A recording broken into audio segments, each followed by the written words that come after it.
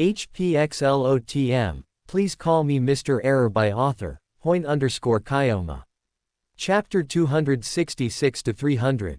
Ah, my head. Holding his temples, Loki tried sitting up on the bed. However, he felt a sudden strain on the muscles in his back, as if they'd gotten torn apart and were burning. Ouch. What's going on? Loki complained and looked around himself while hanging back using the bedrest to support his back. Hey, you're finally awake. Loki's eyes followed the voice and ended up on a modestly dressed nurse with black hair and clear black eyes. Who are you? Where am I? The name's Nancy, I'm a nurse. You're insane. Mungos. I would recommend not moving so much since you've not fully healed yet. Huh, I see. How long has it been since I lost consciousness? A few hours. Now that you've woken up, I shall call your guardians. Please wait patiently without moving so that you don't worsen your injuries. The nurse stood up from her chair that was beside Loki's bed and walked towards the door. But just before she left, she turned around and spoke to Loki in a stern voice. If you take a single step from the bed, I will personally make sure that you don't leave this hospital for 2 more days. Loki nodded quickly in understanding and relaxed back into the bed as the nurse left. Who's my guardian anyway? Loki closed his eyes and thought back to all the things that had just happened. Several questions he'd avoided asking during the action came back to him now. A group of crazy people got together and attacked a camp of wizards to sacrifice a bunch of them. Why did they even want to sacrifice so many people? And 2 outer gods backed the whole thing. What even was the point of it all? It's not like the 2 gods would get any more powerful due to the sacrifice, and instead, they only ended up fighting against Salazar Slytherin. That being said, I hope he isn't mad at the request I made of him. I mean, I didn't force him and he answered the ritual himself. Surely he won't be mad at me, right? And that illusion that kept anyone outside from knowing what was going on the inside, did one of them use the beander characteristic of the fool or the error pathway to do that? Loki's lips had dropped into a frown. He shook his head and pushed aside those thoughts to concentrate on something more important than his current questions. I want to see if it worked. He quickly rubbed his index and thumb fingers and slipped into spirit vision. Loki looked around for a bit as if he was searching for something and then suddenly froze. It worked. I wasn't expecting that to happen, and for it to last this long, that means it isn't a beander ability but a mystical item that I stole. On the edge of his vision, Loki could see a golden blob of light that had a rune inside it following him around. He extended his hand towards it and the golden blob suddenly shot into it as if it had been waiting to be called. Loki looked at the golden blob of light carefully, observing the runic symbols floating inside it. A knight's helmet. Loki grew slightly puzzled as he looked at the symbol. It wasn't anything he'd seen recently, but then his hand froze. No, it can't be. I thought he hid them or something. So, he only hid their knowledge. Was it because their cards were stolen? Loki's hands grew cold as he touched the golden orb, his mind debating if he should inspect the item right now to confirm his suspicions or wait until he had the opportunity to go above the gray fog to reveal it. This is big if it is what I think it is. Deciding to wait until he was alone and above the gray fog, Loki dismissed the orb and exited spirit vision. Soon, breaking the clinical silence of the room, the door opened and Loki heard light footsteps moving towards him, prompting him to open his eyes and look at his guardians. Oh, it's you, Loki said with a smile. Of course it is me, you prat. Nicholas said with a smile, ruffling Loki's hair while Pernell held his hand with warmth. I feel terrible. How are you even moving around when you were locked in such a tight battle? I'm so jealous right now. Haha, what can we say? It's good to be an angel. Your body becomes much stronger once you do. Why don't you become one too if you're so jealous? Pernell teased. As if I could just digest my potion after drinking one so soon. And even then I've got a whole other potion before I reach just sequence 4. Can you believe that? Prat, you've already reached sequence 6 in such a short time. If you complain about this, then all the other pureblood families will be out on a witch hunt to have your head. HMPF. Those dumb guys can stay jealous of my talent. Anyway, tell me, how did everything turn out? Loki asked with a serious expression, turning the mood in the room serious. Pernell and Nicholas looked at each other before turning towards Loki and answering his question. Most of the hostages survived. Of those that survived, most were corrupted and had to be put down after they were given the chance to speak to their loved ones one last time. Others who we were able to save are just unconscious because they had to be in the presence of gods. They'll wake up in a week or so, Nicholas said calmly.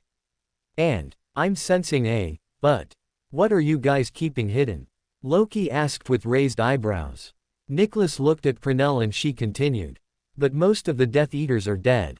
Loki became puzzled, so he voiced his confusion. Isn't that a good thing though? Well, normally it would be. God knows how stupid they are. Pernell complained by shaking her head, but this time Nicholas and I suspected that they were under the Imperious curse, controlled by someone else and forced to do their bidding.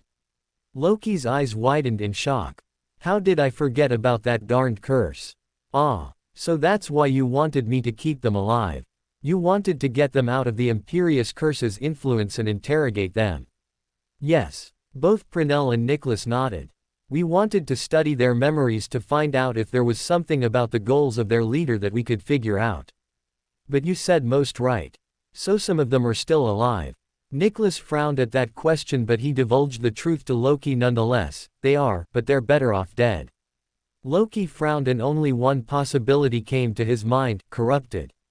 Lost control. Yep. The unspeakable are working on a way to extract some information, but there isn't much hope since digging too deep could corrupt them too. Sigh, at least that is all.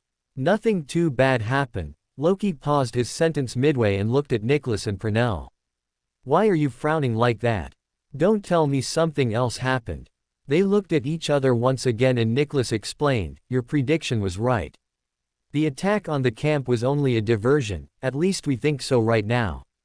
Loki's eyes widened. Yeah, I said that. How could I forget about that?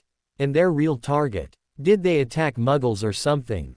Loki asked with worry since he was afraid for Elaine. No, they attacked Azkaban. But since you warned the Ministry beforehand, only half the inmates escaped. Nicholas dropped the bombshell and looking at Loki's wide-open mouth he shrugged his shoulders and said, meh. Could have been worse. Damn, now I feel like something even worse is going to happen. Don't worry. It won't be your fault. In fact, it was probably because of you that many lives were saved. So don't beat yourself up over it. Pernell said with affection as she brushed Loki's hair, causing him to release a tired sigh by covering his face, which allowed him to look back at them with determination. Loki then looked up at Pernell with narrowed eyes and asked another question. You worded that in a strange way. It won't be my fault. So you know what is going to happen. Pernell sighed audibly and Nicholas took over to explain. Their aim to attack Azkaban, although to free more Death Eaters, wasn't just to get the Death Eaters, but they also wanted a Fidelius charm approved.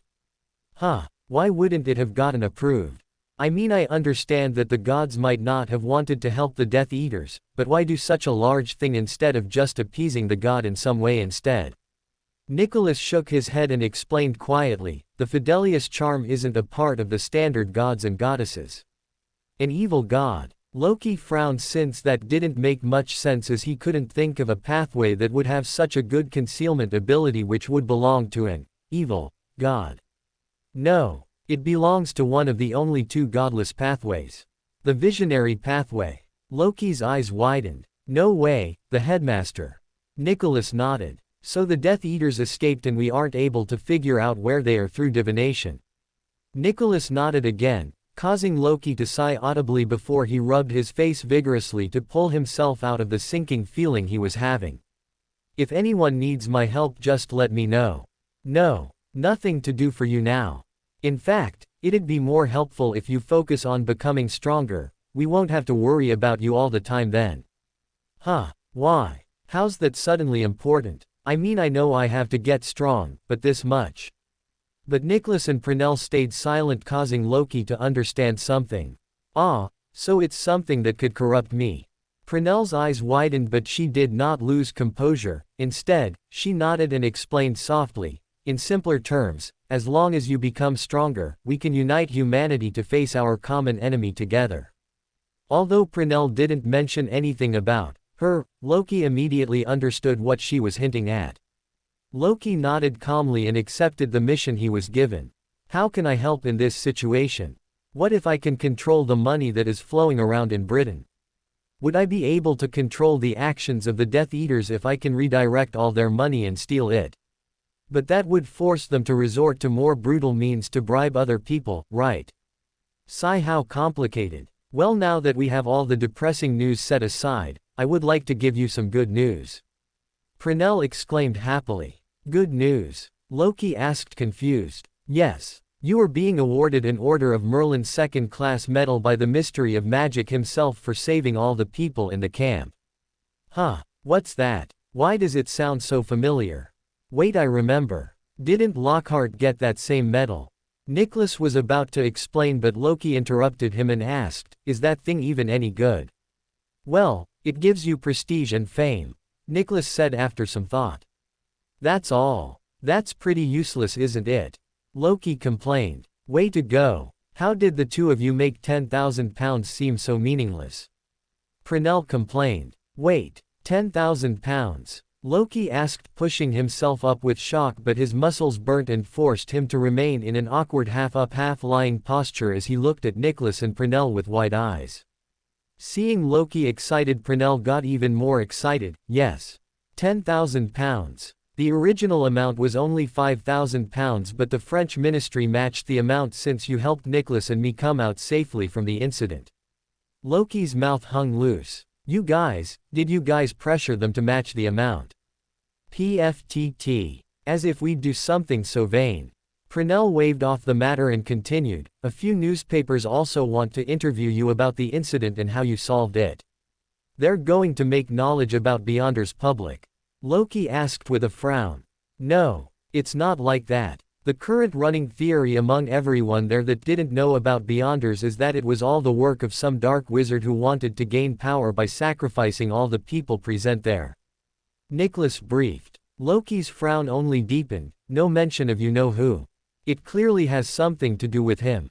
Nicholas shook his head softly and spoke with a sigh. Although everyone important knows, he had something to do with it.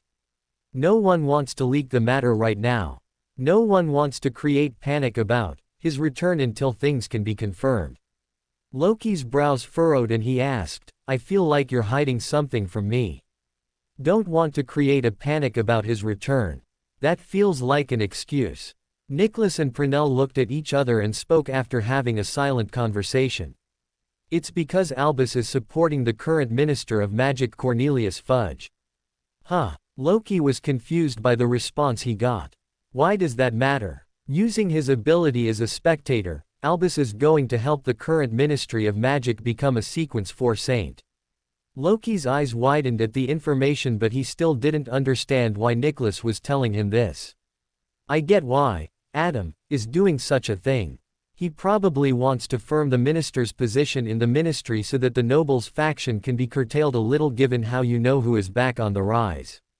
But why does this mean that information about you-know-who's return must be hidden from the public? Unless it is the ritual for becoming the Sequence 4 demigod of his sequence. Nicholas smiled as soon as Loki said that and explained with a nod.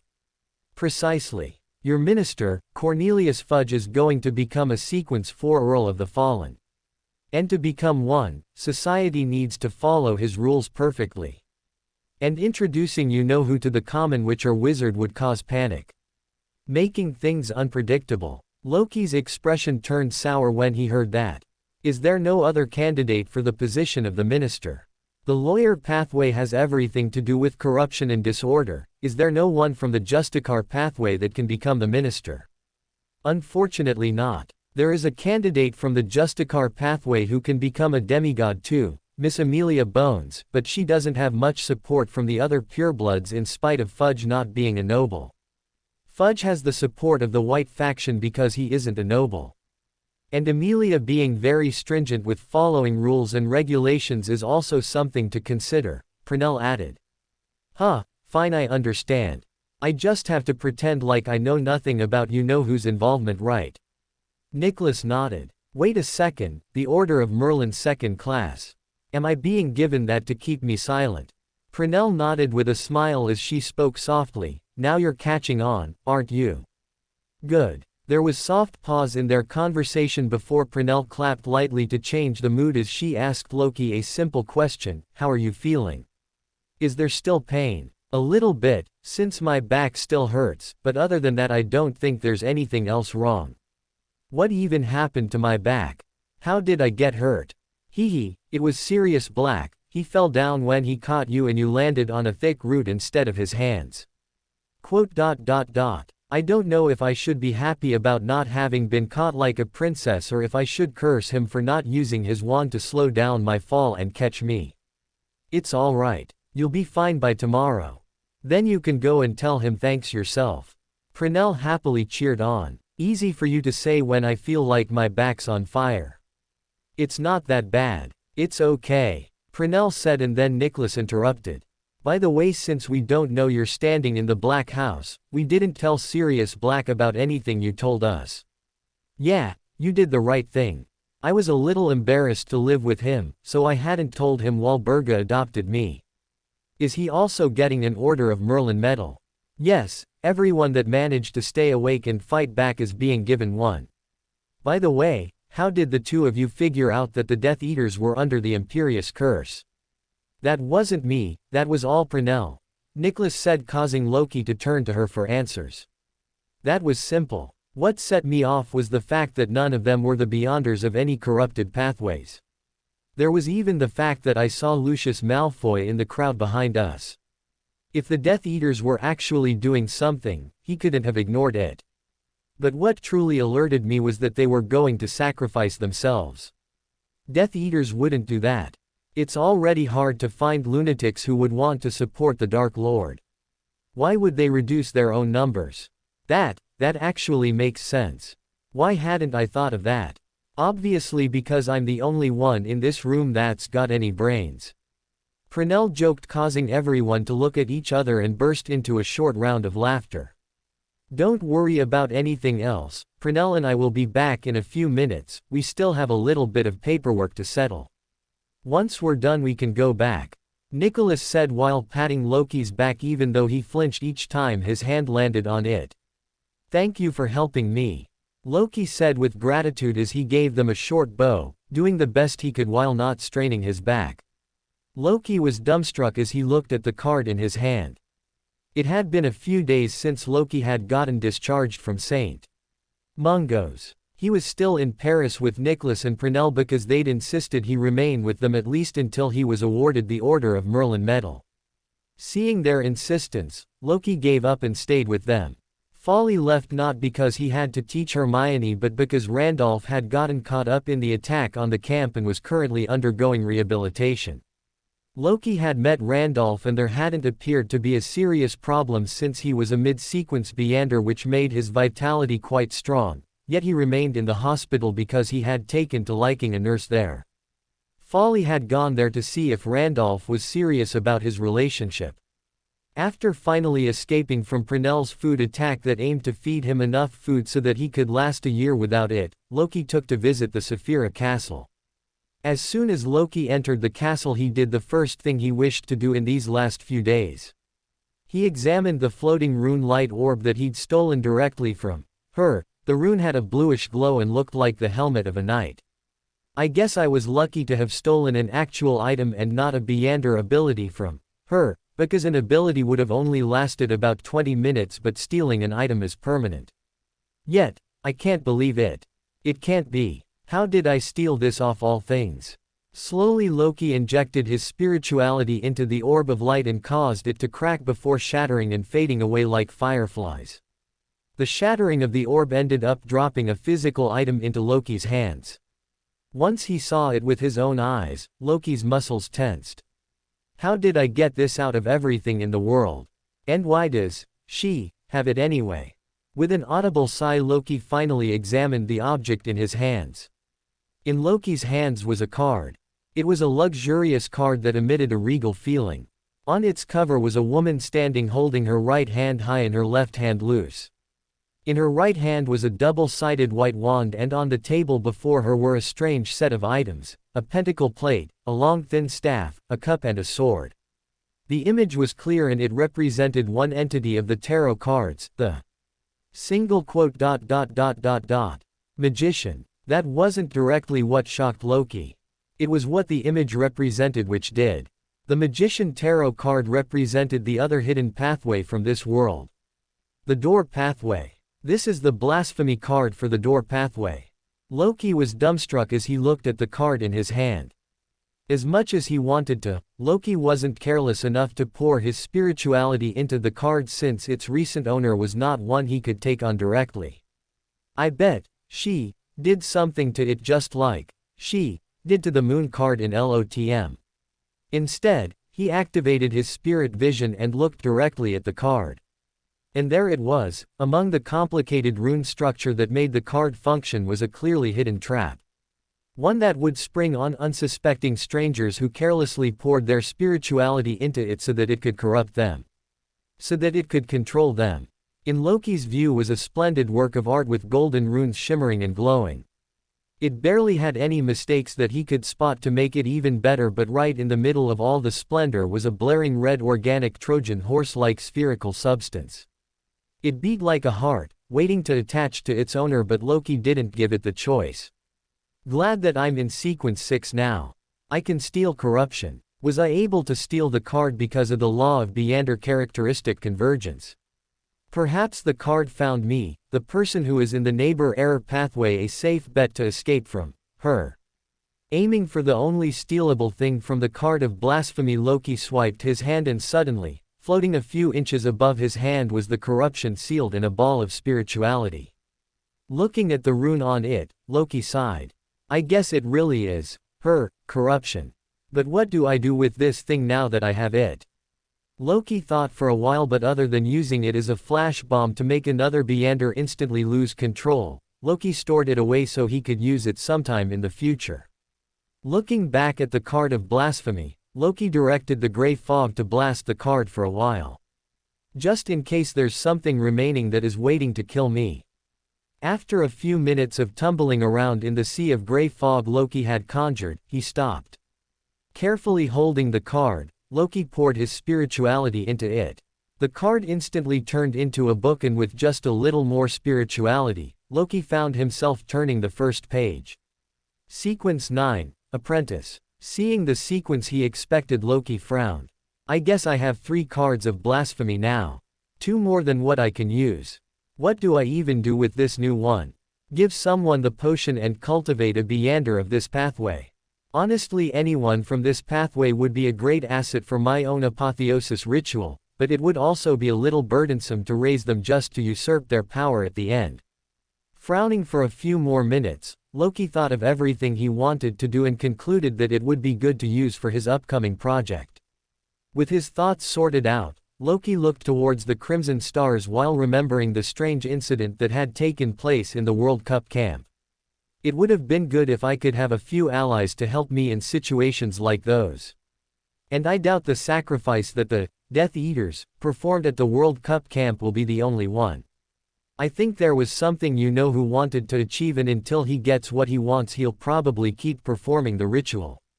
So it'll probably be beneficial if I can send my blessed to go fight in those situations and disturb the rituals while I'm at Hogwarts. Should I officially start the tarot club of this world? Thinking while looking at the crimson stars that were waiting patiently to be called upon, Loki's eyes gradually firmed. I think I should. Looking at the shining crimson stars, Loki made up his mind and extended his spirituality to touch them. Wait, I need to prepare to receive them first. Loki dismissed all the chairs and tables he'd created and hid away all the items he'd stored above the gray fog. Once everything was hidden away and looked clean and presentable, Loki gave everything one last glance and stopped stressing out by taking a deep breath. Did I forget something? Yes, the card of blasphemy. Loki immediately put the error card of blasphemy into his body and acquired a regal presence. Is this how it feels to be a demigod? Loki clenched and unclenched his hands but couldn't stop himself from feeling excessively powerful. It felt as if he'd suddenly become high on power. But Loki stopped and pulled out the card immediately. That was close. Is it because I haven't completed the ritual to become one? Since that would have given me a form of anchor. Sigh. Although Loki had felt a sudden rush of power, he also felt himself losing control at a rapid pace. How am I going to become a demigod then? Loki wondered. Do I create anchors for myself? Well, that just means I should start the tarot club, since they'll probably be the first anchors I can get. Only time can tell. I hope everything goes well. And so, with his fingers crossed, Loki started the countdown. Alright, in 3, 2, 1, and begin. Loki extended his spirituality and touched 5 crimson stars. One he already knew about, but 4 others that he didn't recognize. A feeling of nervousness ate away at Loki's stomach, causing him to nearly falter in the first summoning as a million thoughts ran through his mind. Is it even going to summon people? What if it just summons some random muggles? What do I do then? Shouldn't I have checked who the stars represented beforehand? Damn me and my impulses. Miles away in a strange house, filled with several finicky instruments, was a man who was drinking from a flask. He licked his lips and looked at the man who was lying inside a strange chest that appeared to be as deep as a large pool. The man was naked, but that wasn't what was most remarkable about him. What was most surprising was that the man in the chest looked almost exactly like the man outside. As the man outside put the flask in his hand into a pocket on his waist, he flicked his wand and caused the chest to close. But just as he was about to move towards a chair, that flask in his pocket cracked and a sudden burst of crimson light filled his vision. In another part of the country, a young woman strode through an office room that was filled with cubicles. Dominic, I need you to help. Laura, you know I'm swamped. I'm sorry I can't help you right now. No. You don't get it. This is important. More important than the incident at the World Cup. The woman pouted in response. Yeah, I thought so. Even if I treat you to dinner? The woman asked, putting on a pretty smile. No. Dominic rejected her and went back to working through the stacks of paperwork that he had to file. Sigh. Fine. Just do this when you find time then. I'll leave it to you. Dominic frowned, but as he was about to speak, the woman quickly turned around and walked away. Damn, does this lady not work at all? I've never seen her do anything. Why is she still even employed as an unspeakable? The person in the cubicle beside Dominic pushed their chair back and spoke in a humorous tone. Got stuck with Laura's work, Dominic? Yeah, pretty much. Does she even do anything? She's nicknamed Freeloader. You don't seriously expect her to do anything, do you? The man joked. Sigh. Haha, don't worry, if you become as useful as her to the department, I'm sure everyone will put up with you giving away your work too. What does she even do? Dominic asked with a puzzled expression. But the man just shook his head and said, if I told you I'd have to kill you, before he went back to his work. Dominic sighed once again and went back to stamping papers, except as he reached out to pick up the stamp on his desk he froze. An audible crack appeared on the necklace he wore, before his vision became dyed in crimson. In Ginny's room at the Weasleys, Hermione lay on the bed, wide awake while staring at the ceiling. Out of boredom, she picked up the glass orb that had snow particles inside it from the table beside her bed. Ginny was asleep and hence didn't notice anything. Hermione shook the snow globe and stared at the snowstorm inside it with a frown. It was the right decision to ask Professor McGonagall to turn me into a beander. I'm sure Harry became one too. I remember how strange he was acting around me during the World Cup. Did Sirius turn him into a beander? Suddenly the snow globe in her hands cracked, but before she could respond or even think about what had just happened, crimson light flooded her vision and caused her to freeze. Inside a damp room filled with posters of various members of the Black family tree, a man lay on the floor. Wasted out as if he had drunk himself to extinction. A beautiful but mostly empty golden goblet lay in his grasp. A little bit of alcohol still remained in the goblet, but the man was far from awake to do anything about it. But suddenly the beady blood red and emerald blue gems inserted into its expensive gold designs cracked. In a damp room with a single cauldron on a table that was simmering at just the right temperature, a man patiently watched as he dripped down an expensive silver liquid, the blood of a unicorn, into the potion in front of him. The atmosphere of the room was tense, with the man's entire focus completely on the drop that was oozing out of the dipper. He wanted to get the quantity just right because he didn't want to waste it. But to his surprise, the cauldron cracked before his entire vision was engulfed by a deep crimson light. He reacted almost instantly, trying to fight back, but he wasn't given the time to do so. A girl lying on the bed hugging another smaller girl was taking soft but deep breaths, indicating that she was deep in sleep. But without another warning, she was suddenly forced awake as she found herself being dragged into a deep crimson light that had no beginning and no end. 5 astral projections appeared within the realm of the gray fog. Each one was startled by the sudden change in their surroundings. Dominic instantly pulled out his wand and pointed it at Loki while the mostly naked man leaned his staff in Loki's direction. The drunkard was confused, while the potion master was frowning while looking at Loki with terrible caution. Fleur had already pulled out her daggers and taken a stance to keep everyone else along with Loki in her sights.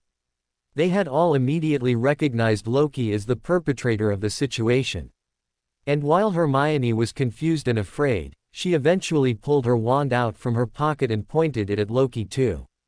They all tried looking at each other's illusory bodies that were giving them a hard time about each other's identities, but they quickly concluded that the other people were in the same situation as them, making them even more sure that Loki was the one that had something to do with whatever was happening since he was calm and collected.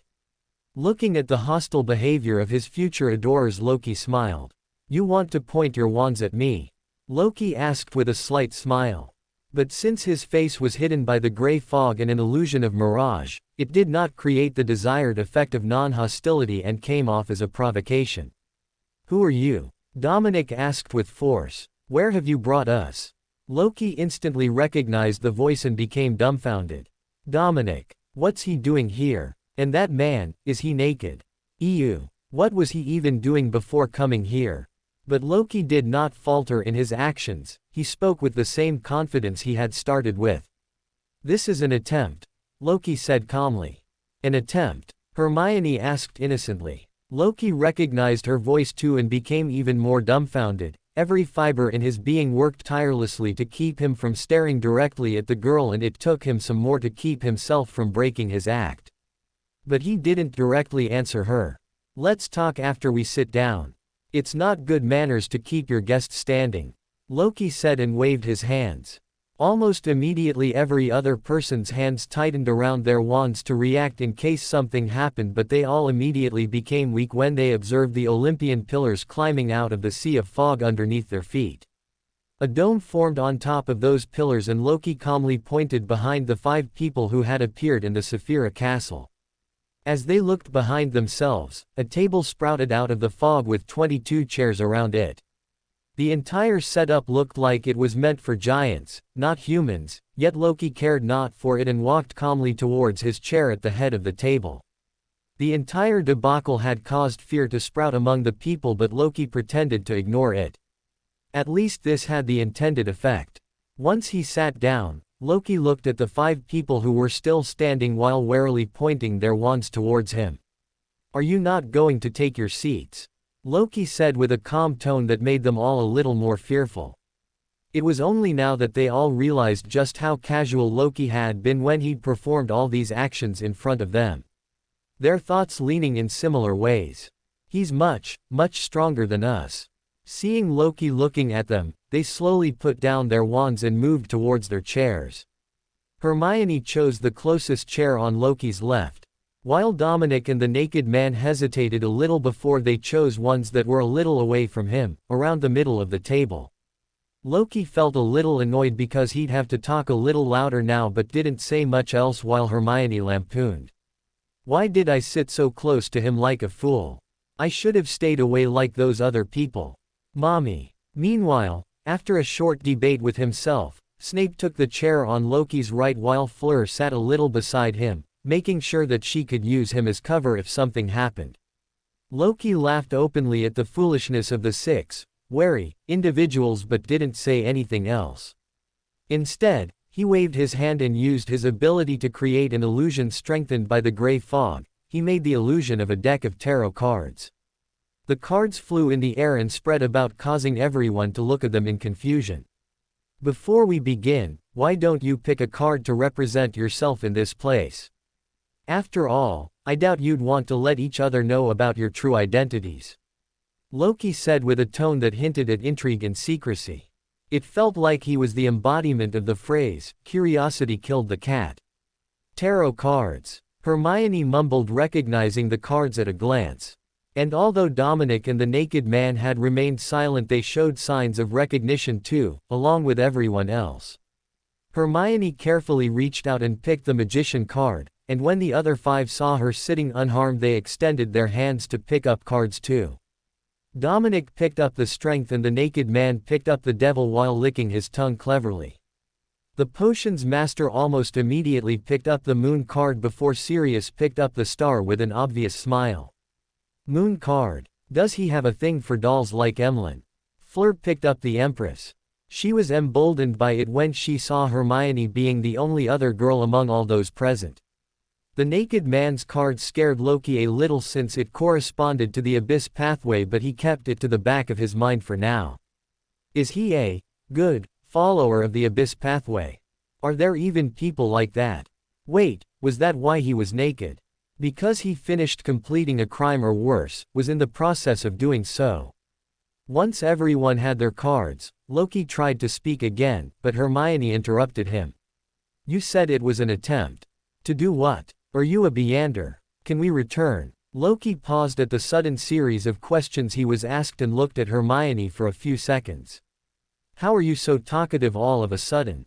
Did becoming a sacrifice for her make you lose all your fear? Or was my making of an Olympic pantheon not awe-inspiring enough? Why are you treating this like a class? Seeing Loki stare at her in silence, Hermione slowly fell silent, while the 5 other people around the table observed the interaction. Taking charge, Dominic said as he stood up with a 90-degree bow, I apologize for her, my lord. She must not know much about our world for her to talk so casually to you. How could we address you, my lord? Good job for asking my name, Dominic. Everyone must know my name, otherwise, all your worship will go to some other god no one cares about. Loki looked at Dominic and stayed silent for a few seconds, as if he was staring to see if they were worthy of knowing his name, and then wrapped his fingers around the table, speaking softly, Error. You can call me Mr. Error.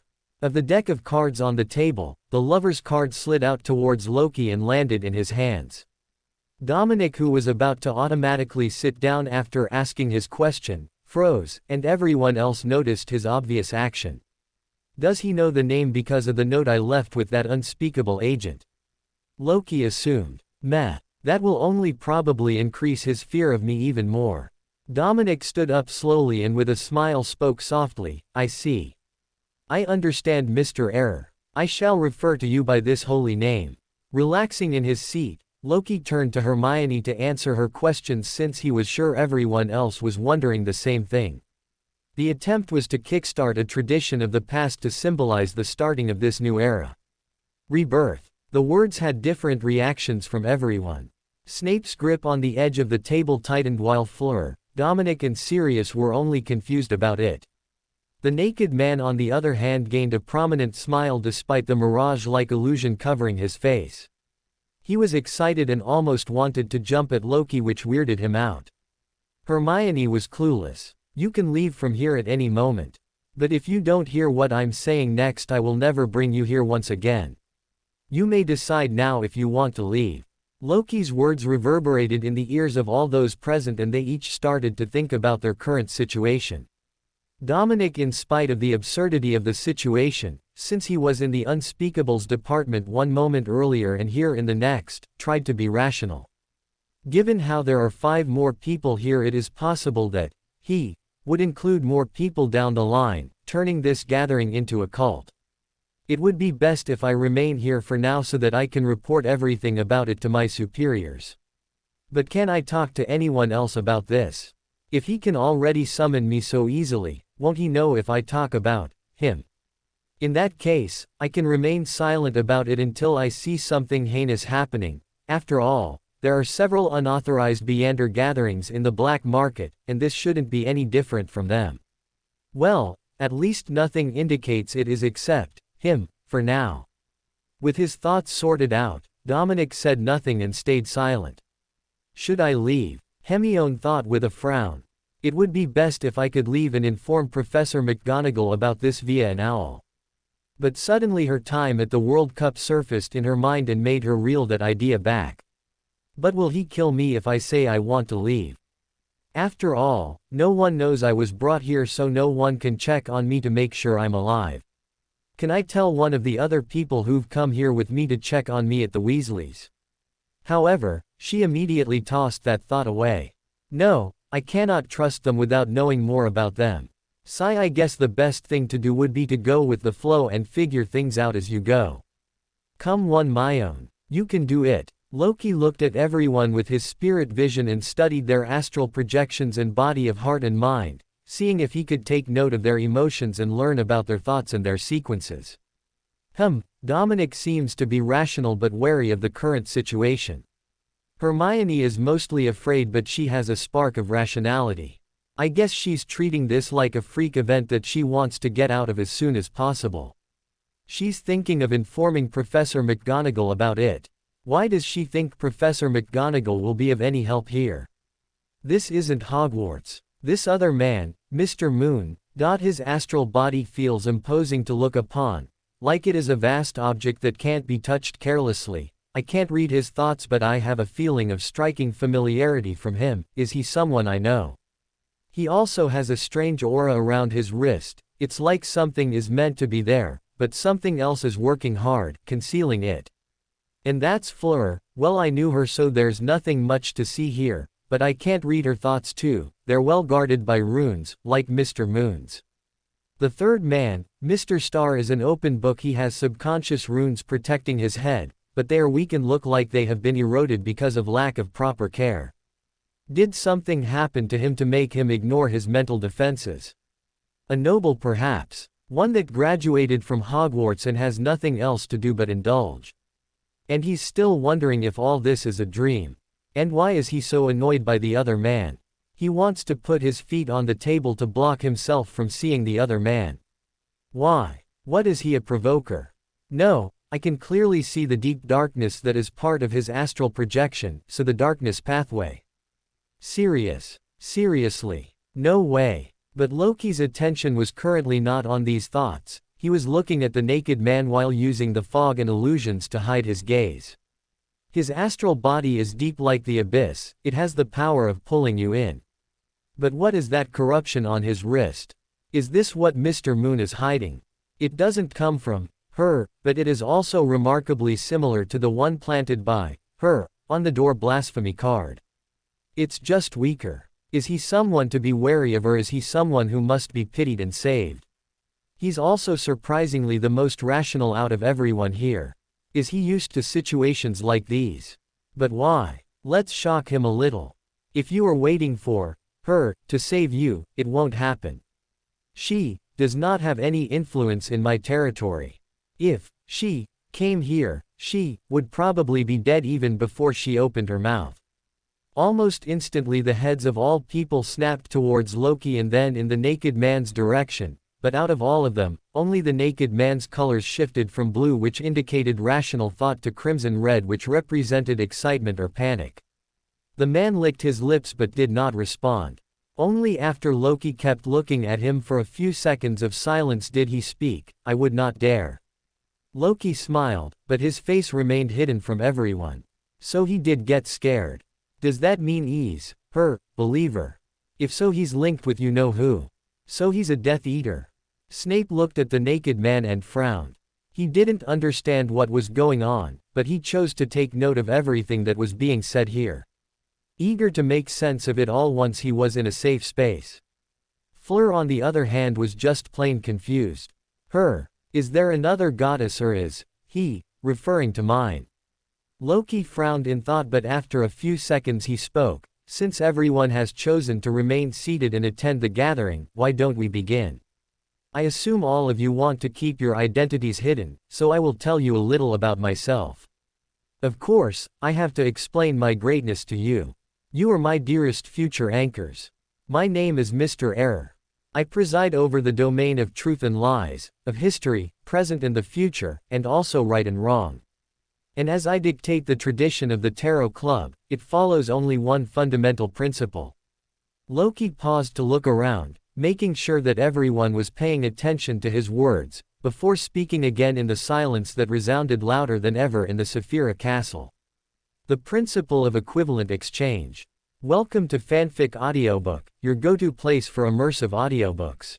If you enjoy the content, don't forget to like the video and subscribe to our channel for more amazing stories. And please support the author by link in description. Fleur's mind broke into a panic. Is he going to ask me for something in exchange for helping me? There was a soft pause after Loki spoke before Dominic spoke up again. So we can ask you for anything. Loki looked at him and with a clear tone said, yes you may, but you will have to pay the appropriate price. Everyone fell into silence once again. Why is the conversation in this place so dead? Why don't I have a naive innocent lady like Miss Audrey to get everyone speaking? At that moment, since Loki was looking at Hermione, she suddenly became very uncomfortable. Is he angry with me? But what did I do? Hermione looked away and stared at her fingers which she was trying to use to clip the nails on due to bubbling nervousness. Can I become a beander, Mr. Error? Hermione finally asked just to divert Loki's attention from whatever he was thinking. Ah, my own. Good job. Loki however did not answer immediately. He looked towards Dominic and the Mr. Devil instead. He wanted to see what they would say, knowing that Snape wouldn't say anything about it and neither would Fleur. Sirius seemed to be lost in his own world. Realizing Loki was waiting for them to answer, Dominic stepped up. He turned slightly to look at Hermione and evaluated her for a few seconds. She looks like a girl that's still studying in Hogwarts and is a little immature. So he coughed a little and explained. You could graduate from Hogwarts and become a beander by joining the Unspeakables department in the Ministry of Magic. That's the safest and most trustworthy route. As Dominic finished his sentence, the Mr. Devil snorted. Why add a leash to your neck by surrendering yourself to the ministry? A true beander is one that is free. Not one that is treated like a dog. You could go to the beander gatherings in Nocturne Alley to gain a potion formulae and its corresponding ingredients. Potion? Hermione asked cluelessly. Yes, you can become a beander by drinking the potion corresponding to sequence 9 of the selected pathway. But it is very unsafe to drink a potion made from a formula that has not been verified. So it is better you don't trust the black market with your life. Dominic said, shooting a side-eye glare at Mr. Devil.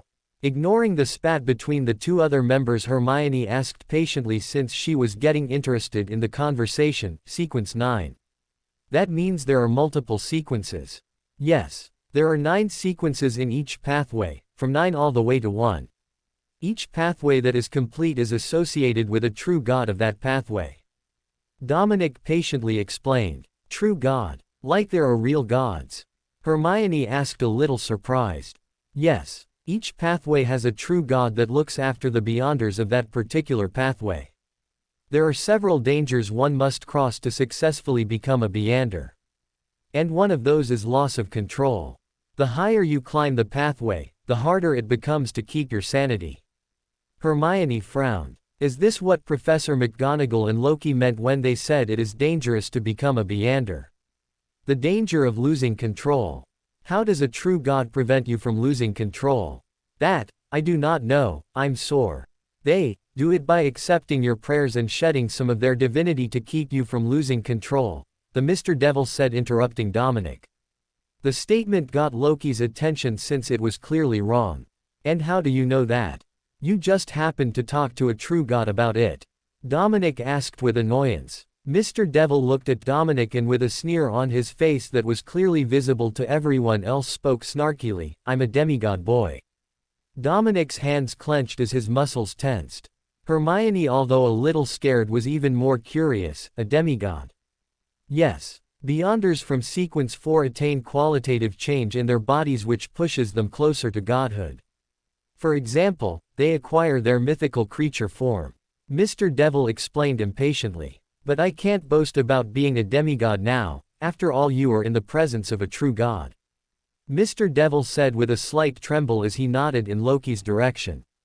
Hermione's eyes widened as the information suddenly struck her mind.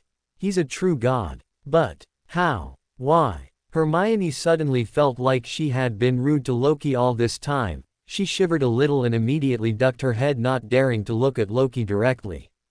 But once she saw him not taking any action, she relaxed again, or tried to. Can I find out which pathway would be most suitable for me, Mr. Devil? Mr. Devil looked at her for a few seconds as if he were analyzing her. It is said that the pathway that finds you is the best one for you, but it might be fate that has caused our meeting. So I could share with you the formulae of my pathway. Mr. Devil looked at Dominic and then paused before speaking to Hermione again. But you'll have to give me a way to contact you in the real world. I don't want unwanted listeners learning of what I'm offering you. Ah, Hermione, who was initially excited, suddenly felt less happy. Can I give him my address? No, that just seems careless. But it'll be rude to deny him blatantly. Isn't he a demigod? What if he curses me? Can I look around for a while, Mr. Devil? I want to keep my options open for a bit. Mr. Devil looked at Hermione for a few seconds before nodding. Just let me know when you want me to tell you about it. Each Beander group is always eager to gain more fresh blood, especially one as great as ours.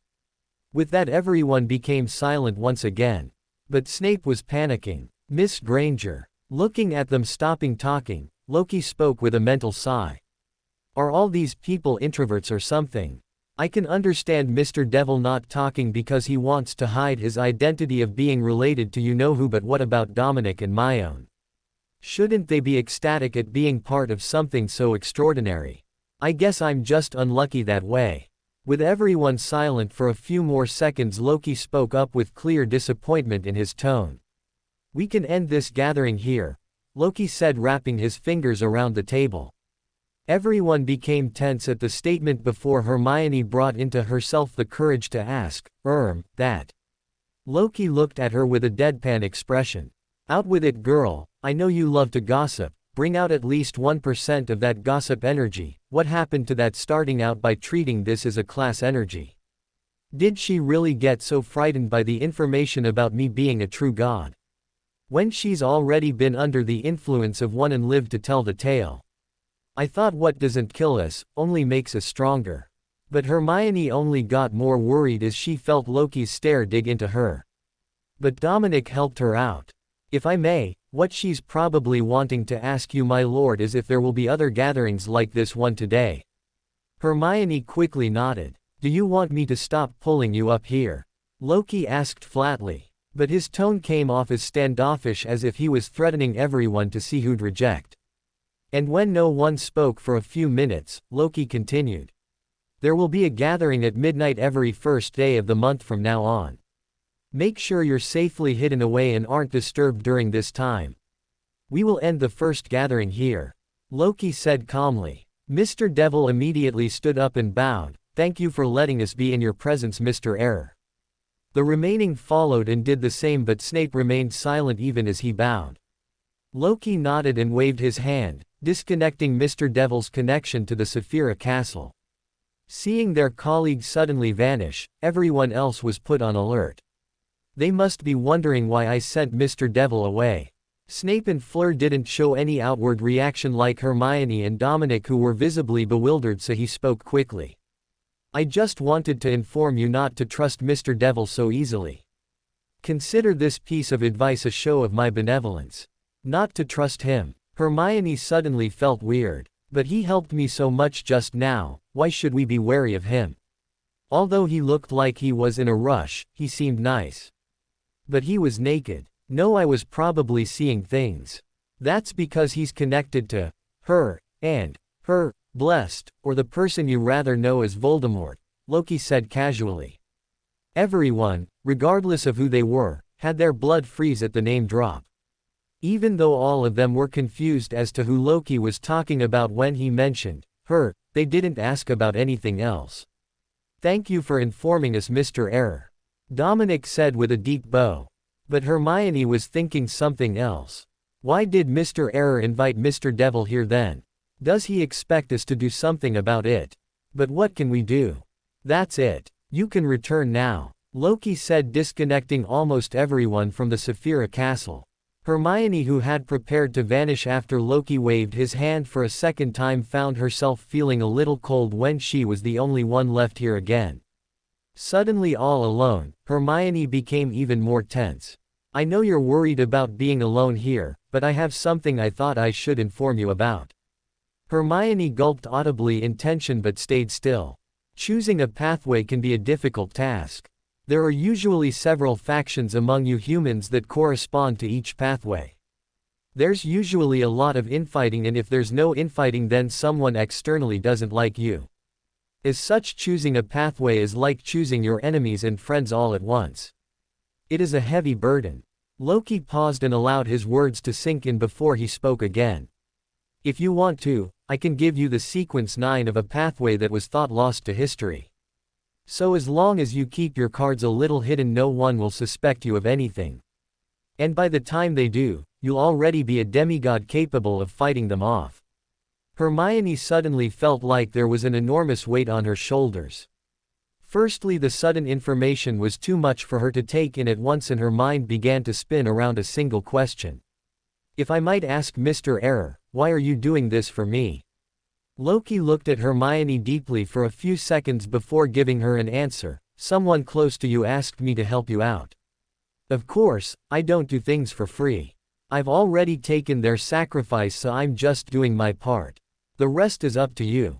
Before Hermione could answer, Loki cut her off and said, "You may take time until the next gathering to answer me."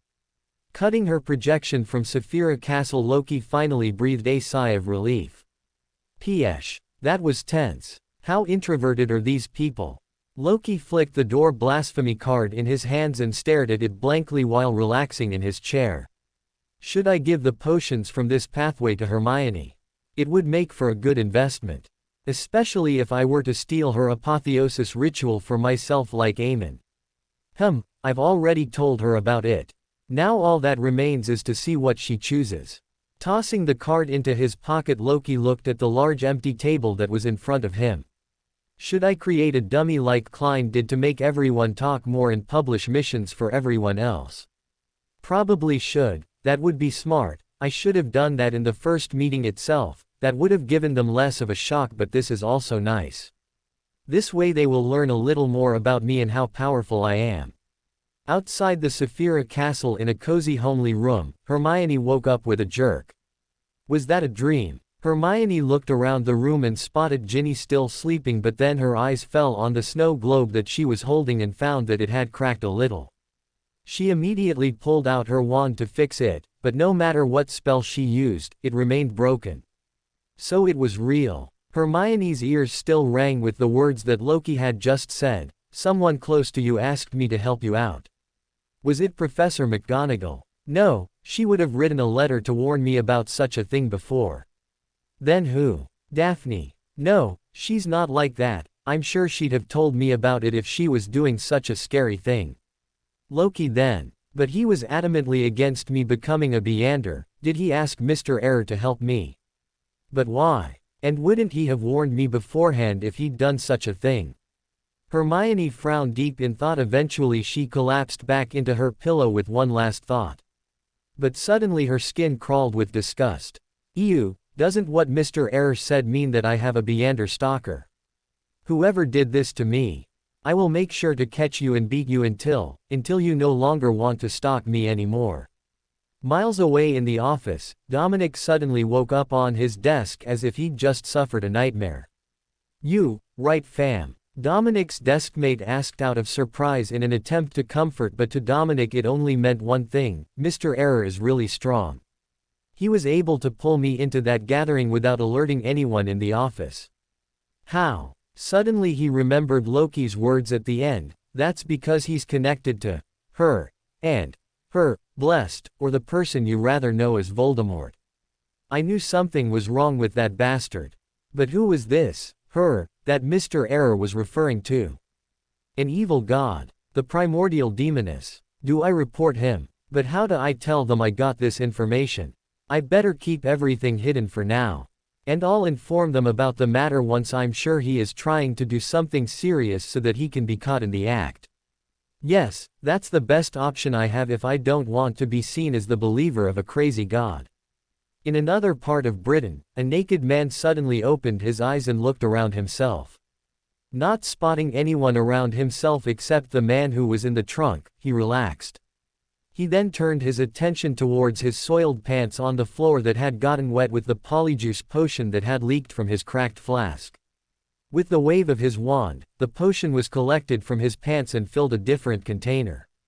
He immediately cleared the desk in the study room and settled down with an inkpot and some parchment, on which he wrote a short letter. He quickly set up an altar and immediately called for a messenger. The room turned dark and the flame of the candle turned reddish-pink before a rotting face appeared on the wall. The man tossed his letter into the creature's mouth and ended the ritual, causing the creature to become free. In another part of Britain, the creature showed up in front of a woman with curly black hair who looked insane. She had a fanatic adoration in her eyes for someone who was sitting on the sofa in front of her. So much so that she didn't even look when the room turned dark and the same spirit from before appeared beside her. "What is written in the letter, Bellatrix?"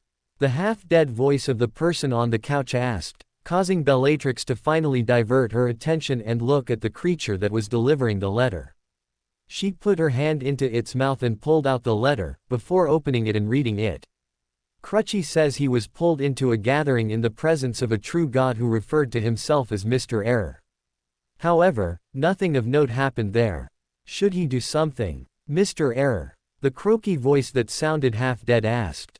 Yes. Would you like me to find out who he is and join the gathering, my lord? There was silence for a while before the voice spoke again.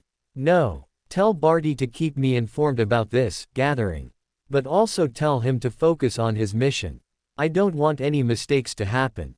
He is to bring both the first boy and Harry Potter to me. Failure is not acceptable. You should have just let me go to Hogwarts instead of him. I would have brought them both their heads to you on a golden platter. How nice it would have been to carve their souls with pain. Ah, I feel excited just imagining it.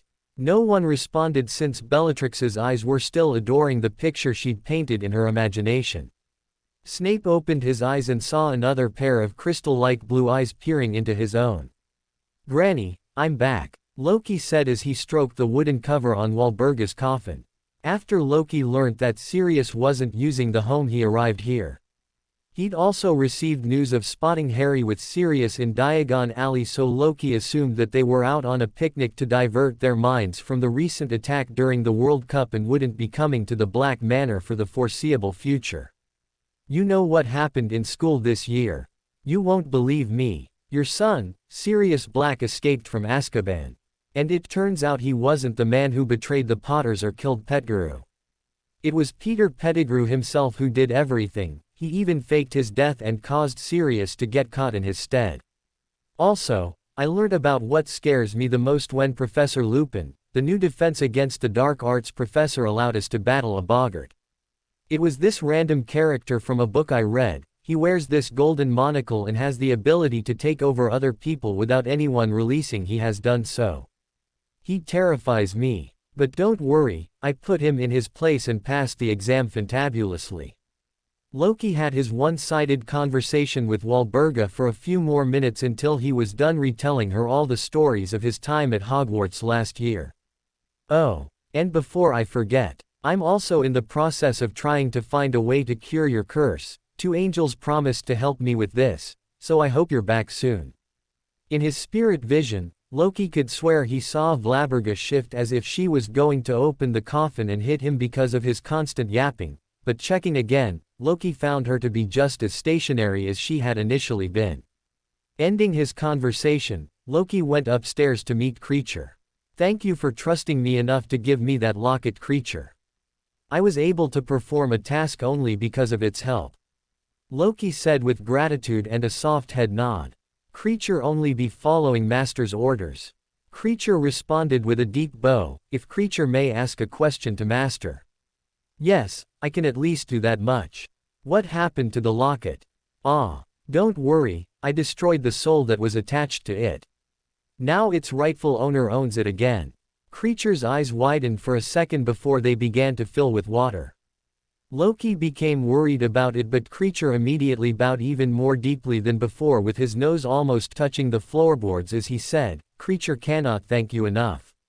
Knowing Creature wouldn't calm down unless he left his sight, Loki quickly walked towards the door to exit, but in his slow speed, he heard a few extra words from Creature. If only that unfilial son was as good as master. He even gave up the Black Manor to live in the Potter house. The travesty of it all. Exiting the Black Manor, Loki walked towards his room in the Leaky Cauldron. Once there, he quickly packed up everything, since the day after tomorrow would be the day he'd be setting off for Hogwarts once again. With everything packed and after having his dinner at the tavern downstairs, Loki spent the rest of his time awake speaking to Elaine. He planned a meeting with Elaine and Cassandra Trelawney for tomorrow, and after a little bit of practicing magic, Loki was out like a light. After getting an ice cream at Florine Fortescue's with Elaine, Loki took his little sister out on a short walk. They stopped by Zonko's to have some fun with fireworks and bought several prank items that Elaine promised to use on her friends at the orphanage and have fun. Big Bewather, do you know what happened to me yesterday? Elaine asked cutely. What happened? Did the tickle monster capture you and your friends? Loki asked with an exaggerated look of surprise. Haha, no Big Bewather, it wasn't the tickle monster. When a girl was stealing my cookie, I glared at her and caused her hair to turn pink. She looked like a pig. Loki became stunned, but recognizing the sign as accidental magic, he calmed down and began to laugh instead. Did the girl make pig noises? Loki asked, patting his little sister's head. Yes. I don't know how she was so good at it. She kept shouting oink oink until Aunt Cassandra came around and helped her. Did Aunt Cassandra tell you anything? I was a little scared when she came, but she just smiled at me and handed me a lollipop before turning the girl normal. Is that so? Elaine nodded. Do you know what this means, Elaine? Loki asked with joy, picking up the little girl and sitting her on the table. What does it mean, Big BW other? It means Elaine will grow up to become an extremely powerful witch. Like Grandma Walburga? Elaine asked with excitement, lighting her eyes. Yes, like Grandma Walburga. Although Elaine didn't clearly remember Walburga, Loki did his best to remind her about Walburga during their conversations so that she wouldn't simply forget her. Elaine instantly became happy, and they spent the rest of their time in Diagon Alley walking to see the strange magical stores all around, while Loki bought several keepsakes for Elaine so that she could have fun with them. Loki. A confused voice emerged from an alleyway, causing Loki to pause in his steps. Oh, my own. What are you doing here? Loki asked, turning around and looking at Hermione, who was exiting the Ollivander's wand shop. I just came to get my wand checked. It's the most important tool in a wizard's belt, that's why. Hermione said with pride as she showcased her dainty white vinewood wand. It looked like it was bleached. Loki commented with a funny look. HMPF. I know you're just jealous of my beautiful wand. I've seen your wand, isn't that thing just a bone? Loki rolled his eyes but did not say anything else. He didn't want to get into an argument with her when he was with Elaine. Hermione's eyes slowly fell on Elaine and she suddenly thought of something. How come I don't know anything about Loki's family yet? Come to think of it, he's always dodged the topic of family religiously. Who's she, Loki? Hermione asked, looking at the little girl who was enamored by the orange cat on her shoulder. My cousin's sister. She lives with her aunt and I brought her here to have fun with her since it's her birthday. Loki gave a short, sweet response. Ooh, she's cute, Hermione said, kneeling to allow the little girl to reach out with her hand and pet Crookshanks. Looks like your cat likes Elaine too. Loki commented as he calmly observed Crookshanks purring with content as Elaine scratched him behind his ear. While Crookshanks and Elaine were busy playing with each other, Hermione asked Loki a question after some hesitation. Loki, I wanted to ask you something. Go on. Do you really think I am unfit to be a beander? Ah, so she's worried about my offer to her. It's not so much as you're unfit to become a beander but that your attitude or approach to such matters is incorrect. How so? I'm sure from the time you've heard of beanders you've been questioning everything about them, right? You want to delve into their secrets and know everything about them. Hermione blushed but did not respond, and her silence confirmed what Loki had said. What's wrong with wanting to know? Hermione complained. Everything. Becoming a beander isn't something simple. If there would be one phrase to describe the risks of a beander, it would be the common phrase, curiosity killed the cat. The more curious you get, the more unsettling things will get around you. Hermione showed a puzzled look, so Loki continued with a follow-up. Let me tell you something you ought to know. There are a few things about the world of a beander simply knowing which can cause you to be subjected to a fate worse than death. Worse than death? Hermione asked with confusion. Yes. Imagine you come upon an ancient entity. What will you do if that entity is harmful? What if it is dangerous and powerful? Hermione's breathing hitched as she thought of Mr. Error.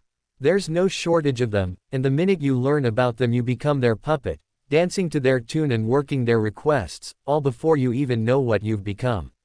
No one will know you've been corrupted. Even you won't know you've been corrupted.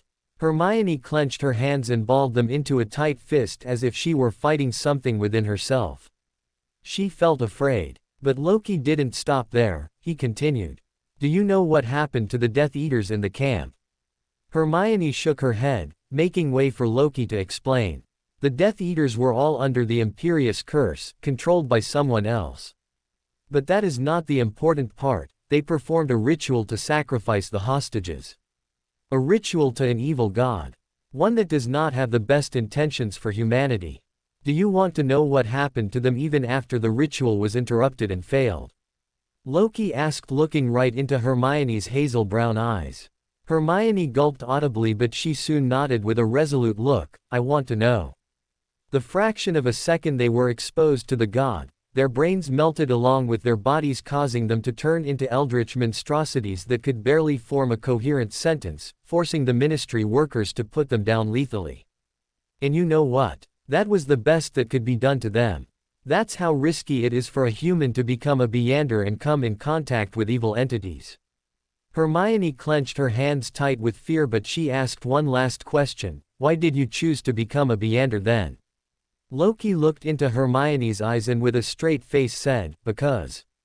Turning around from Loki and Elaine, Hermione walked back with Crookshanks to the meeting spot where she'd promised to meet up with the Weasleys.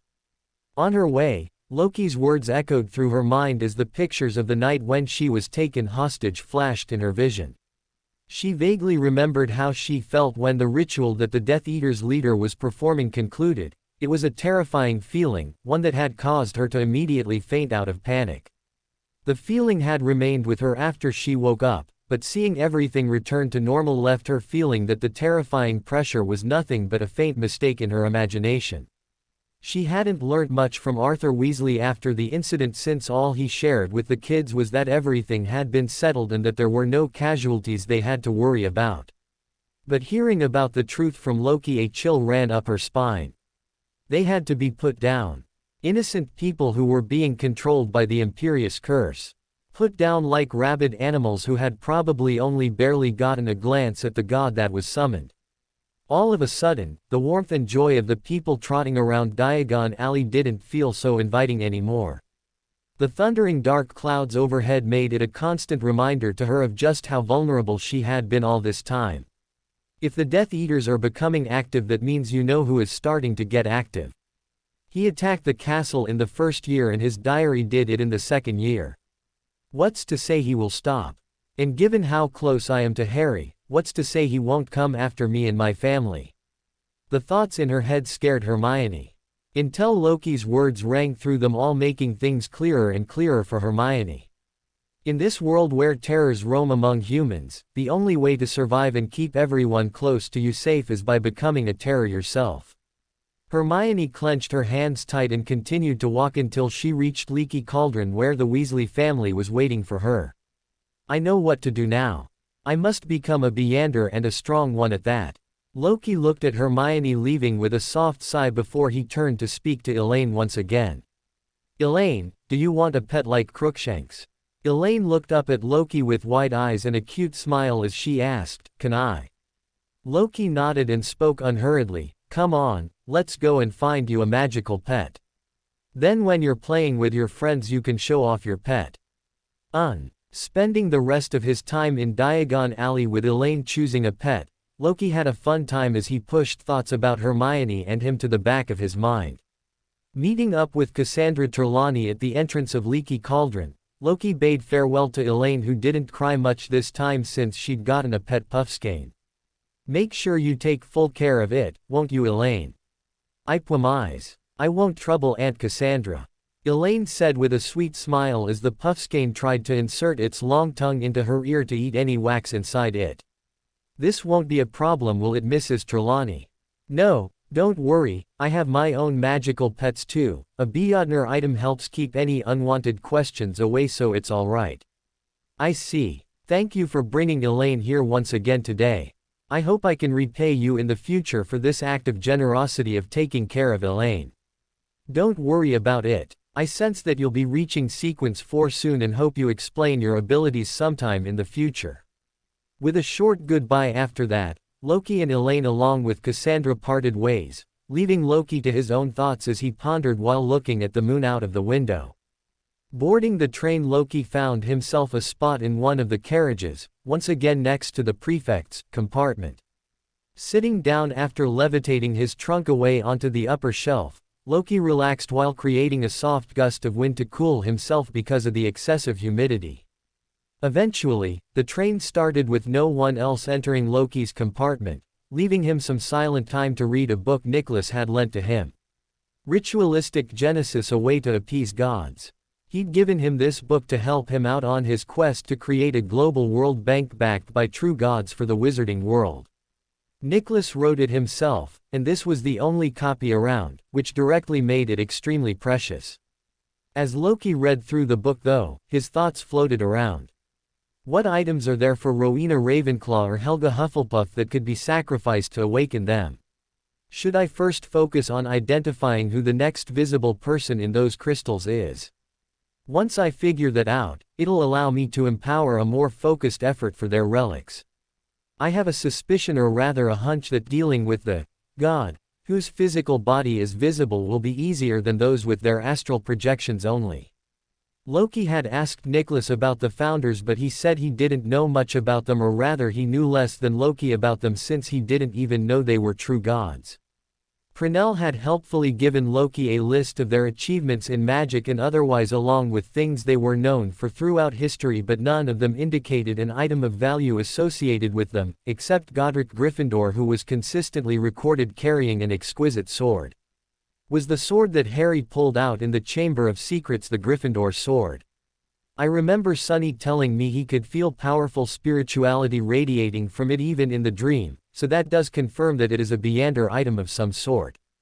But since Gryffindor's physical body isn't in the crystals, I think I'll get the sword from the hat once I know I don't have to do anything different. The train soon stopped and Loki stepped out. With a short greeting for Hagrid, he left the scene and entered an empty carriage whose carriage horses were a pair of Thestrals. Stroking the necks of the death horses, Loki casually activated his spirit vision and began to scan the animals in front of him. Huh, they do have a little bit of spirituality in them, just like the unicorns. Did they supply ingredients for the death pathway? Loki couldn't complete his train of thought since it was interrupted when a white-haired girl with her eyebrows frozen in a perpetual surprise stepped in and made herself home. Luna, Loki mumbled. Luna looked over, but before she could speak Harry stepped into the carriage, after which Ron followed and then Hermione and Ginny. There was an uncomfortable silence in the carriage, but Luna broke it by speaking. Ginny. How are you doing? I am fine. Are you all right, Luna? Ginny asked with a smile, but everyone could see she was just trying to be polite. I am fantastic. No Nargles have attacked me this summer. I believe I have found a pacifist solution to keeping them away. Luna said, showing off her butterbeer cork necklace. Everyone instantly became confused about what she was referring to and the conversation fell silent with Hermione frowning and thinking hard if she'd ever read anything about nargles. Eventually, the silence, interrupted by the rhythmic trotting of the thestrals outside, became a little unbearable, so Ron made some conversation with Harry. "Where did you go for the last week then? I heard you and Sirius met Dumbledore." It wasn't anything grand, just a few papers to clear about him adopting me as my godfather." "Did you do anything fun? I heard from Sirius he had a surprise for you." "Well, Whisper, I'll tell you about it later. Sirius asked me not to mention it casually." Whisper. "Oh." Ron fell silent, a little depressed. Their conversation prompted Loki to frown a little. "Oh." Loki activated his spirit vision and confirmed his suspicion. "He's become a beander. However, I don't know which pathway he's chosen." "Did Sirius give him the darkness pathway potion?" "I sure hope not. I don't want there to be an article in my newspaper that says, Harry Potter, bringer of light and singer of poems." It'd become a joke. Or I could write, Harry Potter, the next Dark Lord. Though the wand holster he's got, that's something new. I hadn't seen him wear one before. Did Sirius gift it to him, or is it related to his acting of whatever pathway he's chosen? But his spirituality seems much deeper than a simple sequence 9 for some reason. It's almost as rich as mine. But as Loki's eyes glossed over Harry, he suddenly froze. Apart from the several runes that floated around the boy's spirit body indicating the several abilities Loki could steal, like his ability to walk and breathe, Loki spotted something hidden. A rune that looked like a dragon. He's a spectator. No, that's not it. If he was, the rune wouldn't be so well hidden among his other normal skills. That ability is buried deep in his subconscious. A subconscious implant. Adam planted it. To do what though? Loki felt goosebumps rise on his skin because of the revelation that Adam was implanting subconscious suggestions in the hero of the wizarding world, but before he could do anything about it, he heard a glassy voice interrupt his thoughts. "You've got a lot of rackspurts filled in your head again.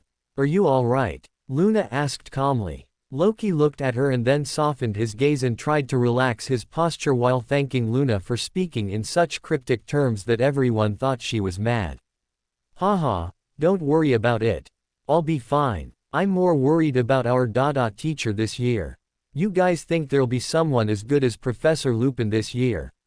But before anyone else could respond, Luna said something else. "Professor Lupin wasn't a good professor.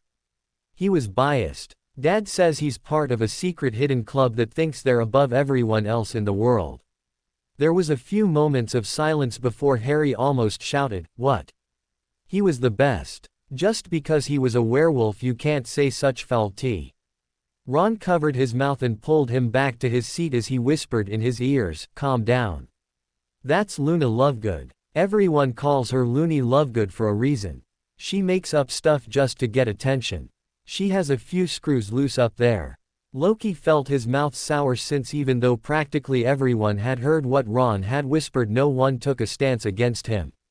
Rude. Just as Loki was about to speak out, Luna stepped on his toes subtly as she calmly explained while looking away, "I believe the Rackspurts have changed minds about who they want to nest in." But in those moments, Loki out of the corner of his eye spotted something happening to the subconscious implant in Harry's body of heart and mind. Did it just unfurl and force his behavior to change and agitate him? Why make him agitated about Professor Lupin though? Wait, did Adam put it on him so he always remains loyal to him and acts as his guard dog? What the heck, that's disgusting. Getting off the carriage at the castle gates, Loki entered the Great Hall with everyone else but split off from them to go to the Slytherin table. Sitting at the table, Loki's gaze went over Dumbledore and he felt a little repulsed by what he had done to Harry. I could steal away his subconscious suggestion, but it wouldn't do any good. He'd probably just replant it and also get alerted that someone else knew what he was doing. Tossing the thoughts to the back of his mind, Loki watched the sorting ceremony and turned toward the table to have some food after it was finished. Having eaten plenty of snacks on the train, Loki wasn't very hungry, so he kept his plate light and ended the dinner quickly with some dessert. Once everyone was similarly done, Dumbledore stood up and spoke in a soft tone that commanded silence from everyone else. "I have a few announcements to make to you all," Dumbledore said, but the sky projection above everyone's heads on the ceiling suddenly crackled with lightning and thunder. The candles flickered and dimmed slightly before everyone noticed the door behind the teacher's table slam open with force enough to rattle the windows. In it stood a strange man dressed in a black rubber raincoat that was draped over a baggy suit with several pockets and items hanging from it. He wore an eye patch that was a strange eyeball spinning around in all directions as if preparing to catch an attack. And above all was the thick goat-headed staff in his hand. As the lightning in the sky behind him crackled, Loki observed the man with a strange sense of familiarity. He instantly activated his spirit vision but couldn't find anything special about him. At least that was until his gaze slipped to his hand. "He's a Death Eater." Loki saw a rune of corruption hovering around his hand as if it had been branded into the soul itself. Normal spirit vision wouldn't have revealed such a mark, but because Loki could steal the corruption from the man, he could see exactly what it was even though it was hidden to look normal. "And he's familiar. Was he the one who joined the Tarot Club?" "Ah, Moody, my friend," Dumbledore greeted, gesturing Moody to come forward. "This is Alistair Moody, a celebrated Auror and the person that is going to be your defense against the dark arts professor for the following year." Dumbledore gestured for Moody to come ahead and give a short speech, but the man just looked around the hall, his gaze stopping on Harry with one of his eyes while the magical one looked at Loki. Loki gave the man a soft smile and did not act out in any way. His gaze soon left them and Moody just nodded and went back to the free chair that was arranged for him on the teacher's table. "I guess that was it. Now I have another announcement to make for you all." Dumbledore spoke and brought the hall back to usual silence. "As unfortunate as it is, Quidditch this year will be cancelled." "No!" the entire hall shouted almost simultaneously. Loki frowned as he thought, cancelling the Quidditch Cup. Are they going to do something else this year? For that thing that Dominic said he was going to be posted here. Instead this year we will be inviting over 2 other highly reputed schools for the Triwizard Cup. Buax Battens and Drumstrang. They will be arriving on Halloween's Eve. I hope everyone here presents the best face of Hogwarts in front of them. The students suddenly all fell silent and began to whisper to each other, the same question on all their minds: what's the Triwizard Tournament?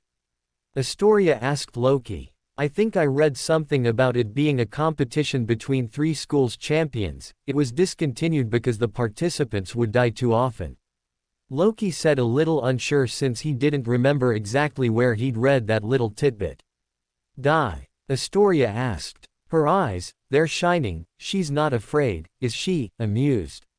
Loki thought with a wry smile and turned to look at Daphne, who just shrugged to indicate that was how Astoria was. Shaking his head, Loki fell silent again since Dumbledore had spoken once again. To keep the Triwizard Tournament safer than the conditions it had been conducted 300 years earlier, it has congruently been decided by all the participating schools that only students above or exactly 17 will be allowed to participate. "No!" the twins shouted again, but Dumbledore paid no attention to them. Everyone soon slipped back into their common rooms, excited to discuss with each other how they would participate in the tournament and how they'd become famous for winning it. But Loki slipped away from the common room and under the cover of illusions he vanished into the room of conveniences. Arriving there, he first took a close look at the remaining frozen crystals to see if they had undergone any changes, but once he realized they were the same, Loki skipped over to a corner where he began to read the book Nicholas had given him. Ritualistic Genesis: A Way to Appease the Gods. Ritualistic magic is a simple way to expand magic diagrams by substituting your own spirituality with things that are related directly to the deity to gain their attention so that you can ask them for a favor.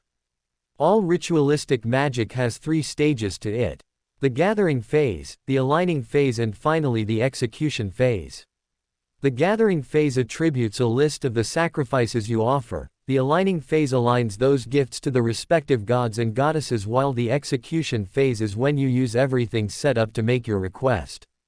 If I'm right about what Nicholas taught me about runic spell casting, it means that I should be able to bargain with the evil gods to make a few spells of my own. But what do I tempt them with? Something that no evil god would like to reject.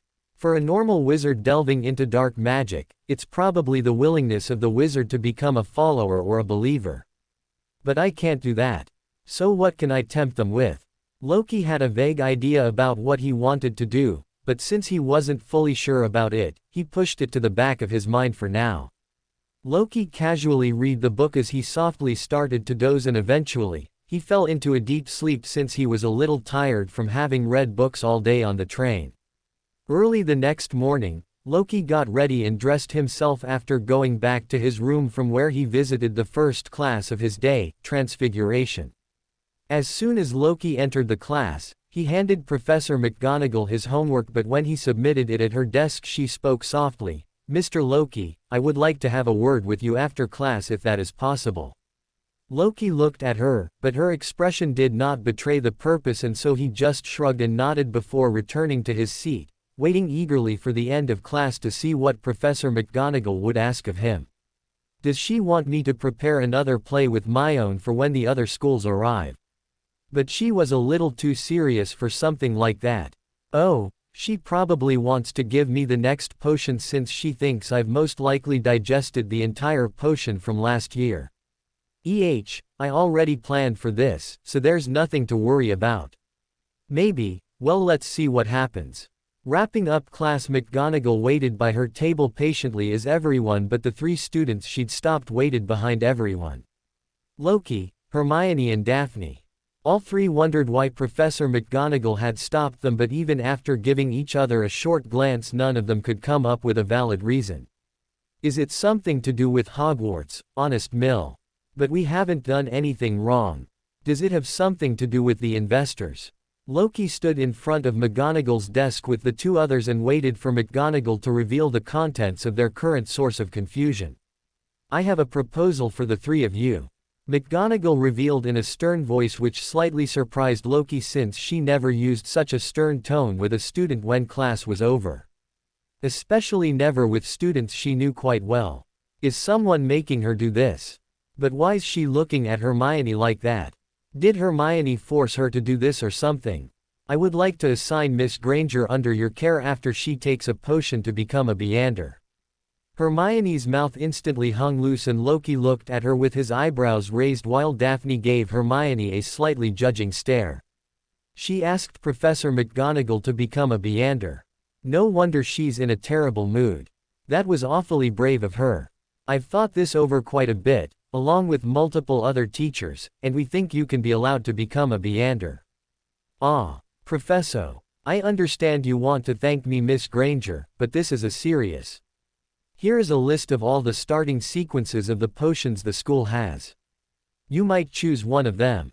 Profess. Hermione tried saying something else, but McGonagall didn't seem interested in hearing about it. Unless you don't want to be a beander, don't interrupt me, Miss Granger. McGonagall said sternly, and once Hermione closed her mouth shut she continued, yes, as I was saying, be careful of the sequence you choose since the corresponding professor will help you. Hearing McGonagall stop, Daphne asked her a question, what do you expect us to do, Professor? I am not giving you this command as heiress Greengrass, but hope you as Miss Granger's friends help take care of her to your best. And I don't think the Greengrass family would want to reject getting close to a student that I am supporting. Daphne's narrowed eyes relaxed as she heard that and she nodded softly. I shall do my best, Professor. That is good, McGonagall said with the nod of her head and turned to look at Hermione once again. I hope you can give me your choice before the first Hogsmeade weekend, Miss Granger, if you can it'd make things more easier. That will be all. You may leave. The trio of students nodded and left the classroom, with Hermione picking up the folded parchment the professor had given her, which contained the list of all starting sequences that teachers at Hogwarts had. To an untrained eye, Hermione's face looked to be smiling, but Loki could easily make out the slight twitches and movements in her muscles that indicated she was worried about something else. Daphne stopped midway through the corridor, turned to Hermione and spoke calmly. I didn't know you'd be crazy enough to ask Professor McGonagall about this my own. Haha, well, it just sort of happened when I last met her before summer and she told me she'd tell me if she'd help me after summer. Can you guys help me choose the right potion for me? I mean, the two of you know much more about this stuff than me, Sue. Daphne nodded immediately but said, Madame Pomfrey is expecting me, so I need to leave right now. Why don't we decide this when we meet each other in room 2-21 in the evening? Sure. Hermione nodded. As Daphne split from them at the stairs, Hermione was about to walk onto a different set of stairs, but Loki's last words froze her in her step. What are you worried about, Myone? Haha, what can I be worried about? I'm happy that I'll get to be a beander like you two now. Are you sure? You know you can tell me about anything that's worrying you, right? Hermione wet her lips and gulped a little but said nothing for a few seconds, as if she was deliberating over something, yet she chose to put up a fake smile on her lips and spoke calmly.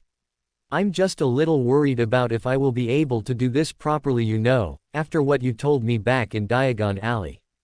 That's all. Nothing big. I see. Loki nodded and walked onto a different set of stairs, allowing Hermione to choose one that would lead her to the Gryffindor common room.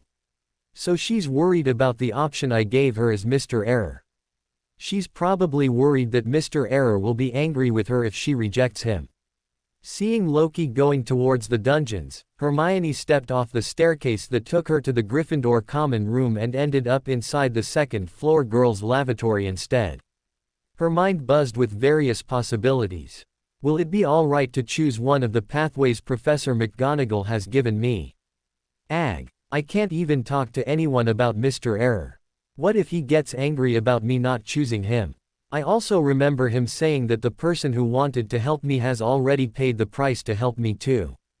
Wouldn't that be wasted then? What if it was something expensive? Mr. Error probably doesn't even need money, so he probably paid with his soul or something. Sigh, how do I ask for help in this case? Should I ask Loki to help me? No. He probably won't be able to do anything against a literal god. I don't want to drag him into this mess too. An unwilling expression appeared on Hermione's face as she looked at herself in the mirror. She drenched her face in cold running water to get herself calm and kick-start her brain to generate some ideas, but she couldn't figure out a risk-free way to get out of this problem. Sigh, the only way is to decline Mr. Error's help. But I can try one thing. I just hope he doesn't take offense and acts calmly like I mean for him to. Inside the room of conveniences, Loki looked at his wand before thinking up of the new ideas for his new dark magic spells. I could tell the true gods that I can steal their madness for a few seconds as long as I use their spell, can't I? But that would reveal my identity as Mr. Error's blessed. Is there a way I can fool the true gods about my identity? Nicholas said that there are various guards and restrictions in normal magic that prevent one from being affected by a god. So my answer about keeping my identity hidden is probably inside it. Especially since Death Eaters can use white magic too, which probably means that normal magic has a way of hiding the caster's identity. But how does that work? If your identity is hidden, how does a true god know the intent behind your spell? The month ended smoothly with no troubles popping up. Loki fooled McGonagall and Snape into believing that he had been given the melee scholar potion by Nicholas Flamel, who he'd asked for help through a simple letter requesting that he wanted to keep his pathway a secret. But that was a story for another time. Hermione extensively discussed with Daphne and Loki the pathway she should pick, and they slowly ruled out various pathways based on Hermione's preferences. And from the list of pathways and their corresponding teachers, Loki benefited as much as Hermione, because it allowed him to confirm the pathways of all the teachers at Hogwarts. The main professors, the heads of houses, Professor McGonagall, Professor Flitwick, Professor Sprout and Professor Snape were of the Mystery Prior, Savant, Planter, and the Apothecary pathway. Loki estimated they were all at least demigods, since he was sure Professor Snape was one. Of the auxiliary professors, Hagrid was of the Warrior pathway and Sybil Trelawney was of the Reader pathway. Not much was mentioned about the other professors, and Loki guessed that was because they were most likely not holders of a unique pathway or even demigods of their respective pathways. The easiest to eliminate was the Warrior pathway, since Hermione didn't want to become a fighter. Next, she eliminated the planter and the apothecary pathways since she wasn't very interested in the field of herbology or potion making. And given her dislike for the subject of divination and her attitude towards Trelawney in the third year, she gave up on the reader pathway even though she loved reading books. This left Professor McGonagall and Professor Flitwick for her to choose. And after debating very much and asking a bunch of questions to both the teachers and her fellow helpers, Hermione came to a conclusion in her bed, unable to sleep on Sunday midnight. Well, I have to stay awake for the Tarot Club meeting anyway. Sigh, I hope I don't get smote by Mr. Error for not choosing his help. Wouldn't this waste the sacrifice of whoever wanted me to choose the unknown potion? Whatever, if they were someone I could trust, they'd probably tell me about it themselves, instead of hiding behind curtains. Giving the clock on her bed one last glance as it struck midnight, Hermione went over the speech she'd prepared to reject Mr. Error and collapsed into the bed with her eyes closed, pretending to be asleep so that she wouldn't startle anyone else in her room. A flood of crimson red filled Hermione's vision as a gray fog rolled in all around her. Almost immediately she found herself standing along with 5 other people in front of their giant chairs around the giant table at whose head a figure shrouded in gray fog was sitting. Hermione immediately bowed with diligence. "Good evening, Mr. Error." Everyone else followed Hermione and greeted Loki without delay before they all sat down on their respective chairs after Loki nodded slowly. "I have good news for you today." Loki started the meeting, causing a ripple of silence to spread in the minds of the 3 people before him. "Good news." Having gained everyone's attention, Loki spoke calmly. "A new member will be joining us today. He is my blessed and he hopes you treat him just as you've been treating each other, with camaraderie." Loki pointed opposite to himself and caused everyone to turn around to look behind them. Since Loki was the center of attention till now, no one had realized that there was another person sitting behind them, so no one had seen him till now. The person shrouded in fog like them all and hidden by a mirage stood up and spoke in a hoarse tone that was hard to identify. "You can call me Mr. World. I'm open to accepting missions around the area I currently live in, which is Great Britain." Mr. World is British. Did he study in Hogwarts? Hermione thought. "I accept cash, both Muggle and Wizarding, beander ingredients, beander characteristics, and also help with my missions as payment. I'm also a famed crafter, so if you give me the right materials or money, you can get a pretty sweet item out of it. I hope all of you that are part of this gathering, learn the greatness of Mr. Error just like I did." With the short introduction, Mr. World sat back down in his seat and looked around at everyone to see if they wanted to say something to him. "Good evening, Mr. World. No offense, but I'm sorry I didn't see you earlier," Dominic politely said once Loki's illusionary projection finished speaking. None taken. However, in Hermione's mind there was something else going on. Was this person who Mr. Error was referring to the last time he gave me that offer? But from the faint outline of his body and posture, he doesn't seem to be a person I recognize. And his voice, I've never heard of such a person before. Did he use an enchanted item to change his looks and voice? Or do I really have a stalker? Ew. Meanwhile, why's Myone's most prominent feeling discussed after seeing Mr. World? Loki wondered. Unknown to Mr. Devil what his colleagues were thinking, he spoke softly from his seat. "You said you were a crafter. Can you give me an example of what you can craft?" Mr. World looked at Mr. Devil as if he was analyzing him for a few seconds before he spoke again. "Mr. Devil, right? Sorry, I don't know everyone's names right now, so it took me a moment. I can craft anything short of giving life to an object. So you're of the Savant pathway? Sorry, I cannot answer that. Do you have any requisitions for me?" Mr. Devil looked at Mr. World for a few seconds before he said, "I need an item that can allow me to confound anyone." Loki made Mr. World think by staring off into the distance for a bit before he turned back and nodded. "I can do that, but given how long the item has to last, you might have to return the item to me to recharge it." "How much?" Mr. Devil instantly asked. About 300 galleons will give you a few weeks with it." Loki heard Hermione suck a sharp breath but remained firm in controlling his illusory puppet. Mr. Devil thought for a few seconds before he spoke softly with a nod. "Done." But how are you going to send me the item? Ah, Mr. World looked at Loki directly and spoke softly, Lord, may I sacrifice the item for you to bestow directly to Mr. Devil? Loki stayed silent for a few seconds before nodding, you may. Mr. World sighed in relief and looked back at Mr. Devil, this way shouldn't be a problem, right? You can pray to Mr. Error and he will give you the item while you give him the appropriate amount. All while our identities are never revealed. As Mr. Devil and Mr. World were talking to each other, Dominic on the side had a strange thought. Didn't Mr. Error tell us he was a heretic related to you-know-who? Then why is he helping him? But then an even stranger thought floated through his mind. Oh, is Mr. Error using his bless to send Mr. Devil a faulty item that will kill him in the end by malfunctioning?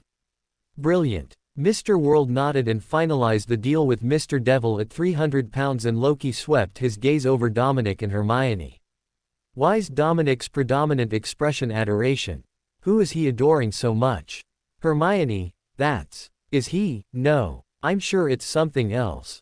Maybe he was reminded of his grandma or something. Or maybe a superhero. Yeah, he probably feels that Mr. World is a great person. Are there even superheroes in the wizarding world? I mean, there was Lockhart.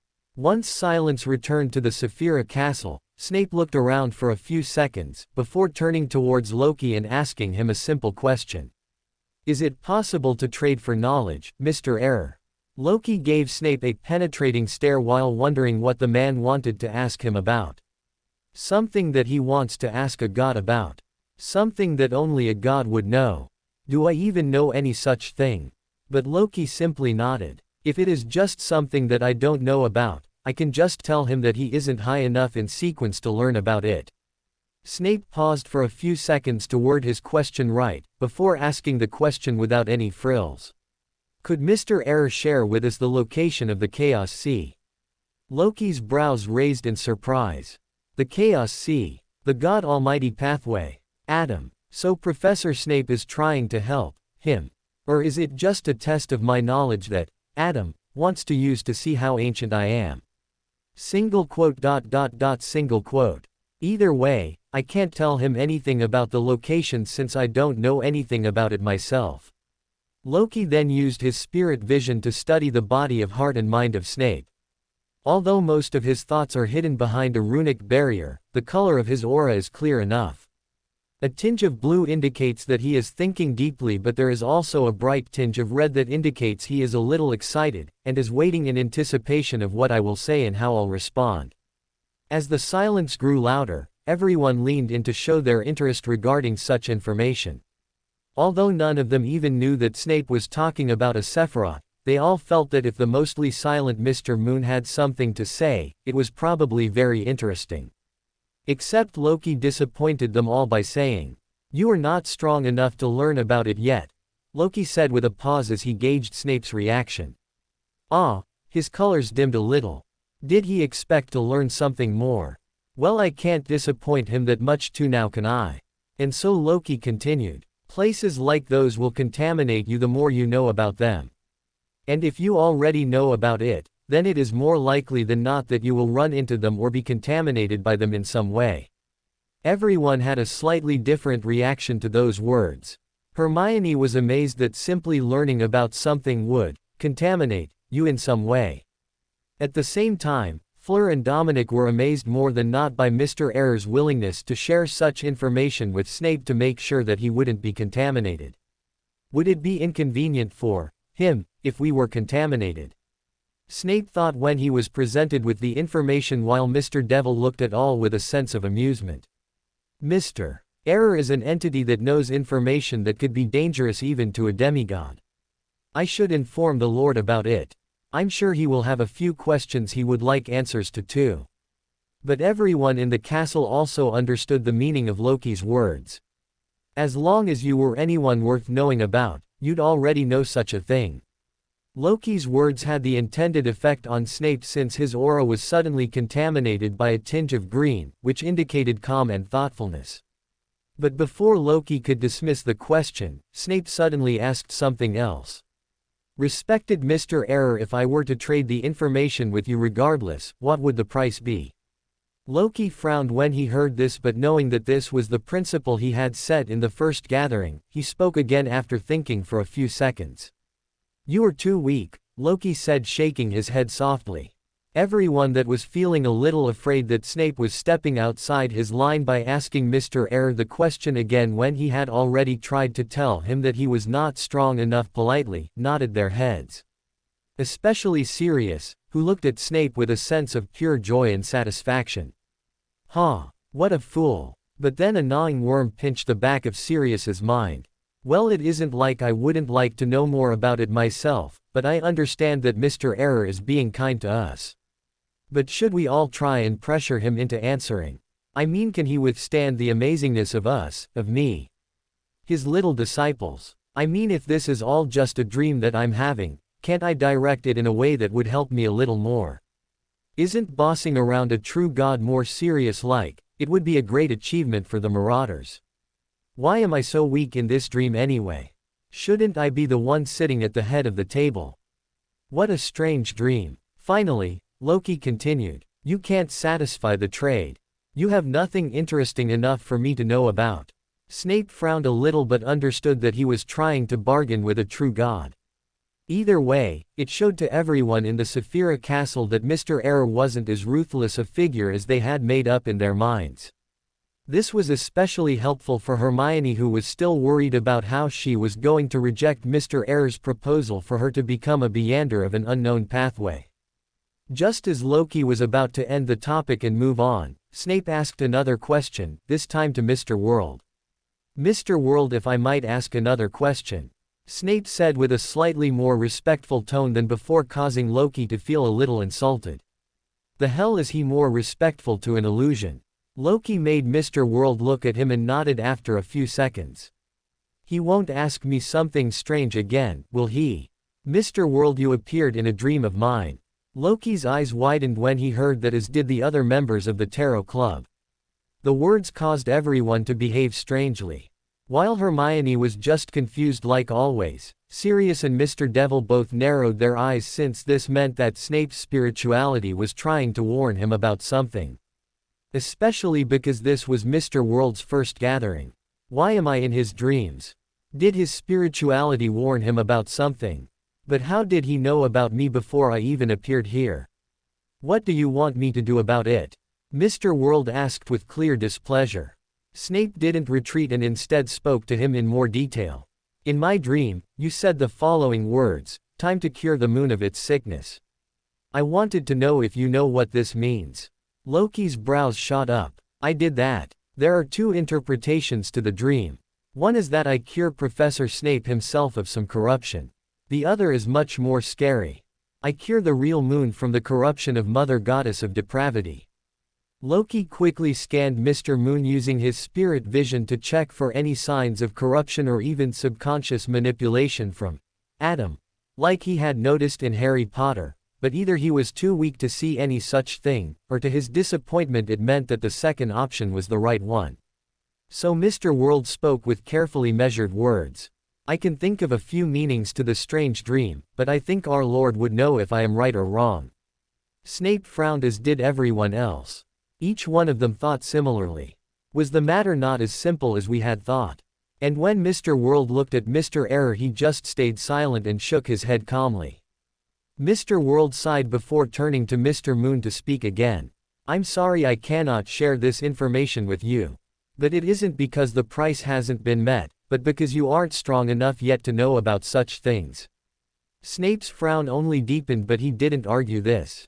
Given the denial, everyone almost immediately connected Snape's dream with a true god.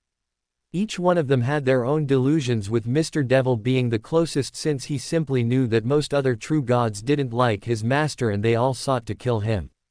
But even he didn't know the enormity of the matter.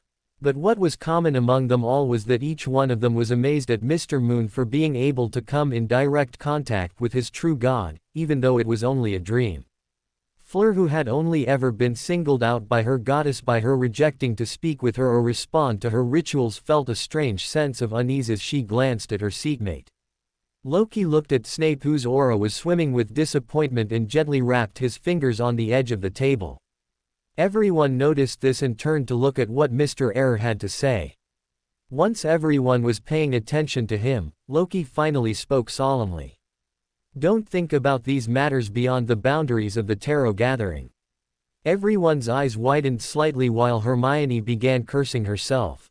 Why did you even tell it to us, Mr. Moon? Did I need to hear this? Couldn't you have just requested a private room as Mr. World did with Mr. Devil for their transaction? It wasn't just Hermione who was cursing Snape but everyone else too. And being the star of the show, Sirius cursed out loud. But instead of talking directly to Snape, he spoke to Mr. World instead. Thank you for showing us that method that allows us to keep our affairs private, Mr. World. If you hadn't, we would have never realized that we could do such a thing. How could we have ever guessed? Oh God, forbid my smooth brain from being able to think such divine thoughts. I hope my brain is not filled with such divinity ever again. I would never be able to handle it. Loki nearly snorted because he was holding back his laughter as he tried his best to interrupt Sirius's rants. It was especially funny to him because he knew Snape and Sirius hated each other's guts.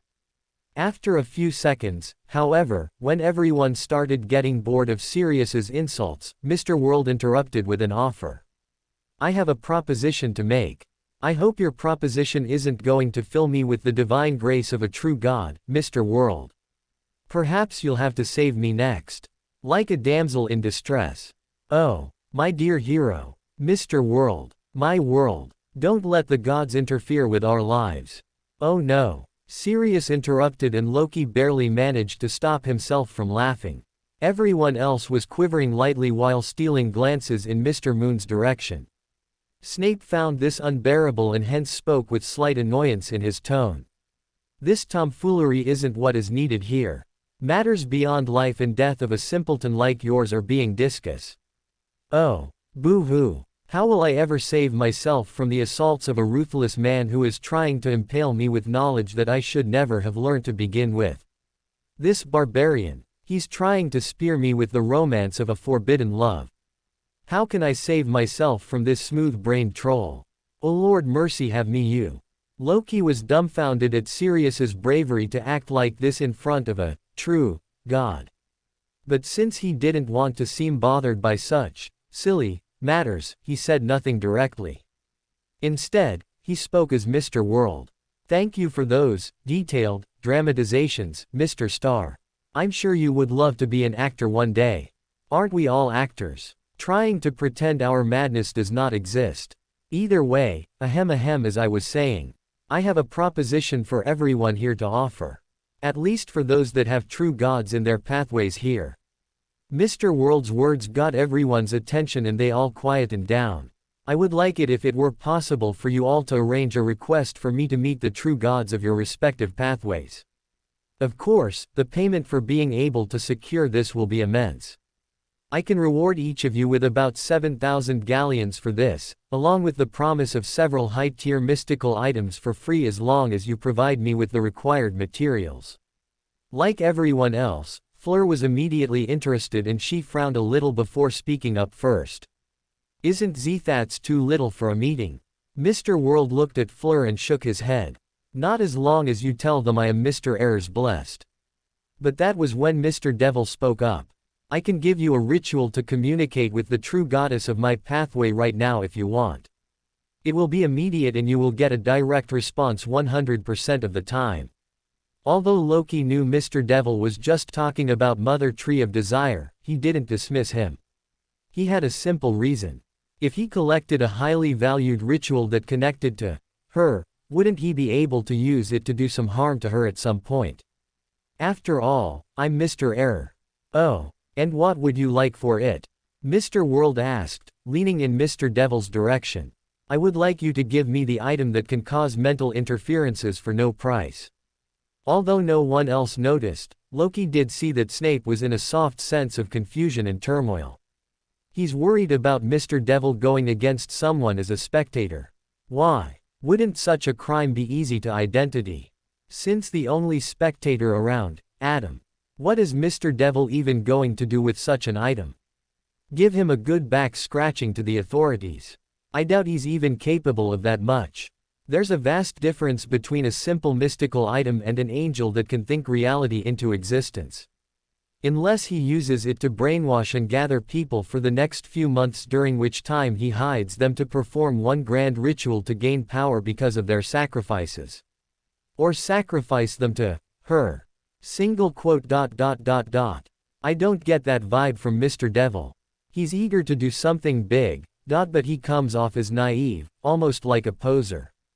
Mr. World pretended to think for a while before he spoke softly, I can do it. But you'll have to give me the beander characteristics of the spectator pathway. Otherwise, it'll be extremely difficult to get what you want without alerting the wrong people that I'm sure neither of us wants to offend.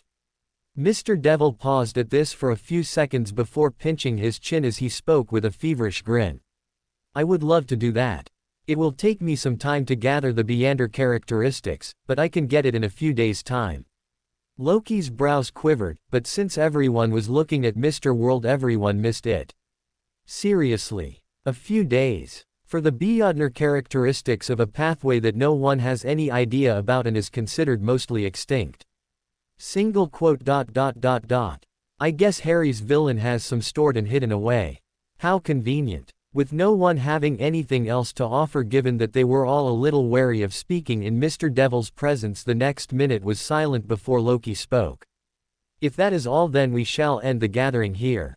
By your will. Loki controlled Mr. World to say after standing up with a formal bow, causing the remaining people to follow. With a simple wave, Loki disconnected the connection of everyone but Hermione with the Saphira Castle, causing them vanish. And since Hermione was still here, Loki changed the illusion of Mr. World to behave similarly and vanish from view, leaving just the two of them in the castle. Have you come to a conclusion? Hermione, who was a little nervous, started to speak slowly. I have, Mr. Error. And I would like to ask you for help, Mr. Error. Hermione said quickly with a bow. Help? From me? Wasn't she going to choose the mystery prior pathway? Loki was stunned at the sudden outcome that he hadn't expected, but nevertheless, he placed his elbows on the edge of the table and rested his chin on his intertwined fingers. Help. I hope you know it comes with a price. Loki asked politely while maintaining an impression of mystery. Does she want to actually choose the path I offered her, but she wants to reject Professor McGonagall without feeling bad? But she seems so interested in choosing the mystery prior pathway. Is my own so good at acting? No, I must be misunderstanding something. Meanwhile, Hermione's head was thinking something similar. Yes, Hermione, do this. Explain to him how you have another opportunity to become a beander so that Mr. Error will come up with the idea of dropping his offer himself. If he thinks he came up with the idea, perhaps he won't be as angry as I'd guessed. Hermione stood up from her bow and explained her situation. A professor in my school just offered me the opportunity to become a beander of the mystery prior pathway, so you want to trick the teacher into thinking you have accepted her potion while really you want to choose my offer. Loki said, activating his spirit vision and looking at Hermione. She's super panicked. Am I that scary to her? Hermione, on the other hand, was flabbergasted. Oh, how did it turn into this? Wouldn't you usually conclude that you wanted to choose the safer option and not some mysterious potion some random god offered? I see. Loki accepted Hermione's silence as she agreeing with what he said, since he saw the words, mysterious potion, safer option, and God on her body of heart and mind. I guess she's thinking that having a god look after her would be the best option. But why does she trust me so much? I shall forward your request to my adorer. Your potion will be ready along with the solution for your troubles soon, at most by the next gathering. Hermione was too stunned to speak. What? But Hermione couldn't gather the courage to clear up the festering misunderstanding. It seemed as if she was destined to drink this new potion that she knew nothing about. She slowly bowed and said, by your will, to mimic those before her so that she could get out of this place and situation that was turning worse and worse for her by the second. You may leave, Loki said and waved his hand, disconnecting Hermione from the Saphira Castle. As soon as Hermione arrived in her bedroom, she turned around and buried her head under her pillow before letting out a muffled, angry shout.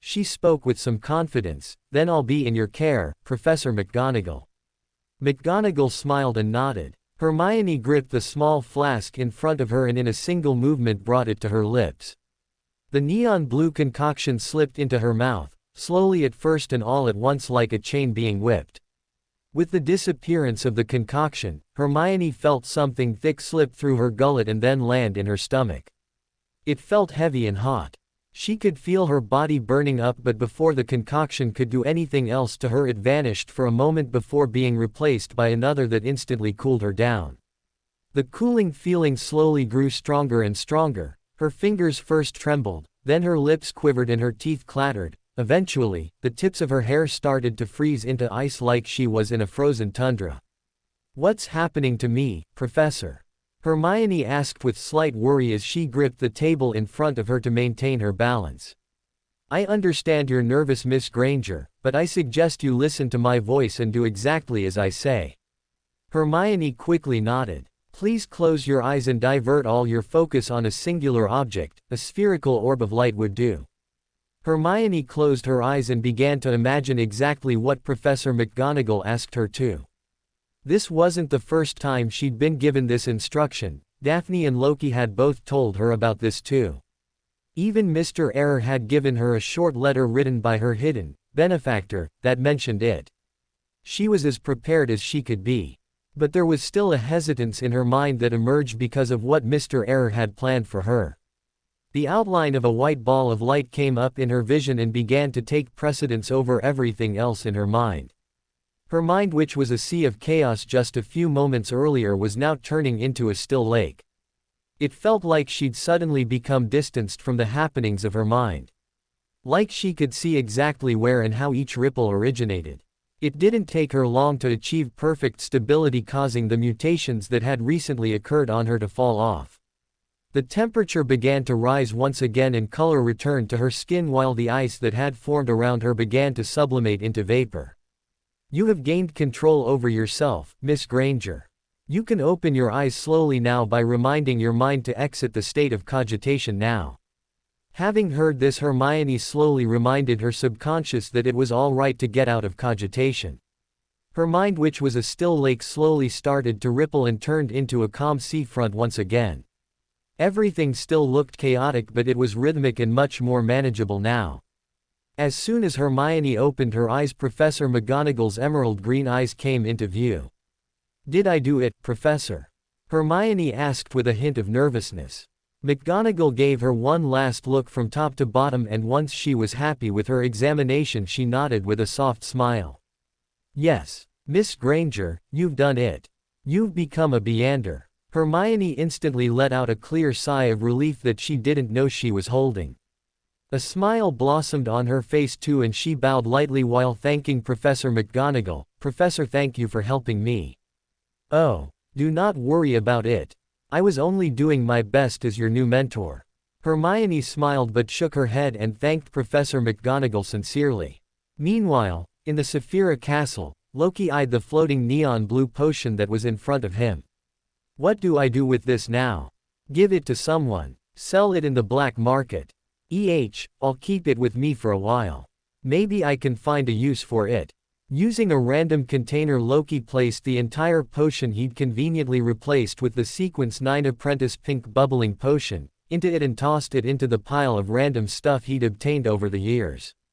The entire series of events played past Loki's mind as he thought to check to see if he'd made any mistakes during the entire operation.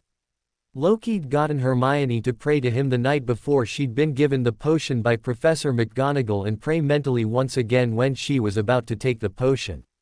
This allowed him to enter the Saphira Castle quickly and use his connection to her through the prayer to steal the potion in her stomach and replace it with his own concoction by blessing her with it.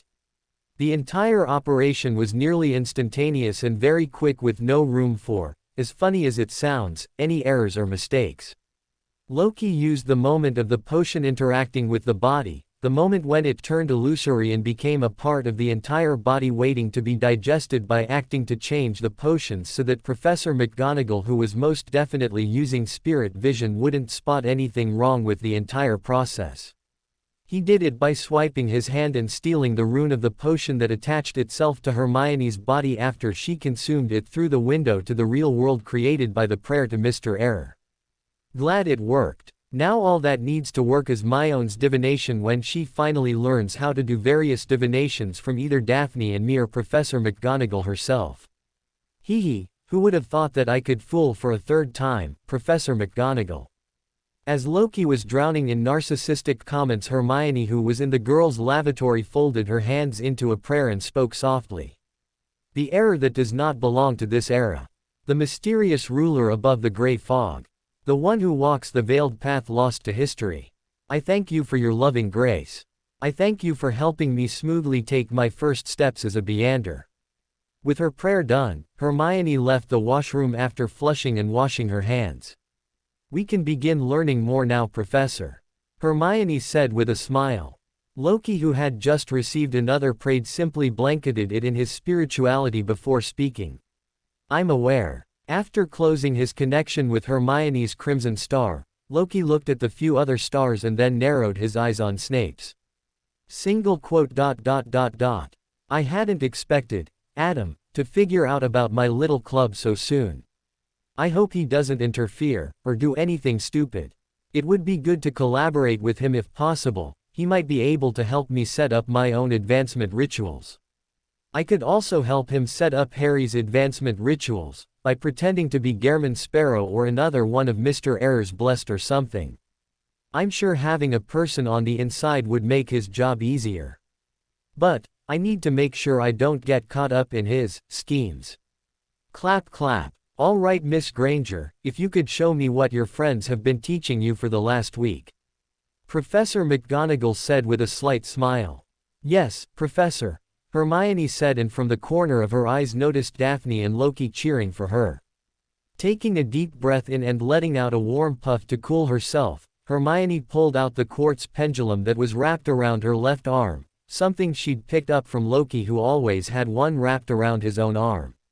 The pendulum was allowed to freely come to a standstill, after which Hermione used cogitation to enter a half-sleep-like state and speak her statement for divination 7 times. The result of the next coin toss that Professor McGonagall will perform will be heads.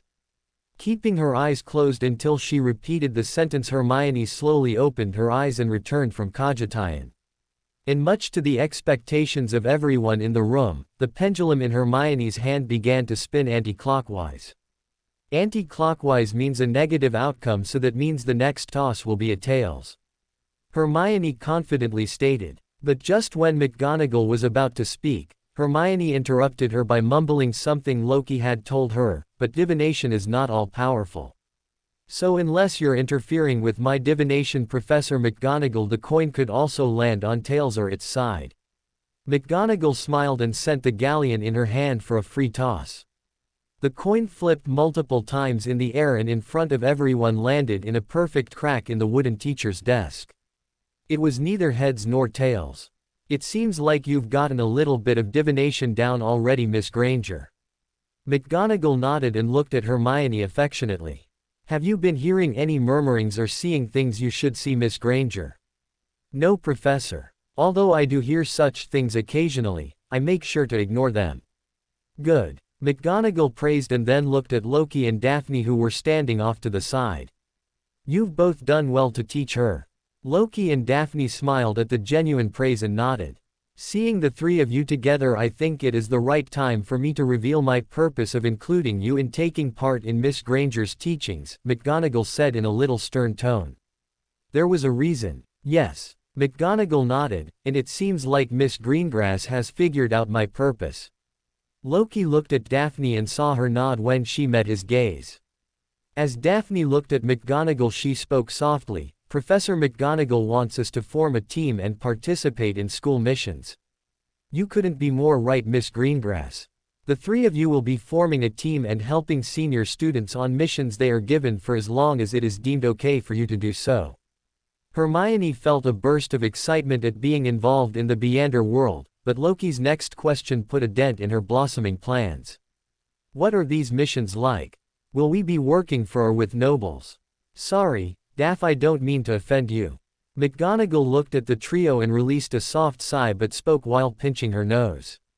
Unfortunately for you, Mr. Loki, a majority of the Beanders are from noble houses, so it is unavoidable to work with them. But I would like you to also know that the Hogwarts staff maintains strict standards for those allowed in these missions.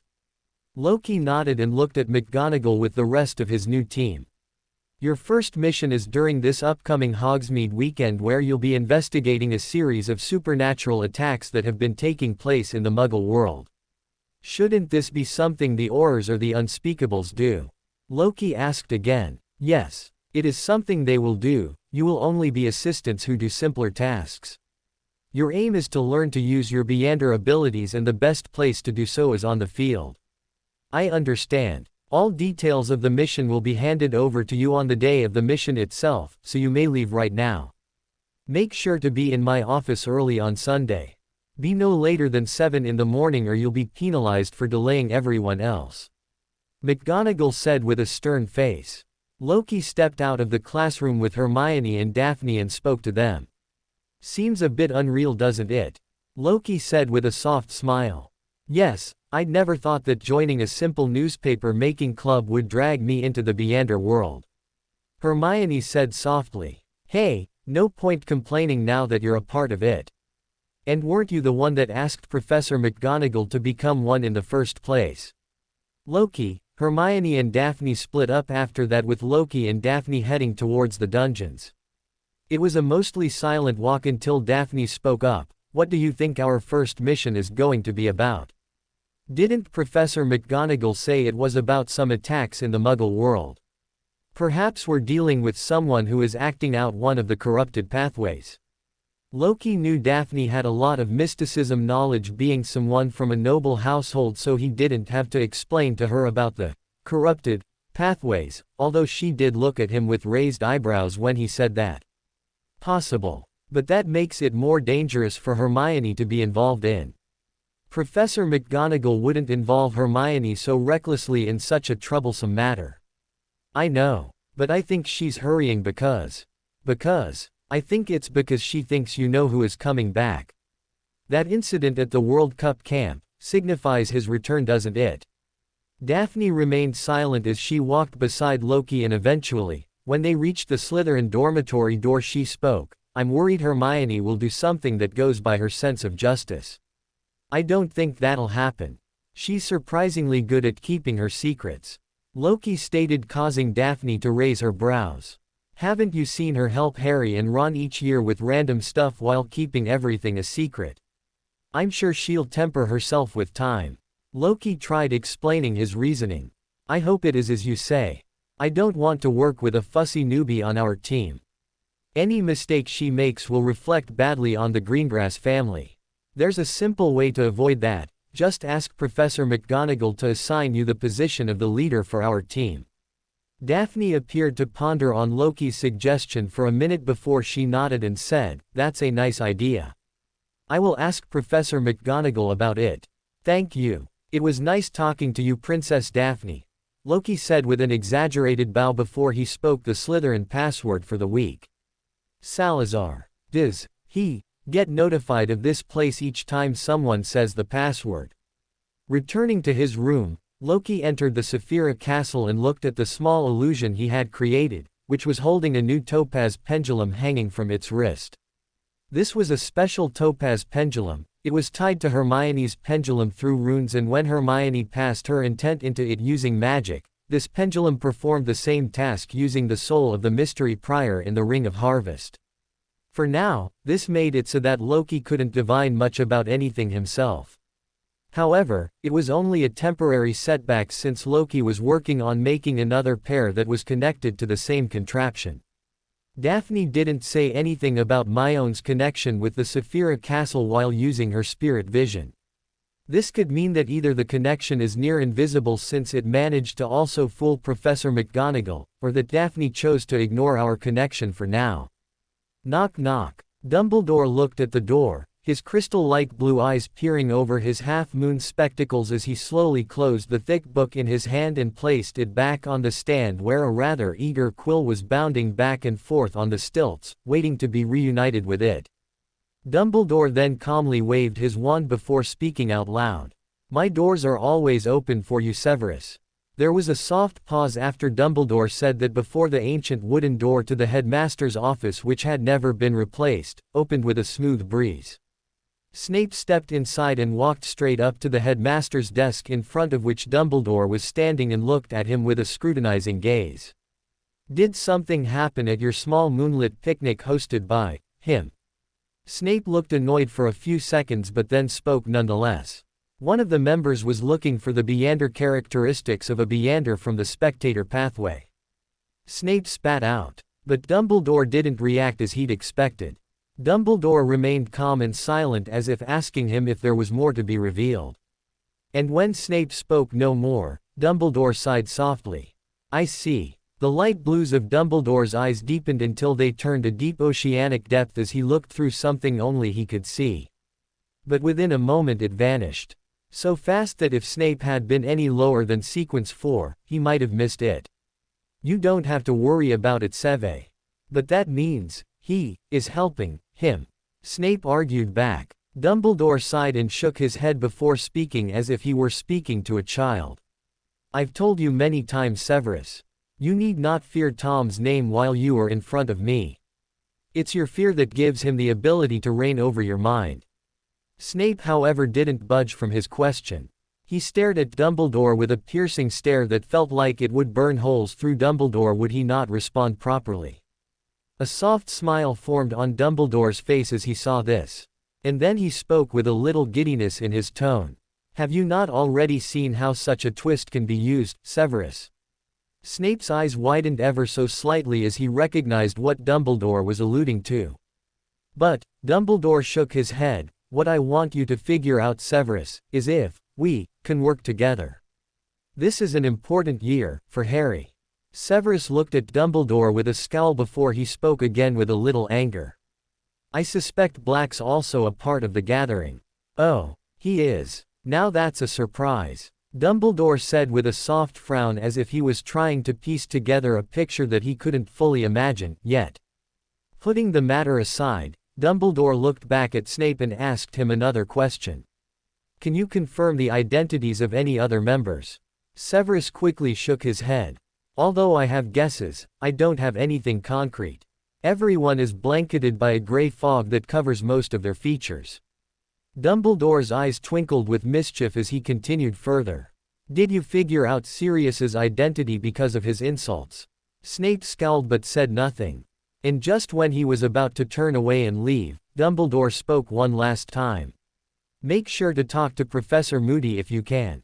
He broke his flask in an accident. I'm sure he'll want a new one for his juices. One of your potion flasks would. Before Dumbledore could finish his words, however, Snape slammed the door shut. Dumbledore's gaze remained on the door as he thought through several things in the span of a moment. And when the sound of the gargoyle outside stopped, he flicked his hand. Almost immediately, a vast projection emerged from his mind, as it encapsulated the entire office. There were several pictures pinned all across the walls, with some notable ones being Harry, Hermione, Ron, Sirius and Snape himself. There were even several ministry officials, Cornelius Fudge, Amelia Bones, and Arthur Weasley. Each having their own tags, like useful, righteous, and justice. But Dumbledore's eyes lay on the centerpiece of it all. And surprisingly, it wasn't Voldemort. It was the hazy image of a student whose appearance was covered by the gray fog, as Dumbledore had seen it in Erodes, Gehrman Sparrow. Dumbledore walked up to the picture of the student and pinched it to pull out a long red yarn that extended along with him as he moved over to a higher position by stepping on stairs that magically appeared under his feet before pinning it onto another similarly grayed out picture that had two more connections. Mr. World, was it? As soon as the connection formed, Dumbledore's eyes gleamed as he looked at the second thread that extended from the shady picture. Dumbledore's fingers strummed it once, causing it to vibrate as a picture was pulled closer along with all its connections. Quote, Harry, I hope you do well this year. Dumbledore then extended his hand a little and caused the quill that was excitedly writing into a book to shoot into his hand obediently. Dumbledore smiled with an amused expression when he grabbed it and began to write in the air in exquisite cursive. Quote. Voldemort's rebirth ritual will be stopped by Harry and his friends. He will also be aided by Mr. Ayres Blessed, Gairman Sparrow. Dumbledore looked at it for a while, but the more he looked at it the more he frowned. Something's not adding up. Dumbledore then scratched away whatever he had written in the air before letting the slightly disappointed quill return to the book, where it began scratching something even more feverishly. God damn it. How could I be so naive? What am I? A 10-year-old. Bang bang bang bang. Sirius banged his head on a wall before he was forced to stop when it started to hurt too much. He then looked at the stopwatch that was in his hand, which showed that it had been run for about 30 minutes. No way was that real. How could I be dragged away into the realm of an unknown entity? Did Walburga have something to do with this? Did she get into a generational debt to stay out of poverty or something? Curse you, you goddamn old woman. And me. Curse me too. WHO talks like that in front of a real god. Oh God, I have sinned. Please forgive M. Not even Creature would forgive Moss Master Sirius. Creature interrupted while picking up pieces of glass from the floor. Sirius gave him a strict glance before sighing a little as he asked Creature a question in a serious tone. Did you notice anything off about me last week at night, Creature? Creature looked at Sirius for a few seconds before his eyes widened slightly. What did you notice? Sirius asked with excitement. Creature's eyes had widened as if he'd realized the mysteries of the entire universe, and then he spoke, albeit in barely a whisper, but Sirius heard it loud and clear. Master Sirius did not piss his bed in sleep after a blackout. Waking up early the next morning, Loki watched the squid in the Great Lake for a while before heading back into the castle and joining Hermione and Daphne in Professor McGonagall's office. Are the three of you ready for your first mission? McGonagall asked with a slight smile while Hermione looked nervous and was clipping her nails. Daphne stepped up and answered on behalf of everyone, since Professor McGonagall had already told them that she would be their group leader, given she was of the highest sequence in the group. Yes, Professor McGonagall. Where in Hogsmeade should our group go to meet our handlers? Walk to the edge of the village, near the Shrieking Shack, and you shall find your seniors waiting for you, McGonagall said with a proud smile, like she was looking at her grandchildren taking their first steps into the world. Your code word will be, sludge truffles. Though I don't think you should need it. Thank you, Professor. I wish you the best of luck. I hope you are able to take care of yourself and not fall behind Miss Granger. I promise to give it my all, Professor. Hermione said with a slight fist pump as she followed Daphne and Loki, who were already leaving the office. Walking to the castle gates that lead to Hogsmeade, Loki calmly showed Finch the group's permission letters for going to Hogsmeade, after which they smoothly slipped into the group of students that was already leaving. Who'd have thought that the Hogsmeade visits were just a disguise to allow beander students to work with the ministry and gain some experience, Loki commented casually. Hermione nodded while Daphne gave no response. The rest of their journey was mostly silent, with Loki giving Hermione a small pep talk to calm her nerves.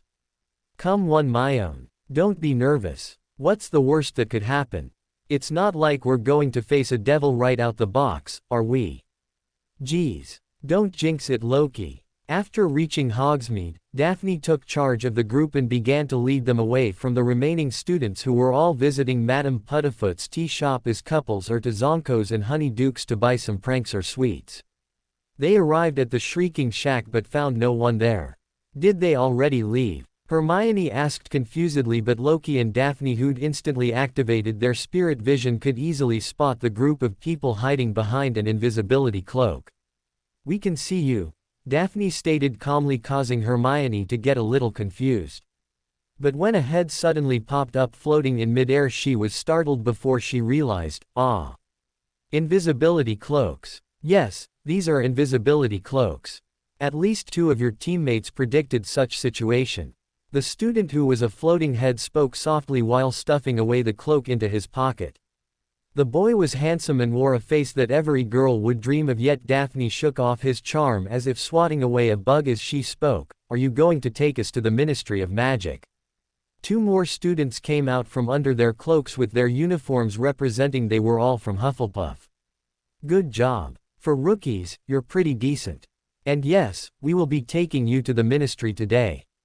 By the way, my name's Cedric Diggory. I'm of the Reader Pathway. And I'm Zacharias Smith, of the Hunter Pathway. And I'm Diego Kaplan, of the Arbiter Pathway.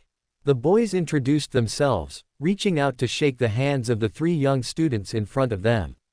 Daphne, Loki and Hermione also introduced themselves before Cedric pulled out a worn-out leather boot from his extension pouch. Get ready, we'll be using a portkey to get into the ministry. Let's go into the Shrieking Shack so that no one notices us. The trio followed their seniors and before long everyone noticed the portkey that Cedric had placed on the floor vibrate. Come on, put your fingers on it. Cedric said and placed one of his fingers onto the portkey after leaving it to hover in the air with a simple wand flick, allowing everyone else to gather around it in a circle and place their fingers on it too. The portkey's vibrations increased, creating a slight pulling feeling in their guts before a sudden whoop burst into everyone's ears as they were all pulled by their navel and tossed around before arriving in a dark room. Huh, strange, Loki thought as he noticed a strange pull he felt while being teleported by the portkey. Everyone was able to balance themselves and managed to stay upright with little difficulty except Hermione, who Loki held by her waist to avoid face planting into the black marble floor.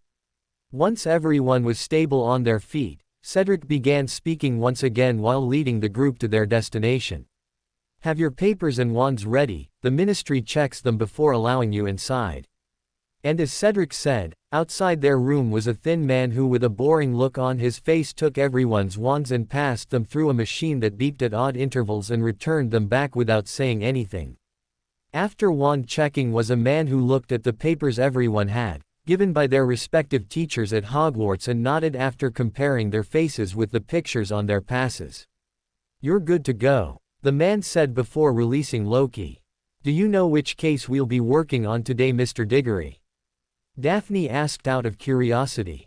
Well, generally we aren't informed about it before we join the team, but you're in luck today because the word is the Unspeakables have come across a new bizarre case. A bizarre case? Daphne repeated in silence as they all continued to walk deeper into the ministry. Loki smiled softly at the word bizarre but thought nothing much of it. Knock knock. Come in. A voice from behind the door Cedric just knocked said. Cedric pushed open the door and walked into the room casually before he greeted the person waiting for them. Guys, this is Ethan Drake, our handler and the person who will take us to our cases. Cedric introduced the scary-looking man who was blind in one eye while missing one leg, an arm, and parts of his torso like it had been ripped out of him. How is he even alive? Loki wondered. Mr. Ethan, this is the new team that will join us from today. They've all been verified and were taught by Professor McGonagall. The seemingly unfazed face of the man changed when he heard who'd endorsed the kids, but he said nothing else. Instead he stood up from his comfortable seat that squeaked under his weight with the help of a silver gold walking cane and spoke. Let us leave, I don't want to be late. Remember, do exactly as I say. If you have an idea, run them by me first. And no matter what you do, do not try contacting any spirits with the help of rituals unless you are explicitly ordered to do so. Seeing everyone nod, the man nodded himself and moved to stand amidst the group of students. Hold on to me, we're about to go to the location of the case. Try not to puke too much. Huh. Wah. P.O.P. With a pop, everyone in the room vanished just as they touched the man, nothing giving them time to think or digest what he just said. There was a clear pop before everyone spun into their places. I noticed this feeling earlier when we used the portkey, but I can hijack other people's teleportation. Loki noticed as soon as he stabilized himself after having been teleported so suddenly. In note to myself, my own teleportation is much more comfortable. Daphne had adjusted easily, but Hermione took a few seconds to level her swimming vision. Alright, now that everyone's ready. Follow me. Remember, always remain behind me until you're explicitly given any orders to do something else. Mr. Ethan said after tapping his thick staff on the ground twice to drive his point home and make it clear.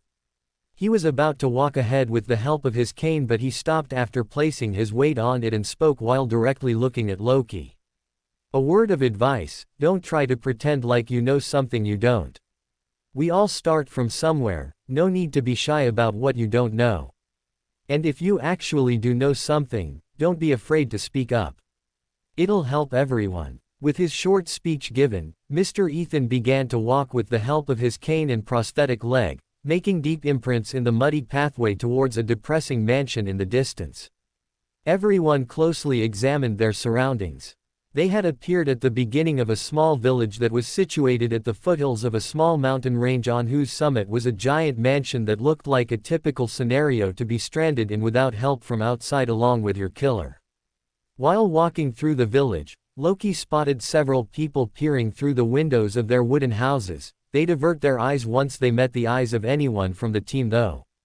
Our mission is to figure out exactly what is going wrong in this village filled with muggles, Ethan explained.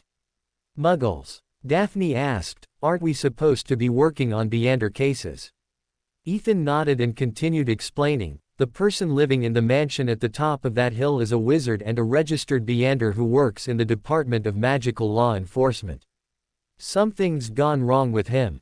Cedric asked politely. Yes, it has. From the day he's stopped exiting the mansion, people have begun falling into a coma in the village.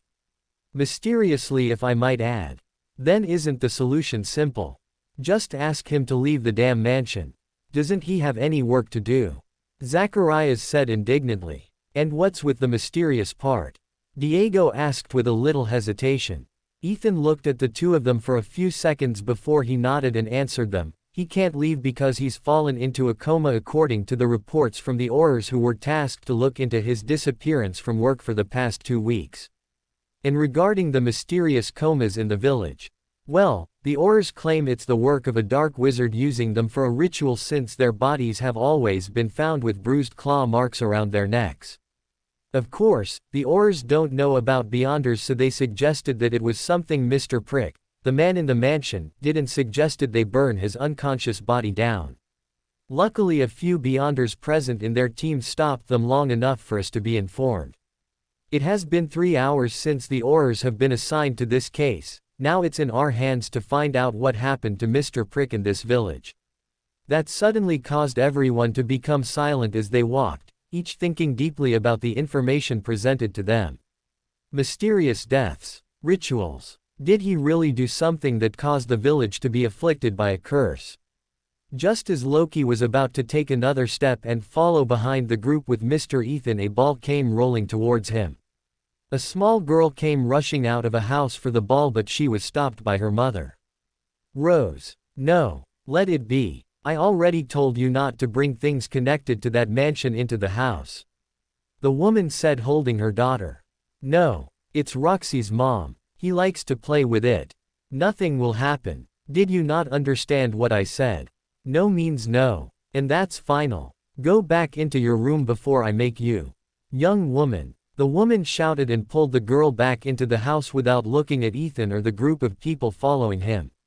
Loki bent over and picked up the ball and found that it was a slightly squishy ball, something like a toy that one would use to play with their pets. Give me a second. I'll try talking to them and see if I can learn something.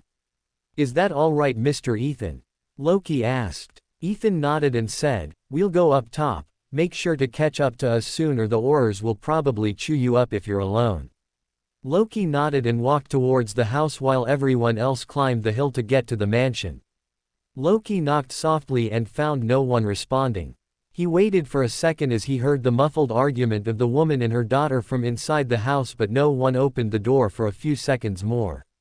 Until the door suddenly flew open and the girl rushed out and dashed right into Loki's legs. Ouch! The girl shouted as she landed on her butt. Her mother came out and quickly pulled her in and was about to close the door, but Loki stepped in by placing his boot to prevent her from fully closing it. May I take a little bit of your time, ma'am? No. The woman tried to close the door again, hoping some force would make Loki pull back his leg, but he didn't. The woman looked at Loki with a frown as she fought to keep her daughter inside, and Loki spoke quickly, Is there a reason you hate me? The woman's frown only turned deeper, but after a short stare off with Loki, she spoke, hoping perhaps answering his questions would send him off. Yes, I have plenty of reason to hate you. I've seen many of your kind come into our village over the last few days. I've seen what you can do. And I don't want my daughter to get caught up in your troubles. I understand, ma'am. And your husband? Loki asked, since it was strange for a woman to be alone in a village and have a kid given the current scenario with people slipping into a coma. The woman's eyes instantly teared up and reddened, but she looked into Loki's eyes and spoke in a calm tone, "Could you please leave me and my daughter alone?" So he's unconscious. Loki frowned but didn't say anything else. He pulled his leg back and the woman immediately tried to shut the door, but the little girl poked her head through. "Give me the ball. I know Roxy will help bring my father back." The girl shouted, but her mother pulled her back and tossed her into the house and closed the door shut. Loki walked to the summit of the hill where Mr. Ethan had taken both teams. The sides of the muddy pathway on the hill were flooded with a forest of birch trees. As Loki walked up the hill, he carefully examined using spirit vision the squishy soft toy ball in his hands. It just seems like a normal ball. But that girl, she was sick and depressed. I wonder what happened to the girl that I saved at the World Cup. Did she make it out safely? Did they even find her above the tent where I left her? Reaching the top, Loki looked at the mansion. It looked like it was made of cleanly cut rocks and looked ancient, with its occasionally wooden buttresses that supported the thinning tall outside walls. There were about 4 chimneys he could see, and he didn't know if there were more hidden around. As Loki examined the mansion and walked up to his team who were waiting for him, it began to drizzle slightly. Everyone noticed Aurors standing in the drizzle under one of the windows on the far side of the mansion, but made no mention of it.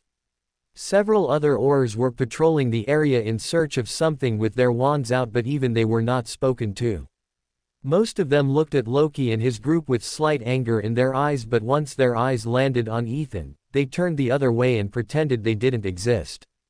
Hermione was a little surprised by the mansion being the destination of their first case, while Daphne just calmly compared how different the mansion in front of them was from her own house. Loki, on the other hand, was busy studying the mansion with his spirit vision. No random spirits anywhere. Did the person in the house do something to keep them away? Or did the ministry do something to purify this place before we came in? Probably not. If the Black Emperor pathway is in control, they'd have just pocketed away the money without doing the job. Learn anything new, Mr. Loki? Ethan asked politely as they walked to the door of the mansion. Not much else than the fact that the woman's husband is probably one of the few affected and is in a coma. The girl did say, however, that Roxy would help her dad, whatever that meant. I see. Good work. Ethan politely encouraged before the conversation fell silent. How are you guys feeling so far? Cedric asked in a soft voice as he looked at his juniors. Loki smiled and nodded. Not bad. A little excited about being part of something new. That is how it should be. Cedric said, and then leaned in a little closer to Loki and whispered, I hope you're not afraid of Mr. Ethan. No, I've heard people with the softest hearts put up walls to appear indifferent to the world outside. Cedric calmly nodded, saying, that is wise, and grouped back with his friends who were talking amongst themselves as they moved towards the mansion's main door. By the time they reached the actual doors of the mansion, they had gotten slightly wet in the pitter-patter of rain, but no one minded. Knock knock. Using the metal ornament on his expensive cane, Ethan knocked on the heavy-looking doors of the mansion. They started moving backwards almost immediately, but opened slowly enough to reveal the large inside of the mansion behind it in parts. Mr. Ethan, what took you so long? A man wearing the standard Auror uniform said with enthusiasm as the butler beside him bowed. I'm here now, Joseph. Is everything ready? Yes, it is. I've cleared the mansion of all other personnel. You will be free to do your magic. I'm sure you can give us all an appropriate answer. Ethan only politely nodded and started to walk inside, prompting Joseph to walk with him and direct the horde of students behind them to the scene of the crime. They climbed a flight of stairs and soon arrived on the upper floor of the mansion. The end of the corridor had a thin white veil covering it that shocked most of the group. It was a wall of spirituality that was put up before performing a ritual to separate an area from the rest of the world to stop any external interference from taking place. Almost instantly Ethan stopped, causing everyone else to stop. Have you been inside the white veil? Huh. Oh, that. Yeah. Nothing scary there though. It's just Mr. Prick lying on his bed in a coma. I see. Ethan nodded but then tapped his cane on the floor twice and spoke softly, you may vacate from the mansion now, Joseph. And please tell the other Aurors not to leave this area yet. Not until we give everyone the clear. Joseph frowned but nodded, as you wish, and left. With Joseph leaving, everyone heard a soft bark come from one of the rooms nearby. The door to the room opened and a golden retriever walked into the corridor. Loki almost on instinct activated his spirit vision and nearly cursed out loud. The heck is a dog corrupted by her? Almost as if noticing his gaze, the dog looked at Loki and barked, woof *, rough, causing Loki to suddenly freeze. Did it notice me looking at the corruption? The dog then ran up to Loki and began to lick his hand which had the toy in it. Alright, you haven't been noticed for now, Loki. You can do it. You can kill the dog. Loki bent down to snap the dog's neck and be done with it but suddenly paused. What will I tell them all once I've killed the dog? It annoyed me so I killed it. That probably won't come across well, they might even think I'm losing control. But with his knees already bent, Loki couldn't do much, so he continued and squatted in front of the dog before giving it belly rubs while cooing cutely, "Ah, who's a good boy?" Rough *, rough. Ahem. Ethan coughed politely to snap Loki back to his senses, causing him to immediately get up with a slightly embarrassed smile as he threw away the squeaky ball in his hands towards the other end of the corridor. Sorry, I got a little distracted, Loki said while rubbing the back of his head. I understand, but we aren't here to play. Ethan nodded and then looked at everyone else in Daphne's team. Do you all recognize that veil? Daphne nodded with Loki while Hermione explained, it's a wall of spirituality. Yes, that it is. It is used to cordon off areas from the outside world while performing rituals, so I want one of you guys to divine if it is safe for us to enter by breaching that wall of spirituality. Daphne nodded and pulled out an expensive-looking crystal pendulum from her sleeves. In front of everyone, she entered cogitation and repeated the phrase, is it safe to cross the wall of spirituality set up around the room, 7 times. Although Loki was known as a divination expert at Hogwarts, it was Daphne who was higher in sequence than him while still being deeply connected to a pathway related to fate, and so her divinations were taken to be more accurate in this case. But Myone's divinations are unobstructed. Good idea that Myone doesn't have to divine anything regarding the case yet. Might reveal a bit too much. And soon the results were out. It's spinning clockwise, so it should be safe, Daphne stated, and Ethan nodded but ordered something else. I don't want anyone to enter the room with the wall of spirituality around it. Go to all the other rooms on this floor first and figure out if there are any pieces of evidence the Aurors might have missed.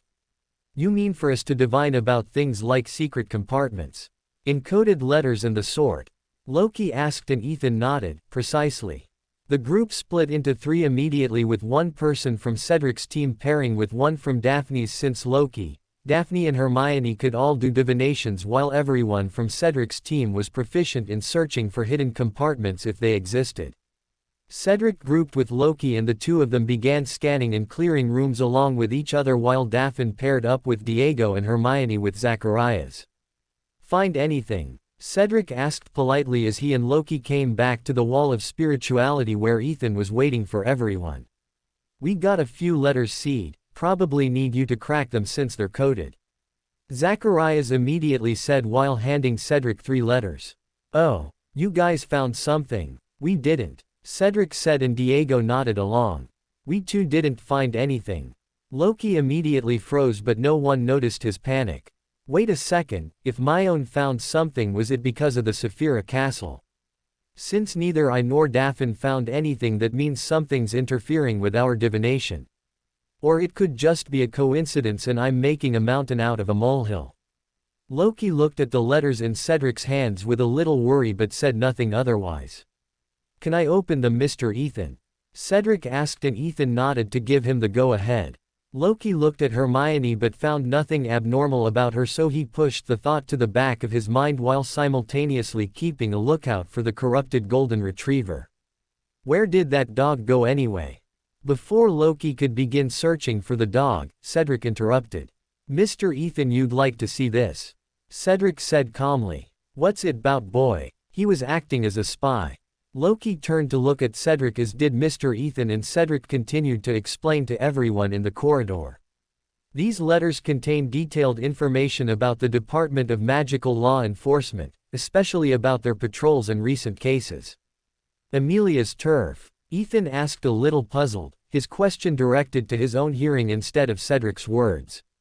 Ethan walked over and began to look at the letters, trying to see if there was anything in particular he could glean about the situation from them.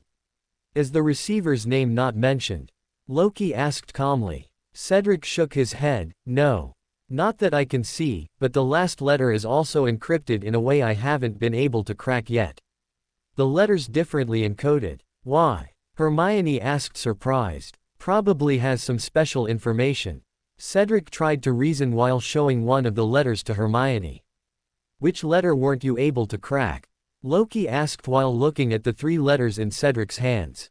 "Here, this one," Cedric said, showing Loki a letter filled with messy handwriting that looked like someone had scratched the words of someone in eternal torment in hell into a parchment. Loki nodded and looked at Mr. Ethan. "Can I divine about it?"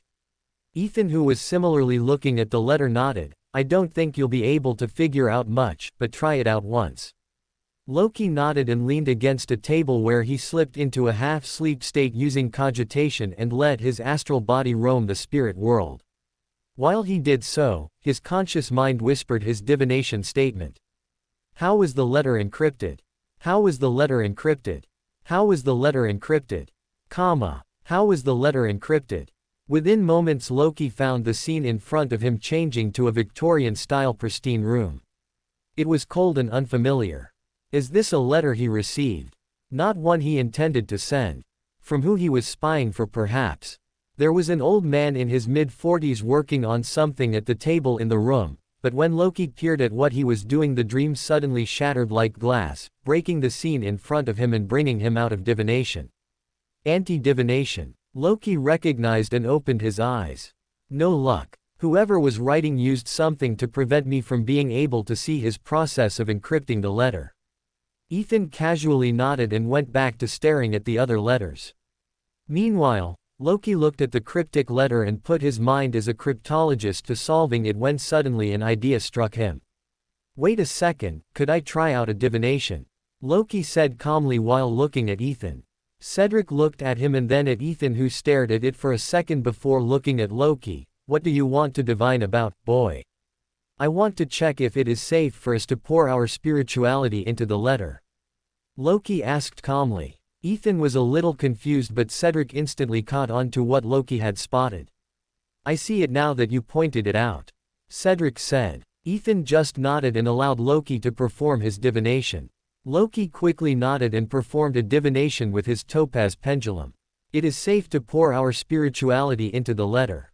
Reciting the statement 7 times while he was in cogitation made the answer available to everyone's eyes. The pendulum was spinning anti-clockwise, meaning there was no danger in doing so.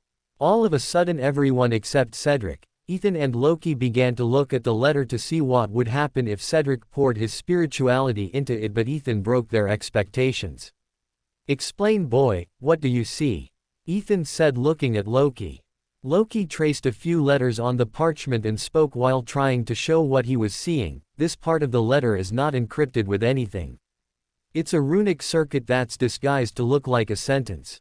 I don't know what'll happen when it's activated, but I know something will." "Can you figure out what it's about?" Ethan asked again. "I'd need a little bit of time, but it's possible." "How long?" "A few minutes. 5 minutes. All right, we'll wait while you work on it." Loki worked together with Cedric and pulled out his own pocket notebook with a pen as they started decrypting the letter and its runic circuits.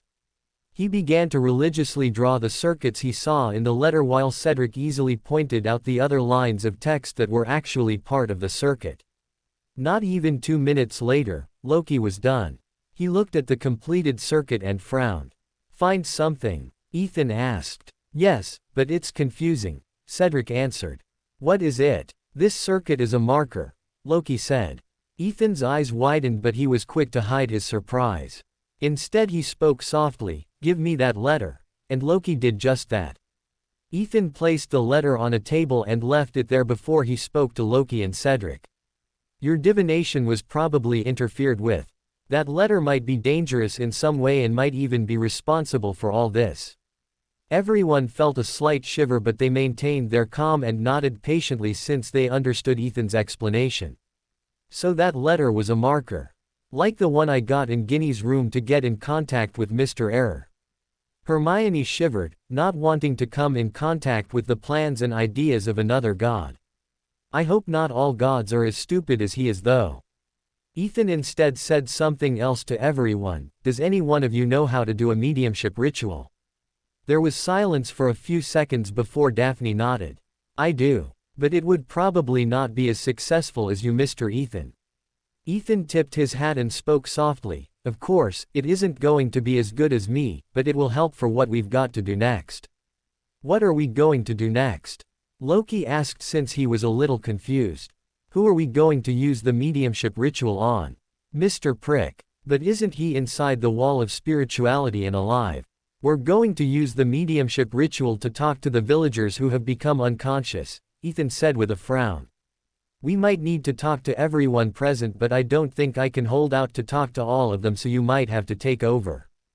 Daphne nodded and soon everyone was walking back out of the mansion and into the village.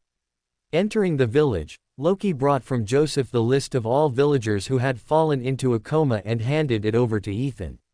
Once he had the list, Ethan started to walk through the village and came to a stop in front of one of the houses.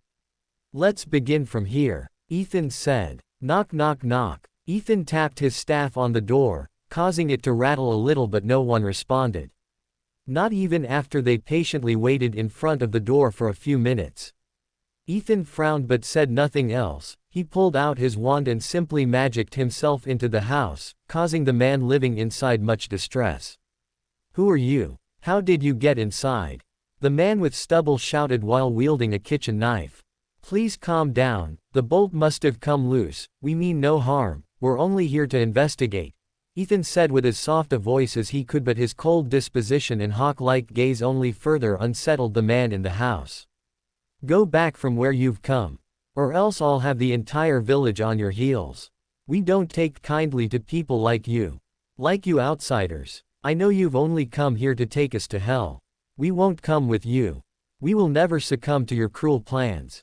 The man shouted, almost hysterically, but Ethan just sighed and waved his wand. The man was frozen stiff before he fell onto the floor like a piece of dried cardboard.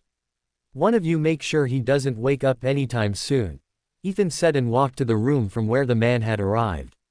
Diego nodded to Cedric and stayed behind with the man while the rest of the people followed Ethan. In the room was an old rotting bed upon which lay a pale woman who looked like she'd become one with her eternal slumber. Loki instantly activated his spirit vision to check the woman, but he became shocked. What? How's that possible? Ethan and Cedric similarly frowned while Daphne became confused too. What's wrong with you guys? Hermione asked and Loki responded, turn on your spirit vision, you'll see. Hermione did as Loki asked and became similarly dumbfounded herself. She has no spirit body. Loki nodded because it was the same in his spirit vision too. The woman, although looked fine physically, did not have a spirit body at all. It was as if it had vanished. Well, at least we know why they're in a coma, Ethan said with a frown. He walked closer to the woman on the bed, pulled down her collar and examined the back of her neck. There were several scratches on the back of her neck which had begun healing, but there were no other marks otherwise. She was the first victim of the ritual, wasn't she? Ethan asked Loki. Yes. She's Mrs. Rose, 52, she was a maid in the mansion and worked to keep it clean. The rest of the people all worked in the mansion too. Mr. Eric, 42 years old, was the gardener and trimmed the hedge, and Mr. Smith, 57, worked as the cook, and Mr. Rosier, 39, was the aide. Ethan did not say anything for a few minutes before he spoke again after having considered something. Let's visit the other houses too. They went around the village and forcefully broke into more homes, including the home where Loki had spoken to the little girl earlier about the dog Roxy. Everyone was dealt with in the same manner with a stupefy charm while their memories were vanished using Obliviate when Ethan and his group left. With no spirits for the spirit medium to channel, everyone was stuck. They arrived back at the mansion to search for any clues they might have missed, but they found nothing. Having reached an impasse, Ethan pulled out a mirror from his pocket. "Laura, are you there? Oh, old man, you called. Did you finally meet the evil god that killed your son? Is that why you need me?" A feminine voice asked various questions in rapid succession, causing the muscles on Ethan's face to twitch a little, but he didn't shout at her. "Come here as soon as you can. I think an evil ritual has compromised several Aurors and villagers," Ethan said calmly while looking into the mirror. There was a slight pause in their conversation before the feminine voice spoke up with an uncharacteristic seriousness that wasn't there before. "I'll be there, Ethan." "Who was that?" Loki asked with some confusion. "Laura Drake. My daughter," Ethan said, and Loki could see he'd aged visibly just by uttering that statement. "I guess there's some history to him," Loki thought as he recalled what Laura had just said on the call earlier about the evil god killing his son. "I called her, because it is best we get checked by someone else before we leave from here, because this is out of our handle. We haven't entered the site of the ritual yet, but everyone else on the property, including the Aurors who've gone inside, need to be checked thoroughly." There was a soft silence before Hermione asked Daphne a random question. "By the way, what department do we fall under?" "None," Daphne said calmly, but Ethan expanded as they all waited inside the corridor. "We are closer to the Unspeakables, a department that handles things related to Beyonders. But unless we take their help in a case, it's the Aurors who handle our expenses, which is also why they do not like us very much since we eat into their budget." Hermione nodded slowly as she absorbed the information that was just given to her. Meanwhile, Loki had a different question. If this is a suspended ritual, what entity was it targeted towards? That dog was corrupted by her, so was it targeted to her? Why would the man inside the room perform such a ritual in the first place? Is he a Death Eater? Loki forcefully stopped his thinking at that point and did not dare think any more in that direction while he was outside the Saphira castle. Instead, Loki voiced out a different question. Is there no mystical item that we could use to look inside the room? Ethan looked at Loki for a few seconds before nodding. There are many that can let us do so, but it is under the jurisdiction of the Unspeakables to bring an item. We are only preliminary investigators. I see. Not even 5 minutes had passed when everyone in Ethan's group heard the clicking of footsteps of about 2 people climbing the stairs. Their heads soon became visible and Loki recognized one of them. "Dominic," Loki asked, surprised. "Oh, Loki, you're here too. Huh, what a coincidence," Dominic said with a smile as he walked towards Loki and shook his hand. "You know him, Dominic?" The woman beside him asked with a polite smile. "Yes, ma'am, I do. This is the little brat that I had to take care of my entire first year," Dominic said while ruffling Loki's hair. The lady seemed a little surprised as she said, "The one that warned you at the Quidditch World Cup?" "Yes, ma'am, that's him," Dominic said with a proud smile. "It's good that we all recognize each other, but I hope we can get a move on solving this case." Ethan interrupted the reunion by slightly tapping his cane on the marble floor. The woman's gaze immediately turned serious and she nodded at everyone and introduced herself. "I'm Laura Drake, Special Mysteries Commander. Can you give me a brief rundown?" Ethan could have explained everything, but since Loki had become a new bridge between the two groups, he allowed him to explain everything instead.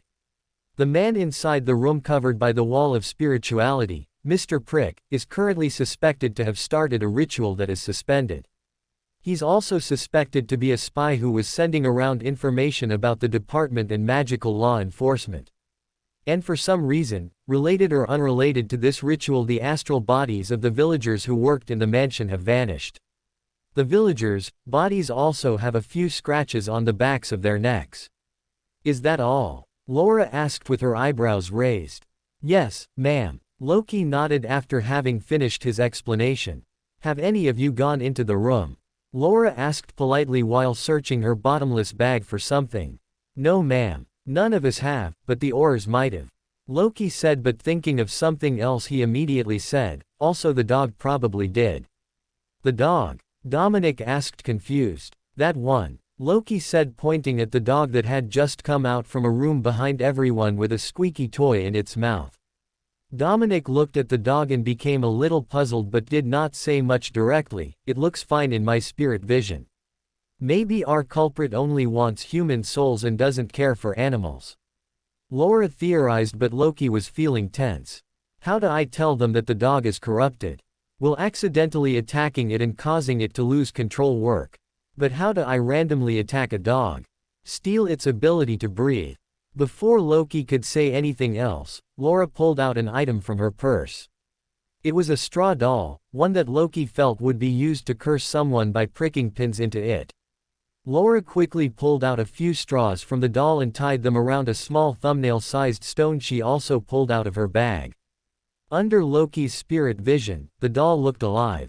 It had a body of heart and mind, an astral body, an ether body and a physical one. It had everything that a normal human did. It felt fully alive, but it lay there in Laura's hands like it was dead. That's mystical item number 3-241, the Doll of Death. Dominic explained, seeing Loki's interest in the doll.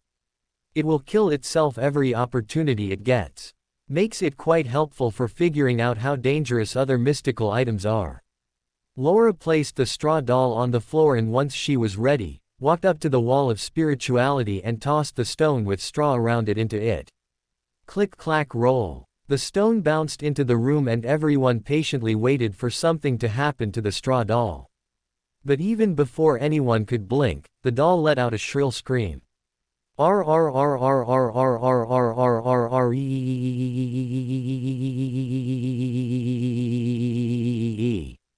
The doll floated into the air and began to spin around as if it were possessed. Using his spirit vision, Loki clearly saw the corruption engulfing the doll's body. He watched as the doll's astral body started to tear. It was as if someone was using delicate hands to firmly grip the doll's head to pull it apart and kill it. The doll started to shiver and tremble while straws began to fall out of its body as if someone was repeatedly stabbing it. Even in all this flurry of damage the doll was taking, Loki found it scary how ecstatic the doll was becoming as it was dragged closer and closer to death. Suddenly, Loki's instincts blared and he felt something start to corrupt him. But before anything too drastic could happen, Laura swiped her hand casually. There was a soft ripple that spread out of her position before it came in contact with the straw doll and encapsulated it entirely. A warmth crept up into everyone around her as the straw doll that was now separated did its best to try and break the barrier that was covering it. The fight slowly grew in intensity, but the invisible walls that had clung onto the straw doll tore it away from whatever was holding onto the doll. It was slow, but everyone watched as the doll that was screaming in pain slowly started to quieten until all that was left behind was the straw doll sitting on the floor as if nothing had happened to it. Everyone felt goosebumps rise on their skin and moved a little away from the doll, but Laura, Ethan, Loki and Dominic remained where they were earlier. Laura calmly looked at Ethan and spoke softly, "Good job not allowing anyone to enter the room after you arrived." Ethan just nodded and said nothing. One could see just how pained he felt since he had tears in his eyes for some reason, but no one spoke a word about it. Instead, Ethan looked at Loki and said, "Call all the oars to this floor. We need to purify them." Loki nodded and without even as much as a peep walked to the stairs along with Dominic, who was coming with him in case Loki alone wasn't enough. "Who's she?" Loki asked Dominic when they reached the lower floor. "Laura Drake. She's the Special Mysteries Commander. She's a Sequence 3 of the Arbiter pathway," Dominic said with reverence. "I see." Loki nodded, easily believing him since what he'd witnessed just now was an ability of Sequence 6 Judge. And given how it worked against the corruption of a literal outer god or something connected to it, it felt only right that she was suspected to be a saint. "What's gonna happen now?" Loki asked. We're gonna purify all the ores and only step into the room after that's done. You might have to leave though, since you're only sequence 9. I understand. Loki nodded. He didn't want to spend any more time around a place where an outer god might be doing something. But there was this little incentive he felt at the back of his mind that was gnawing at him, pushing him to uncover the secrets of this case. It's my first case after all. Wouldn't look good if I left it unsolved. Wait. This is an outer god I'm thinking about. Why do I want to even solve this? Loki pushed his thoughts to the back of his mind for now and looked at Dominic with a puzzled face to cover up his fear. But why didn't the ores die though? Loki asked Dominic. And even the villagers, what happened to them? Why's their astral body missing? From the frown on his face, it appeared as if even Dominic was thinking about it but couldn't find something meaningful. Maybe we'll find a clue after we purify the ores. I hope so. Loki nodded. Stepping out of the mansion, under the slight drizzle, Loki along with Dominic walked to all the small groups of ores that had surrounded the house and spoke to them. Could you please go to the second floor of the mansion? Loki started out while Dominic stood beside him fixing his special badge on his pocket. The ores in this group instantly frowned and wanted to retort about Loki's age, but they stopped seeing Dominic's badge. Please, Loki said, there is a possibility that you have been affected by the ritual that was performed in the room where the victim is sleeping. A few ores' eyes widened, but most of them were still dismissive of Loki's words. Loki even felt like he'd heard them mumble something along the lines of, I wish they just died because of whatever demon he summoned. Yeah, then why haven't we died or worse gone mad yet? One of the ores asked with a deep frown, making dissent in the group visible. Loki sighed but then put on a calm smile as he spoke, activating his charm as a swindler and his ability to push thoughts into his targets. I'm sure everything will be explained to you once you go to the first floor. This is for your own good. I'm sure all of us want what's best for each other, don't we? The ores' eyes glazed slightly and almost immediately they all smiled softly while one of them came to the front and spoke to Loki while shaking his hand. Of course, yes, thank you for taking care of us. Loki nodded and moved to the next group. How did you do that? Dominic asked amazed. I'm sure they got scared by the scream of that doll from earlier. Yeah, let's go with that, why not? Dominic looked at Loki suspiciously but didn't say anything else since he'd just made their work easier. Doing the job a few more times, Loki gathered all the ores around the mansion. But along with doing his job, he'd noticed something else that he'd neglected to do before. Using his spirit vision, he found that all the ores were actually corrupted, just like the dog. Why did the puppet react so violently to being corrupted but everyone else seems to be doing just fine? Although confused by his findings, Loki walked back to the mansion with Dominic. As they climbed the stairs, groups of ores came walking back down. Thank you for helping us, kiddo. I haven't felt better in years. One of the ores thanked Loki for all of them. I guess they feel good now. Loki asked Dominic and he just shrugged his shoulders. Perhaps the purification removed the hidden effects of various curses they've run into during their time working.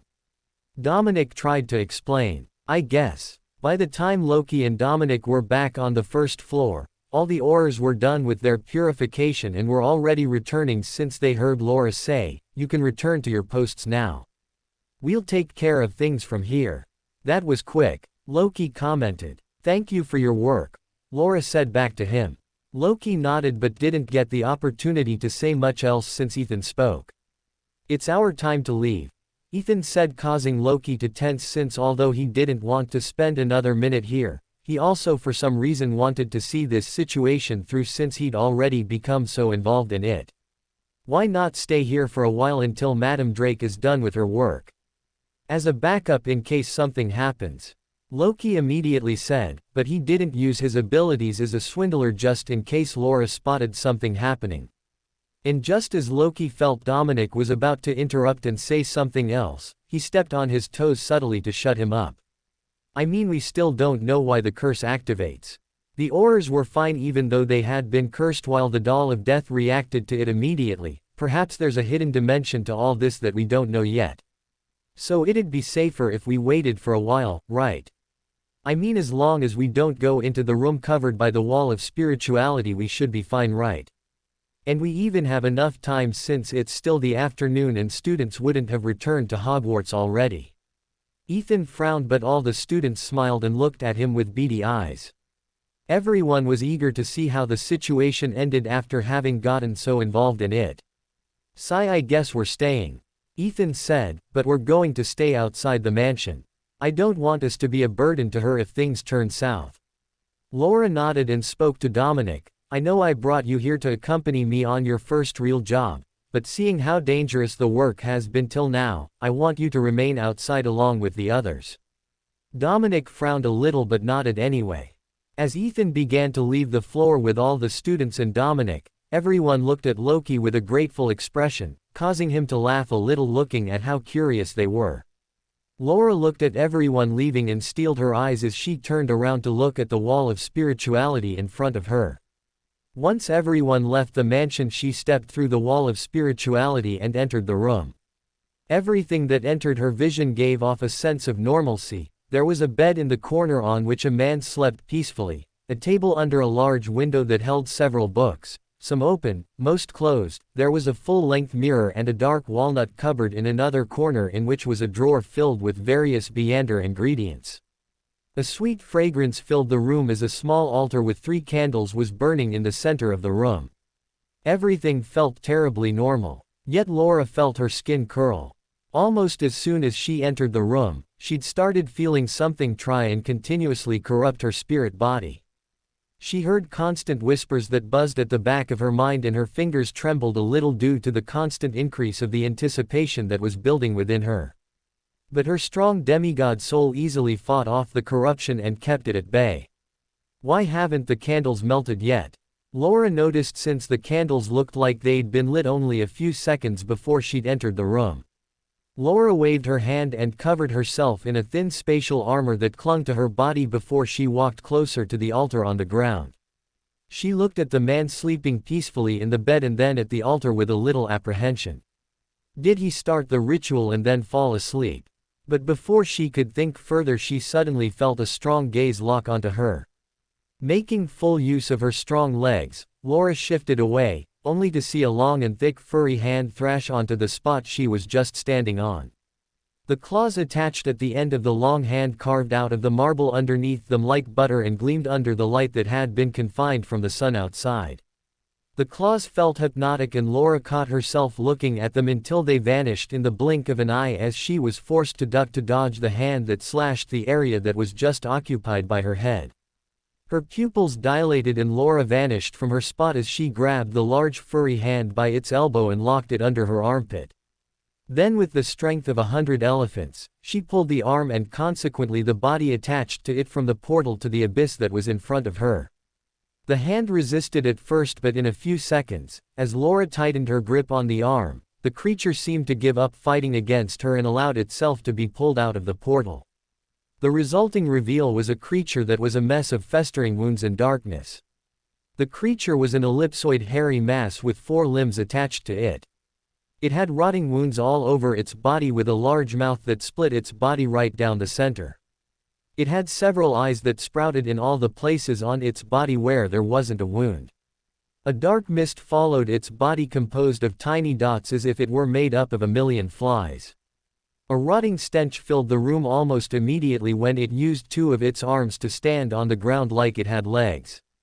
Laura's eyes shined brighter and began to burn with fervor as she watched the demonic being that had been pulled into the room. In a bid to survive, or rather fight back, the mist around the demonic being only solidified and protected its body from coming in direct contact with Laura's body.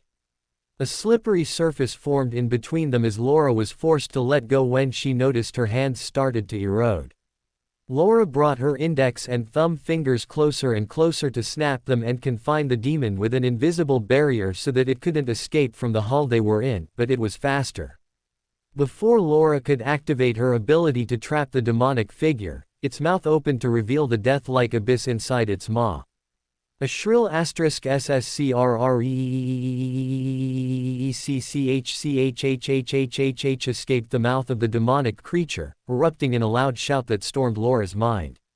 Overlaying this screech of death, was a foul grating sound that spelled out words in the demonic language. Slow. Suddenly, Laura's entire body felt like it was weighed down by 1,000 feet of water. Every single muscle in her body felt like it was wrestling against an entire ship. Her body felt like it had been forced to a stop. The infinitely small distance between her finger and thumb to activate the snap just couldn't be shortened. And the demon kept mounting on this attack. Death. Laura's skin started to slowly bruise at various parts on her body as her blood clotted. Laura's eyes peered deep into the several eyeballs of the demonic being before her spirituality exploded as she spoke loud and clear. It is prohibited to use the language of foulness here. The demonic creature let out a shrill **********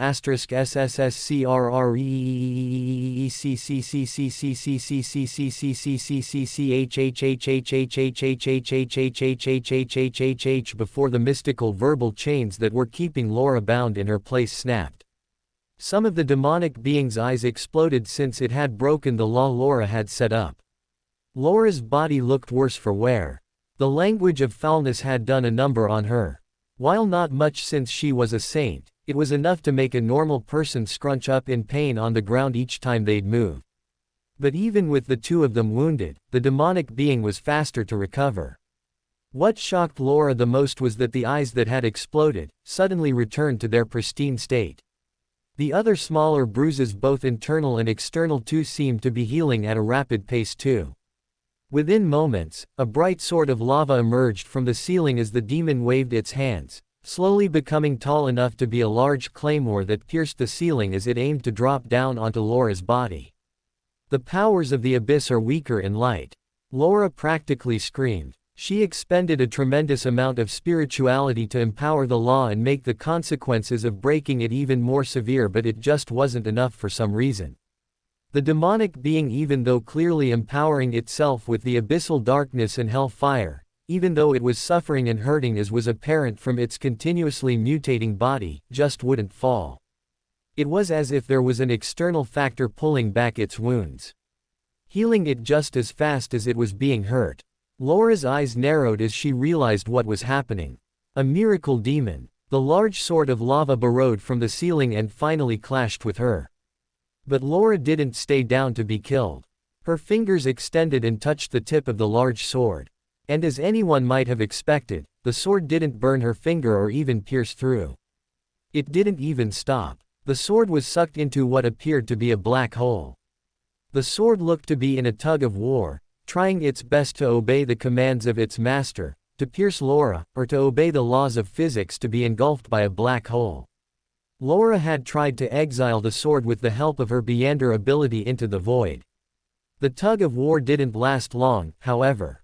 Almost immediately, as soon as the clash started, there was a bright flash of light that caused the entire floor to explode. As she regained control of her body, Laura noticed the presence of a few other than herself around room.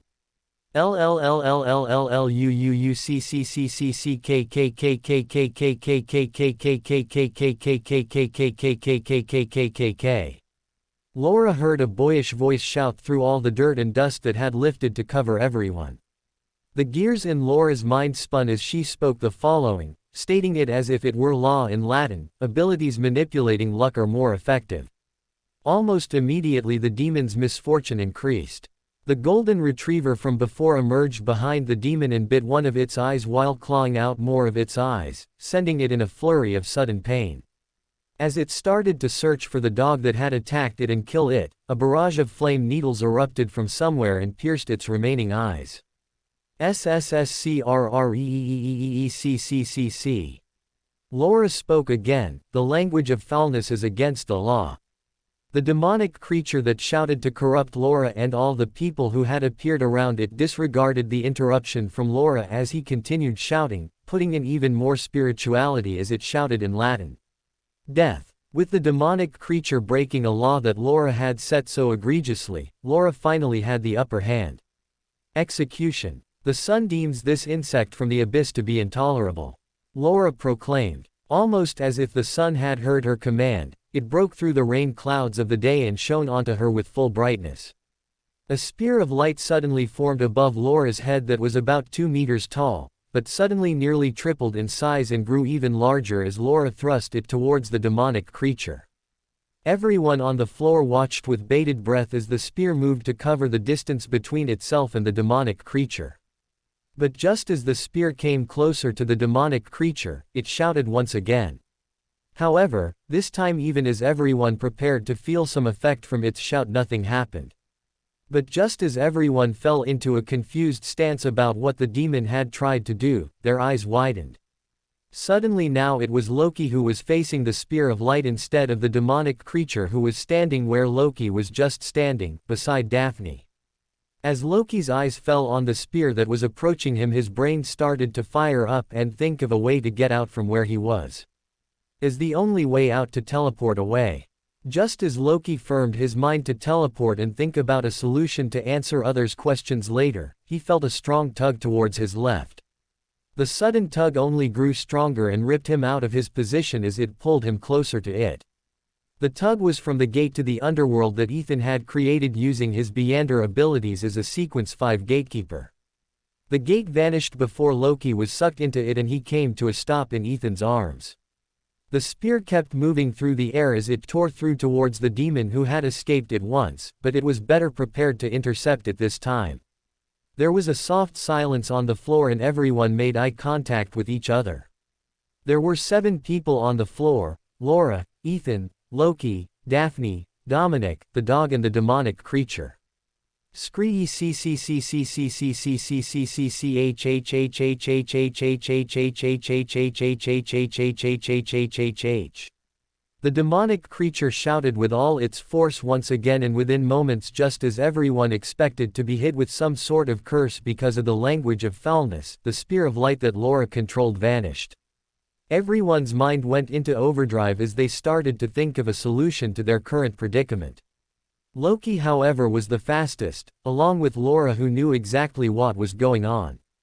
The spear vanished, and the last time it teleported me to its location instead. Why? No, the right question is how. It has to speak before it makes things happen each time something unexpected happens. Is it using the unfinished ritual in some way to cause miracles to happen? Miracles. Loki's mind flicked with fire and it presented him a theory.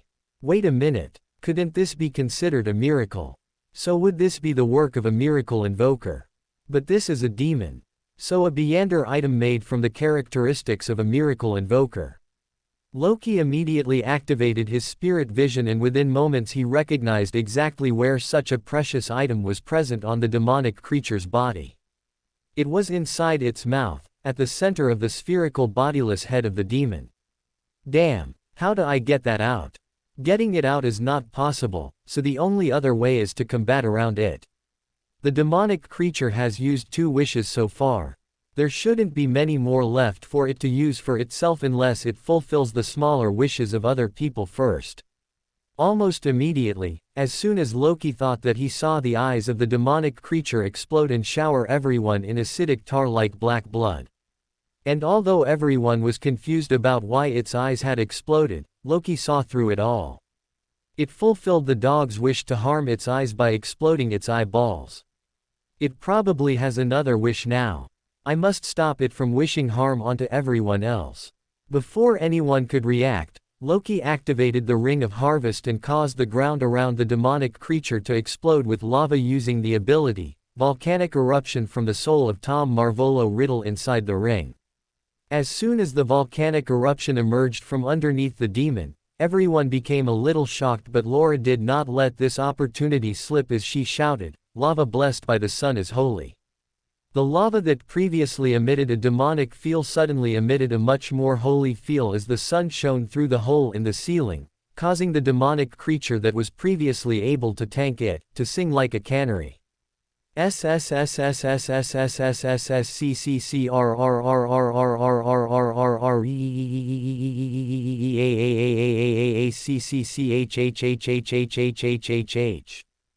demon screamed, but Loki knew his plan had worked, because immediately after the creature screeched, the holy lava that had exploded underneath it vanished. It used another wish. But this was too late, however, since almost immediately as the lava vanished like the light spear from earlier, a gigantic, much more powerful and faster spear of light rained down from the sky. Blinded, burnt and turned deaf, the demon did not realize that it was about to die before it was stabbed through by the thick spear of light that killed almost immediately. As if on ceremony, Loki immediately rushed toward the demon and held out his hand on its head, causing a large mouth to pop up on the ring he was wearing, which swallowed the entirety of the demon's body. No one stopped him because of the suddenness with which he'd done it, but Loki acted as if he'd done something really crazy as he collapsed onto the floor in final victory. "What was that, Loki?" Dominic asked with a hesitant expression. "This ring," Loki said, taking a deep breath as if he was exhausted, "bought this ring that can create an eruption of lava. The only problem is it needs to eat meat as soon as it's used." Loki had deliberately exposed the ring and its ability on purpose so that everyone would form a misinformed expectation of it. So that they would think that the ring could only do that one thing and that it was extremely pricey to do so. He didn't want it to be revealed after all that he could negotiate with the ring to keep it unfed for nearly 2 years, and that his abilities as a mystery prior was thanks to this ring alone. "You understood something else, didn't you?" Laura, however, asked Loki, and he nodded. "Yes, I guessed it, but luckily it turned out to be right." "A guess?" Laura asked with folded hands. "I'd hardly call that a guess." "Yes, I guessed that it needed to fulfill other people's wishes to request a wish for itself." "Are you serious? That doesn't make much sense," Laura complained, and Loki nodded once again. "Yes, on its own not much. But taking everything into account, it's quite possible." "What do you mean by everything else? You were here for a few seconds, you didn't even see it fight, forget categorizing it as a miracle demon." "I think Mr. Prick here wished for something strange from the demon. I don't know what he wished, or even why he wished what he did, but I'm sure he did ask something from the demon that was summoned because of this ritual." "Why are you so sure?" Dominic asked. "Because everyone that stepped into this room was corrupted but not killed, even though killing them all would have been much easier for the demon." Daphne paused to think a little, and then she realized. "Is that why you said it needed to fulfill the wishes of others so that it could fulfill its own wishes?" Loki nodded and explained. "The demon most likely corrupted them to fulfill their wishes in some twisted manner so that it could fulfill either its own or Mr. Prick's wish. Like those other people in the village whose bodies have become hollow, soulless. I think it has to mark everyone that it wants to fulfill the wish of, like this dog," Loki said softly. "I think it is probably corrupted, or marked in some way, since the demon fulfilled its wish of making the demon lose eyes while the dog was chewing on one of them." Loki said, petting the dog that was comfortably sitting now even though it was bathed in blood. "Ah." Daphne's eyes immediately widened along with Ethan's while Dominic stood confused, so Laura explained, "The demon fulfilled the dog's wish so that it could use a wish next. And he attacked the demon at the moment so that it would use its wish to get rid of Loki's attack instead of attacking us." Dominic's eyes widened as he understood, and Ethan patted Loki's shoulder as he said with some pride, "I guess you saved us all, boy." Loki only laughed and said, "Probably wouldn't have been possible if it weren't for this dog. They truly are man's best friends, aren't they?" But his joke didn't land, since everyone else in the room was a pure wizard who didn't have dog pets, but they didn't say anything because Loki had just saved their lives, technically. "How did you guys happen to come up, by the way?" Laura asked, since their sudden appearance, although thankful, had puzzled her a little bit. "It was this brat again," Ethan said. He asked, "What was her name?" "Hermione." Loki nodded. "Yes, that girl, to divine if you'd be alright in the fight one-on-one, and once the result was negative he rushed upstairs with his team leader to help you out. Leaving Hermione to tell me and Dominic about it. Why didn't you divine about it yourself? You're a mystery prior, right? Sequence 8-2. Laura said, since she'd noticed the pendulum wrapped on his left hand. "I didn't want to waste my spirituality in case we had to fight," Loki said, making up an excuse even though it didn't make much sense. But everyone just nodded their heads and moved on. Mr. Prick was pronounced dead after they checked on him, since he died during the fight between Laura and the demonic creature. In contrast, the souls of the villagers captured by the demon moved back to their bodies when it died. No one had an answer as to why they had returned, but they chalked it up to their timely interruption interfering with the ritual that the Demon of Wishes was performing. Especially when they saw what had happened to the people who had returned. Most of those people were no longer alive. 3 had to be knocked out almost immediately because they couldn't stop shivering with fear while rambling nonsense, as if they'd seen and heard something beyond what they ever should have, while another one had to be immediately knocked out because he kept trying to kill everyone around him. One thing common about all of them was their hollow eyes. They looked lost, separated and in pain all at once. But no one could figure out why that was the case. So the people were taken away by Dominic for the unspeakables to study later for more clues and if possible fix their mental state. Hence the mission ended with a fatality of 1. The dog was purified by Laura, who said she'd like to take it with her since it saved her life, while Loki and all the other Hogwarts students went back to Hogsmeade so that they could return to the castle. "I've heard what happened in your mission, Miss Granger. Do you regret your choice now?" Professor McGonagall asked Hermione, who was sitting on a chair opposite to her while Loki and Daphne flanked her. "Although it was quite scary, no, Professor, I don't regret my choice. I hope to become someone as powerful as Miss Laura in the future and hope to help people like her," Hermione said with full confidence. McGonagall just shook her head and dismissed the trio. "Do you think we should catalog our missions?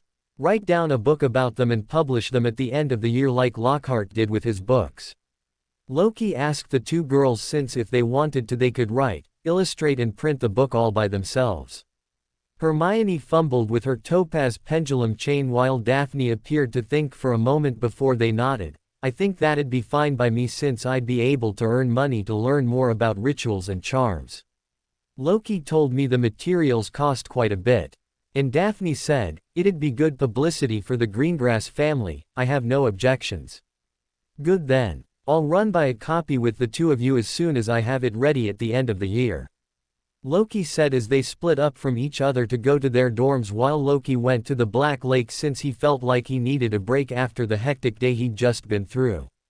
Having an impromptu picnic on the banks of the Black Lake with food from the kitchens along with bowtruckles, a dragon, a niffler and an owl, Loki relaxed until he was ready to go check on the real reason he'd revealed the ability of the Ring of Harvest. Back in his room, Loki sealed it with a wall of spirituality to avoid being disturbed by anyone from outside as he performed the celestial worthy of heaven and earth ritual to enter the Saphira castle. Once inside, Loki sat on his chair and pulled out the topaz pendulum as he let it hang freely over a statement he'd written on goat skin. What did Mr. Prick really wish for from the demon? Loki repeated the statement 7 times as he slipped into sleep using cogitation. In front of him appeared a fragmented scene with an old man Loki recognized as Mr. Prick holding a letter with instructions on it. Opening square bracket. Pour your spirituality into the paper you got along with this and keep it away safely. Set up an altar as follows. Say the following sentences. I in my name, summon the demon of wishes. I pray for you, O demon, to fulfill my wish to make me the vessel of power. I pray for you, O demon, to fulfill my wish by the wish of my masters. I pray for you, O demon, to fulfill my wish no matter what. Closing square bracket. The scene broke away and Loki snapped out of his dream state with a thoughtful look. That ritual was headless and dangerous to perform. Although it is directed at a singular entity, the Demon of Wishes, it does not specify how Mr. Prick should become stronger. He just asked to become the vessel of power. Which could mean anything from becoming more powerful by gaining more spirituality to use in magic to becoming the vessel for a deity's descent. On top of that, when he says he wants to fulfill my wish by the wish of my masters, he does not specify who that is or how they wish for him to grow. Was this intentional? If it was, then the person behind this had a specific wish themselves. Perhaps it was related to the state that the souls of the people that returned were trapped in. Was it just a sort of payment from the Demon of Wishes to gain power? No, if that were the case, it wouldn't have marked the Aurors with its abilities too. Its aim was spreading its mark as much as possible, and capture those souls too. Loki thought about it a little, and after some hesitation, decided to perform a new divination for himself. What happened to the souls that the Demon of Wishes had captured because of Mr. Prick's wishes? Loki repeated the statement 7 times before using cogitation to fall into a state of half-sleep while using the soul of the mystery prior in the Ring of Harvest. Loki's vision, which had remained a bright noise of colors, suddenly shifted at great speed before it landed in darkness. The area was pitch black. Nothing could be seen in the area, yet Loki's skin crawled as soon as he landed there.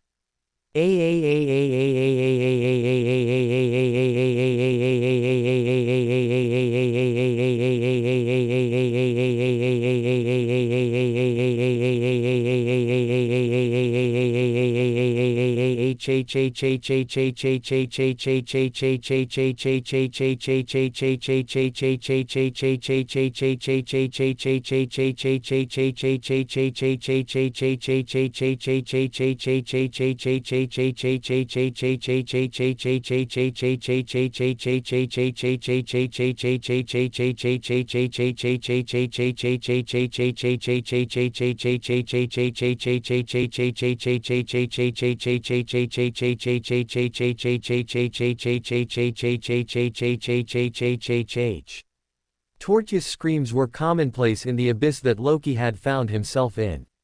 Everything about the place, even without any light, gave Loki the impression of fear and disgust. The sounds and screams of the people trapped in the abyss made Loki feel nauseous. He couldn't handle or stomach the apparent pain and suffering that everyone around him was going through. Just as he felt like he was about to hurl the contents of his stomach out, Loki snapped the connection off. Except, the divination failed. Loki asked himself, confused, but then noticed himself shivering a little. Am I growing tired because I've done too much today? Loki frowned and was about to dismiss the divination by marking it as a failure before he continued on with his other problems. That strange feeling I kept having while I was on the mission. The need to be a part of it. That compulsion. It wasn't normal. Was Adam involved in any of this? Did he direct this as a part of a play to gain something more out of it? Let's look at it from the structure of a story from the point of view of Harry Potter and his two friends then. The trio of protagonists came across a horrifying incident during the Summer World Cup. This gave them a hint that you know who was planning something big for this year. Then on the last mission, in which Hermione took part with her colleagues, she came across a demon, the demon of wishes to be precise. If this case was connected in the larger picture, it has to be connected to it in some way. Connections. Something that wasn't solved in this case but alludes to a larger, more secret matter. Loki frowned as he thought about it, but after a few seconds, his mind spat back a simple answer. The souls of the people that were taken hostage and died. If I'm right, something happened with those souls that we don't know about yet, but we'll learn about in the future. So in the larger picture, you know who is planning something by stealing several souls for the future. During the freak accident at the World Cup camp, the accident involved rebirth. The current era is the era of rebirth.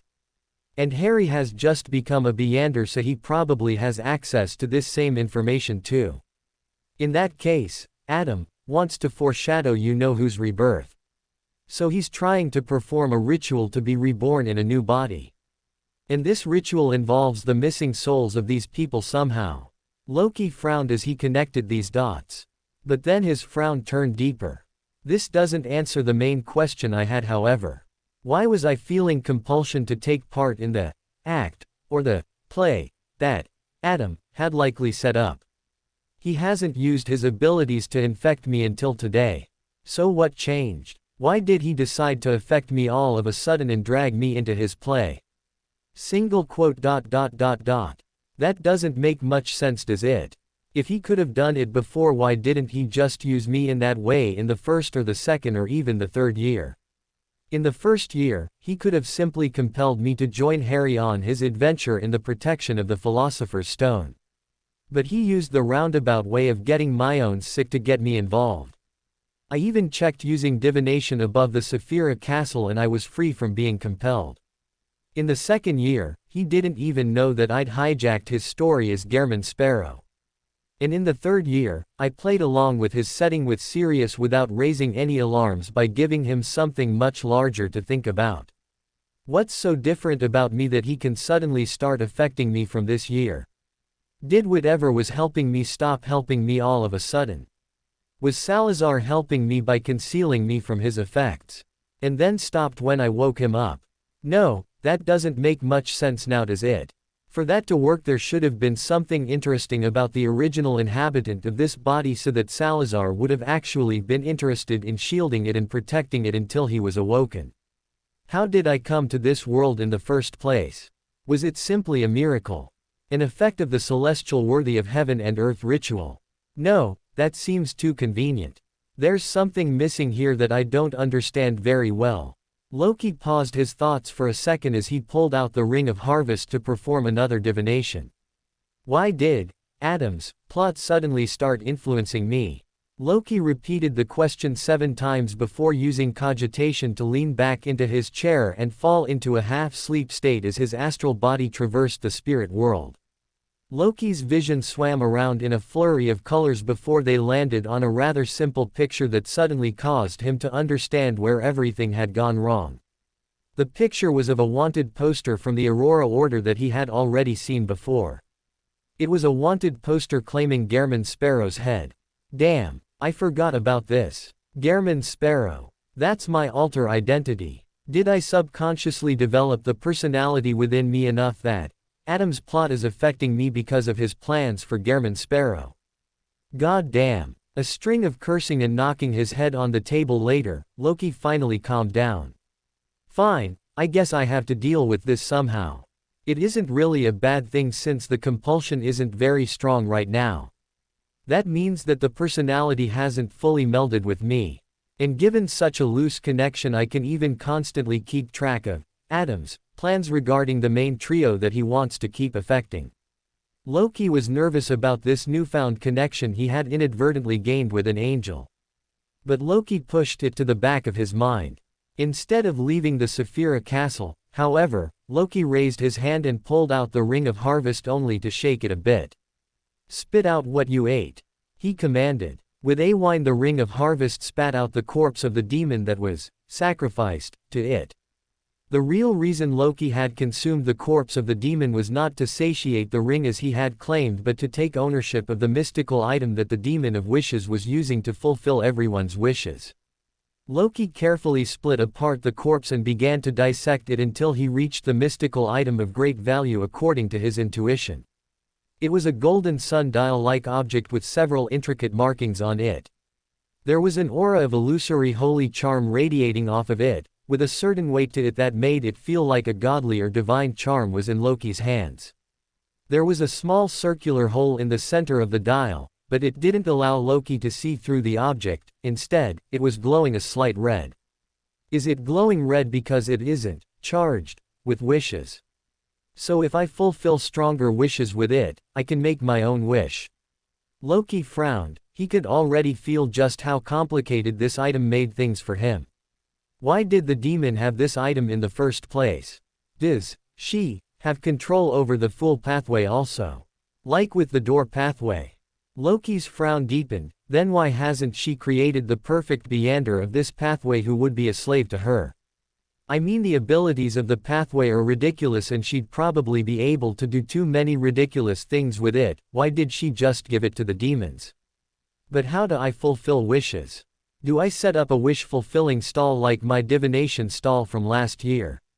I doubt that the coincidence of me meeting with the demon of wishes and setting up a wishing stall won't be lost on other people.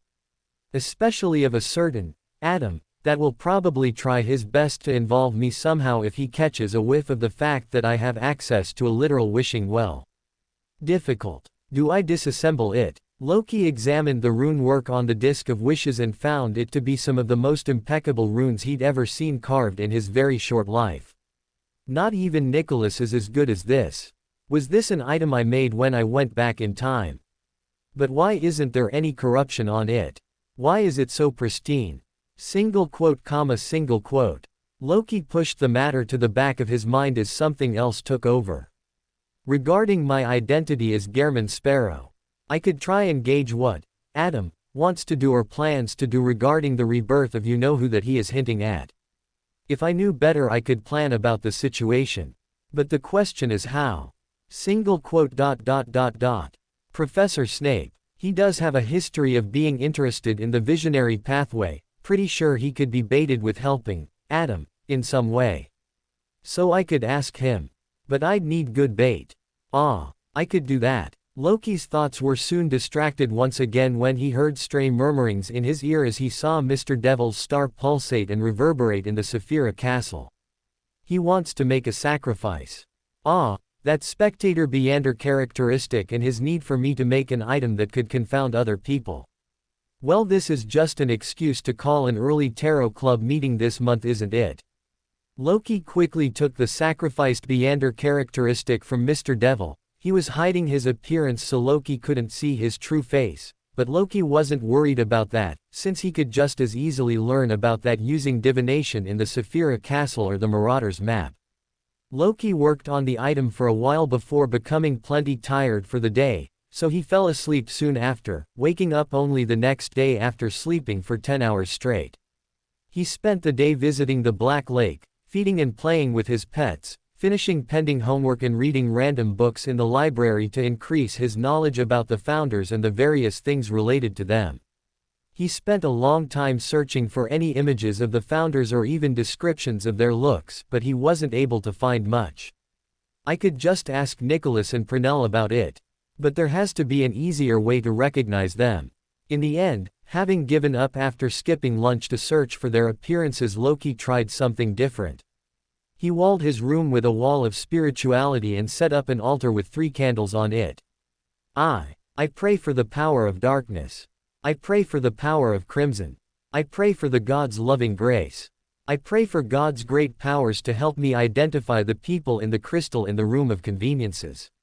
Night dew, a herb that belongs to the night, I pray for you to bestow powers to my incantation. Vanilla, a fragrance that belongs to the darkness, I pray for you to bestow powers to my incantation.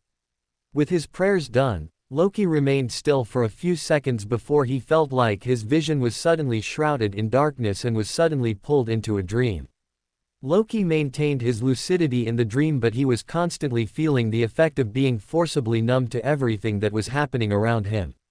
In the darkness that surrounded him, Loki suddenly saw a delicate feminine hand expel spirituality from her fingers. The spirituality slowly took the form of a symbol that Loki recognized. It was the concealment rune.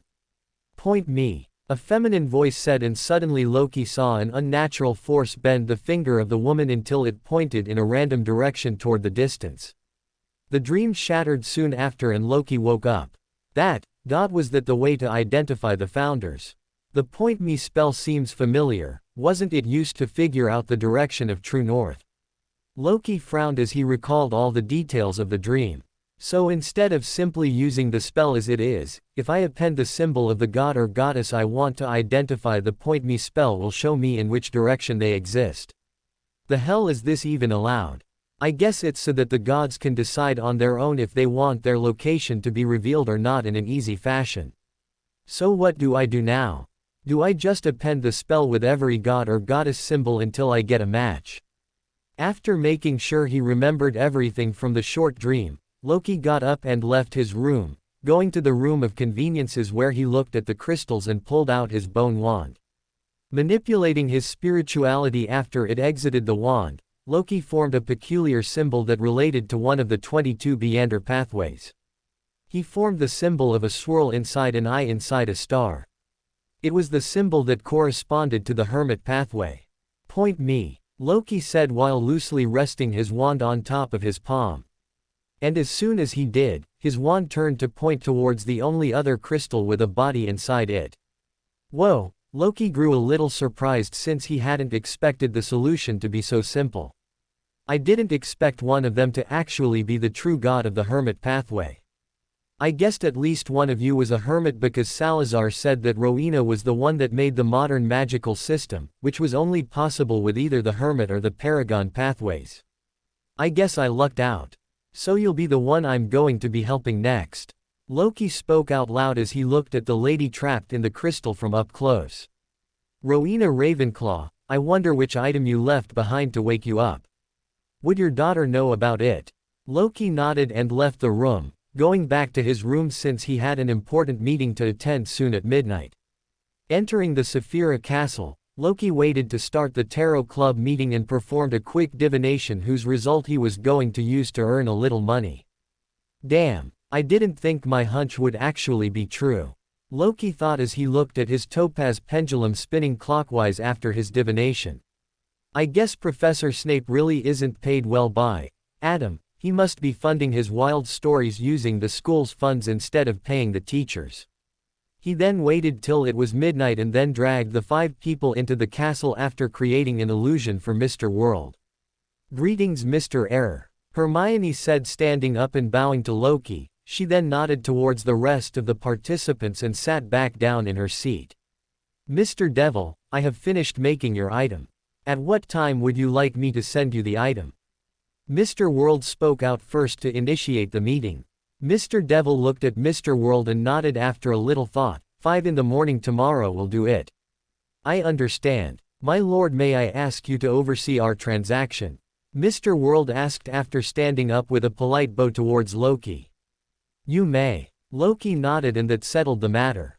After a moment of silence, Mr. World spoke up again. I have new information about the movements of Voldemort and his followers. Does anyone want to buy it from me?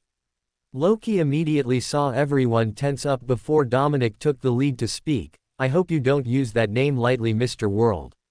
Ah, do not fear a name when you are in the presence of the Lord. Mr. World said, praising Loki, who was just casually sitting in his chair. Everyone looked at Loki and then gulped slowly before Dominic spoke again. How much would this information be, Mr. World? And can you tell us what it is about so that we can judge if we want to buy it or not? Mr. World looked at everyone before saying, I price it at 50 galleons since the information is a little secretive but would help a lot of people if they learn about it. While everyone else was looking at Mr. World, Loki was looking at Snape, trying to see if he'd take the bait. And it seemed to be working since Snape's astral projection was tinged with deep pink, showing panic or excitement. But everyone else had the same color or something similar, so it wasn't such a good indicator, for now. Dominic and Crouch Jr. looked at each other as they judged one another and then almost simultaneously spoke over each other. I would like to buy the information. Mr. World looked at both of them and asked, are you sharing the price or do you want to pay full price and hear it individually? If you pay individually, I will answer a few of your questions regarding the information too. No shame in earning more money. Dominic was the first to speak again. I'll pay for it separately. Mr. World looked at Mr. Devil to see if that was all right, and when he nodded he turned towards Loki. Could you seclude us for a chat, my lord? Mr. World asked with a polite bow. Loki nodded and waved his hand, causing a black curtain to fall around them and separate them from the other people around the table. Dominic looked at the veil that was around him and Mr. World with some skepticism, but Loki cleared it easily. You can shout as loud as you wish right now, but no one else will hear anything we say. Can you tell me about it now then, Mr. World? Yes. Loki made the illusion nod before speaking with a clear voice. Voldemort is going to attack more villages around Britain, both magical and mundane, to make sacrifices out of them for a ritual to regain his body. Dominic's brows furrowed. And how did you come by this information? I happened to thwart the sacrifice of one such village myself last week. Could you tell me more about that mission? Sure. Mr. World nodded and then explained after reminiscing about the incident and collecting his words to fake a story. Everyone in the village was given a chance to meet their dead relatives by a demonic creature. This demonic creature was quite powerful and had been summoned from the abyss by performing a ritual. The demonic creature could resurrect people.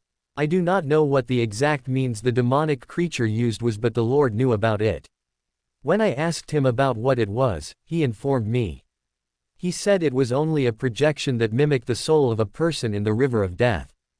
Dominic nodded and accepted Mr. World's words after looking at Mr. Error with some shock. Before Loki could dismiss the veil, however, he made Mr. World say something else. If you don't want to pay me in galleons, Mr. Strength, you can pay me with similar information. Dominic frowned for a second before deciding to save some money.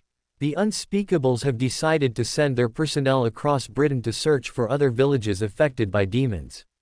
With your information about this relating to who, I'm sure there will be more personnel sent out. I see. That is information valuable enough. Mr. World nodded and the two of them fell silent as if lost in their own thoughts. Will that be all? Loki asked Mr. World and Dominic, both of whom nodded, after which Loki lifted the veil that shrouded the two of them in secrecy. Mr. Devil immediately looked at Dominic and began to analyze him for any information he could gain without paying Mr. World, but the mirage that blurred their expressions didn't let him peer through. Would you like to learn about the information too, Mr. Devil?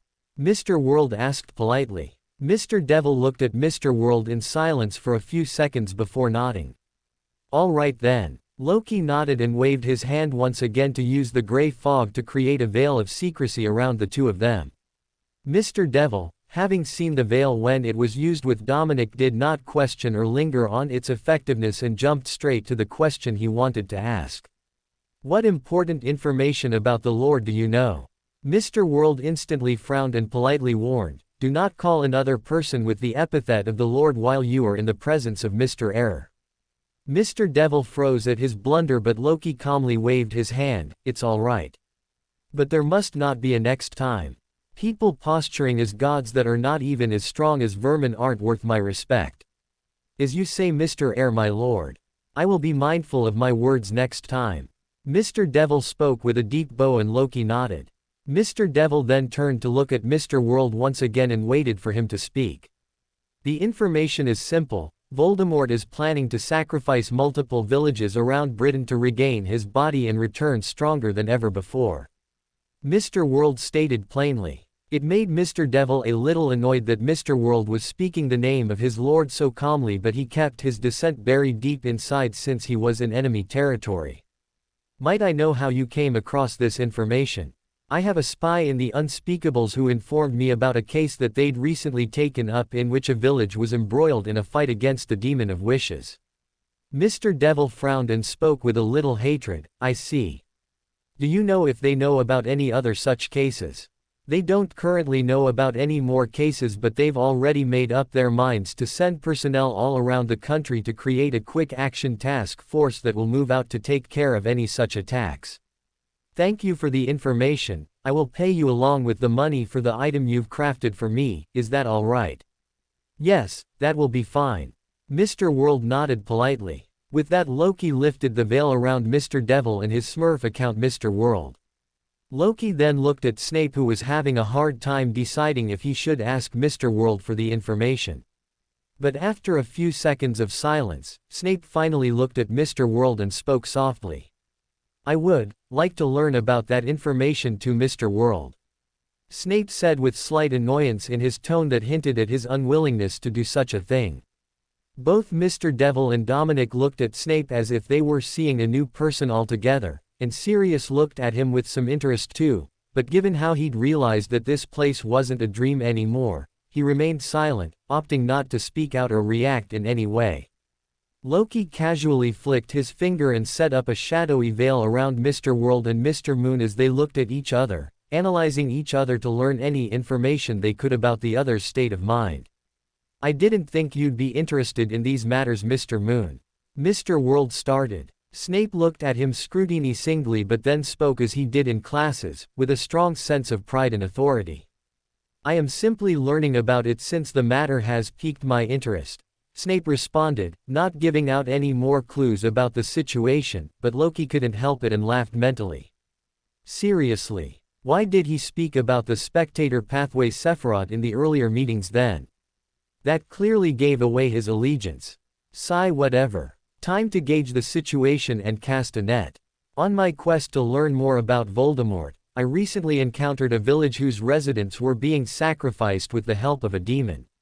Snape frowned when he heard that, but Loki didn't stop there. According to my knowledge about mysticism and the criminal pathway, the ritual for advancing to the next sequence requires one to use the sacrifices of a large number of people.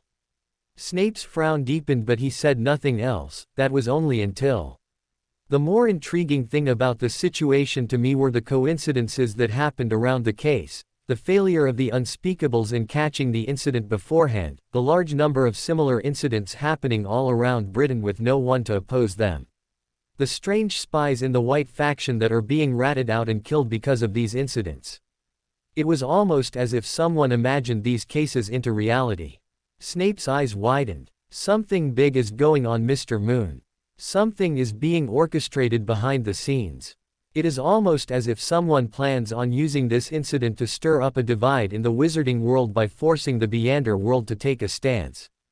Someone is preparing the world for a ritual of some sort.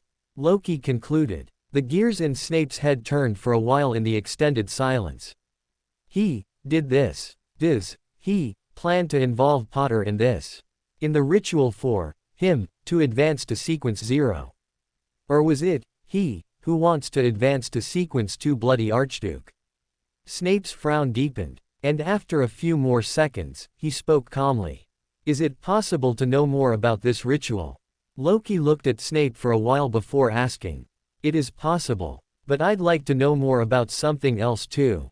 What is it? I'd like to know more about what the White Lord plans to do in the near future. Snape frowned when he heard that, since it meant that Mr. World had broken through his disguise at least partially to know that he was close to Dumbledore to be able to keep an eye on him and his moves. As they waited for a few more seconds in the deafening silence of the Saphira Castle, Snape finally spoke. I can't tell you about everything. Mr. World only smiled and nodded with joy. That's all right. I only want to know about anything that would threaten the children of the wizarding world. I hate it when someone uses children for their own plans, you see. Snape felt a slight sense of companionship with Mr. World, but he kept these feelings out of his next lines. I will pay you with the information about his moves when you give me information about the ritual. Mr. World just nodded and Snape continued. I can pay you for the information you've given me today. How much do you expect? You could give me other similarly valuable information or pay me 300 galleons. Snape looked annoyed but didn't say much as he simply nodded. I'd like you to oversee our transaction, my lord. Loki nodded, and with a wave of his hand, the veil covering the two of them vanished, revealing them to everyone else. With the dealings finished and no one else talking about anything, Loki decided to end the gathering and spoke calmly. If that is all, we can return for the meeting next week. Everyone stood up at that and bowed deeply. By your will. Loki looked at them all and nodded softly before severing all their connections so that they'd leave except Hermione, since she'd given him a hint that she wanted to stay back. Honored Mr. Error, could you please guide me so that I can gain power faster? Hermione said with a deep bow. Did she get scared after learning that Voldemort's planning something? But there's only one way for a Beander to get stronger. Waking up on her bed, Hermione recollected everything that happened in today's meeting. Based on what Mr. World said, it seems like you know who is planning something new. I should warn Harry about it so that he is on the lookout for any strange things happening. Didn't he tell me during summer that his scar hurt quite a bit after a strange dream? Perhaps that's related. Hermione frowned and then looked at her hands under the moonlight. Her mind lingered on the words Mr. Error had spoken. There's only one way for a Beander to become stronger. That is to digest their potion by acting and advancing through their sequences. But how can I digest my potion faster? Hermione asked. You could try to do as your potion says, become the apprentice of a high-sequence Beander. I'm sure Hogwarts has several of them around. Hermione clenched her fist as she made up her mind. I'll ask Professor McGonagall to take me in as an apprentice. Perhaps I can tell her I'm a little scared from the last mission and wanted to become more reliable and stronger so that others can depend on me. I was practically a tag along on the last mission. Sigh. What a strange world I've stepped into.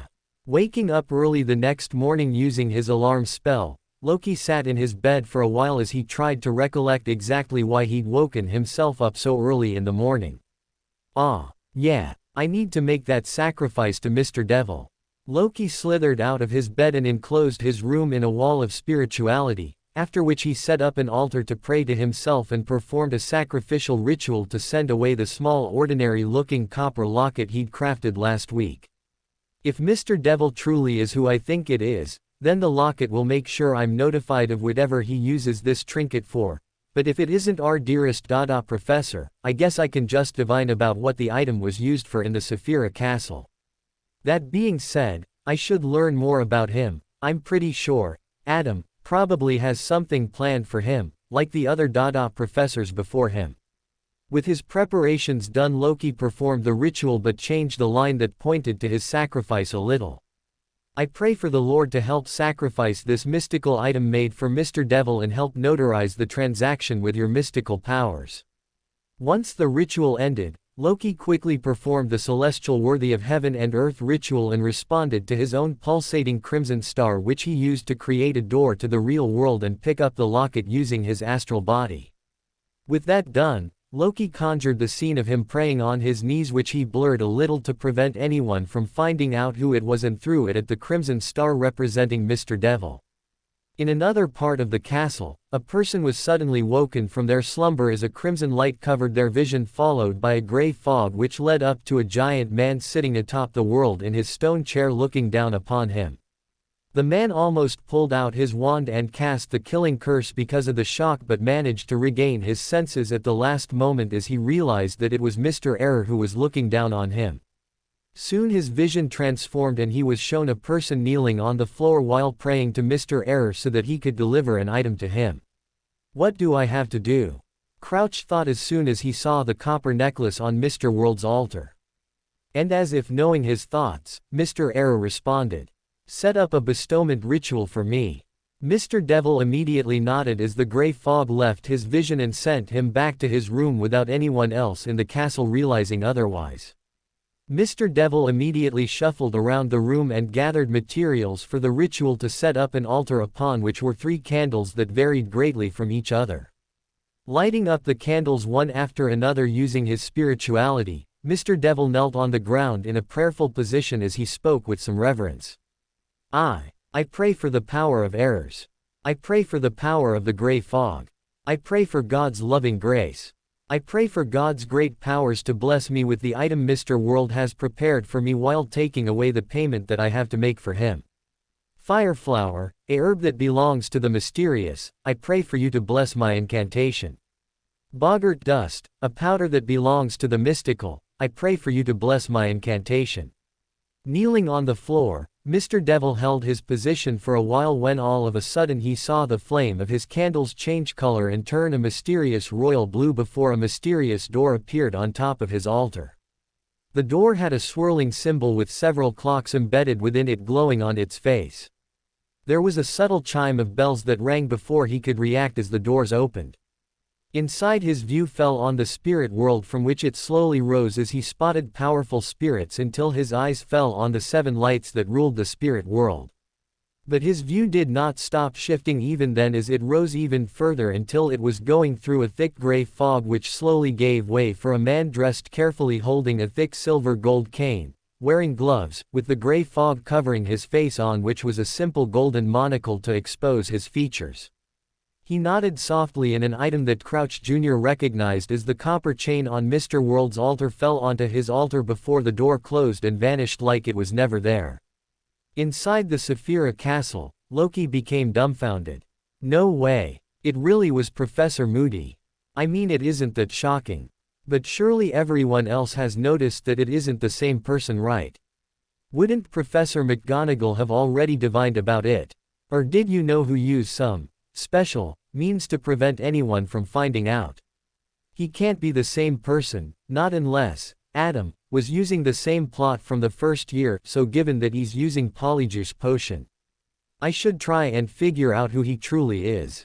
At least I'll know who to keep a lookout for in case he tries to ever do something without changing his appearance. Now that I think about it, the Marauder's map, I should have just used that since the beginning.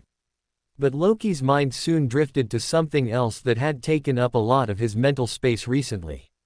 He looked at the card of blasphemy in his hands. Pouring some spirituality into it, Loki flipped it to the 5th page and looked at the ritual required to advance to the next sequence, Sequence 5, Dream Stealer. You need to simultaneously appear in the dreams of at least 1,000 people.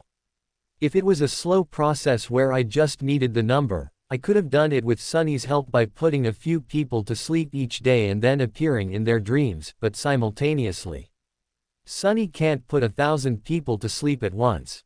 Loki then turned to the Darkness Pathway Blasphemy card and looked at it with a frown. There's this ritual too. You must cause a spirit much more powerful than you to fall asleep due to your abilities. Loki frowned as he read the ritual that Sunny was currently stuck on. It's been a year since Sunny's been searching for a target for his ritual in the spirit world, but he hasn't come across anyone who he could capture. Do I just use the object for a miracle and be done with it? But I don't think the price of such a wish would be low. I'd probably need to fulfill hundreds of other wishes before I could make such a large-scale wish. I could target only muggles for my wish and lower the cost a little, but for Sunny it'd still be expensive.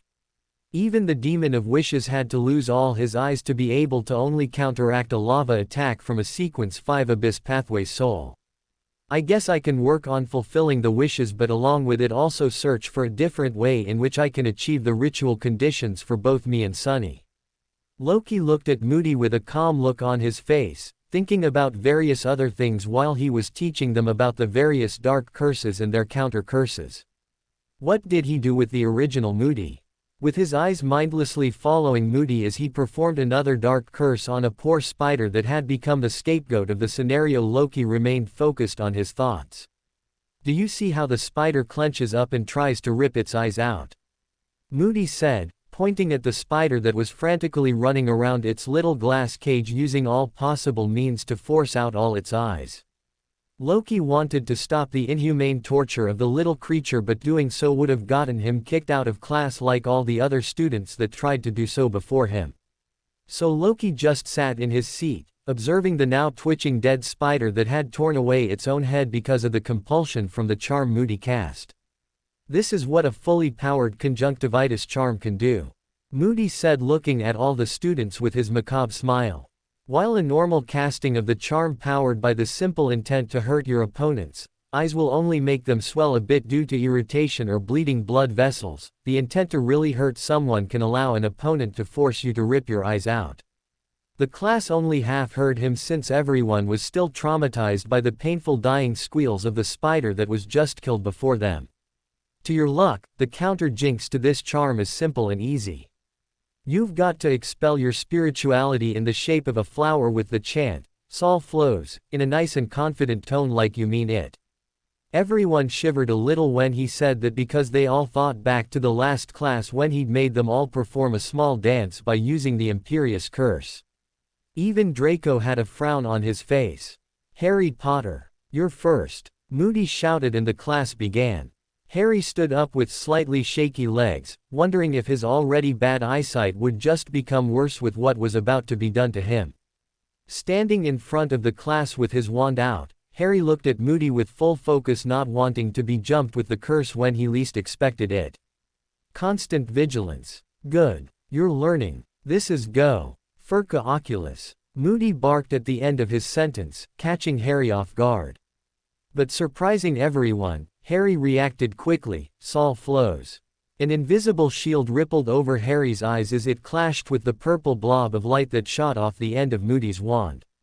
Both Harry and Moody supplied spirituality to their spells for a few seconds, sending colorful sparks all around the class for a bit before Moody retracted his spell.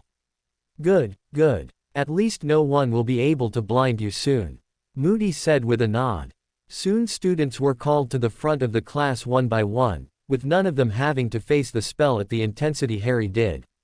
The last student to be called was Loki, Moody said with a slight annoyance in his tone. "Greetings, Professor," Loki said with a sweet smile while looking at Moody as if he were a kind old man who was waiting to cross the street. "Are you sure you can still cast the curse, Professor? You don't need to pity me, you fool." Loki wordlessly waved his wand and conjured the invisible shield in front of his eyes that clashed with Moody's spellwork and blocked it from striking his eyes. As Moody held the spell, Loki spoke calmly as if he wasn't worried about being attacked at all. "I didn't mean to pity you, Professor. I was just wondering if you really even knew how to cast the curse at all. I mean, none of the students you tried the curse on ever failed to block you."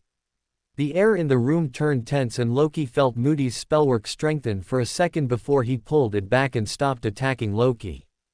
Trying to distract your opponent while trying to curse them yourself is a fantastic method to use to take down the opponent.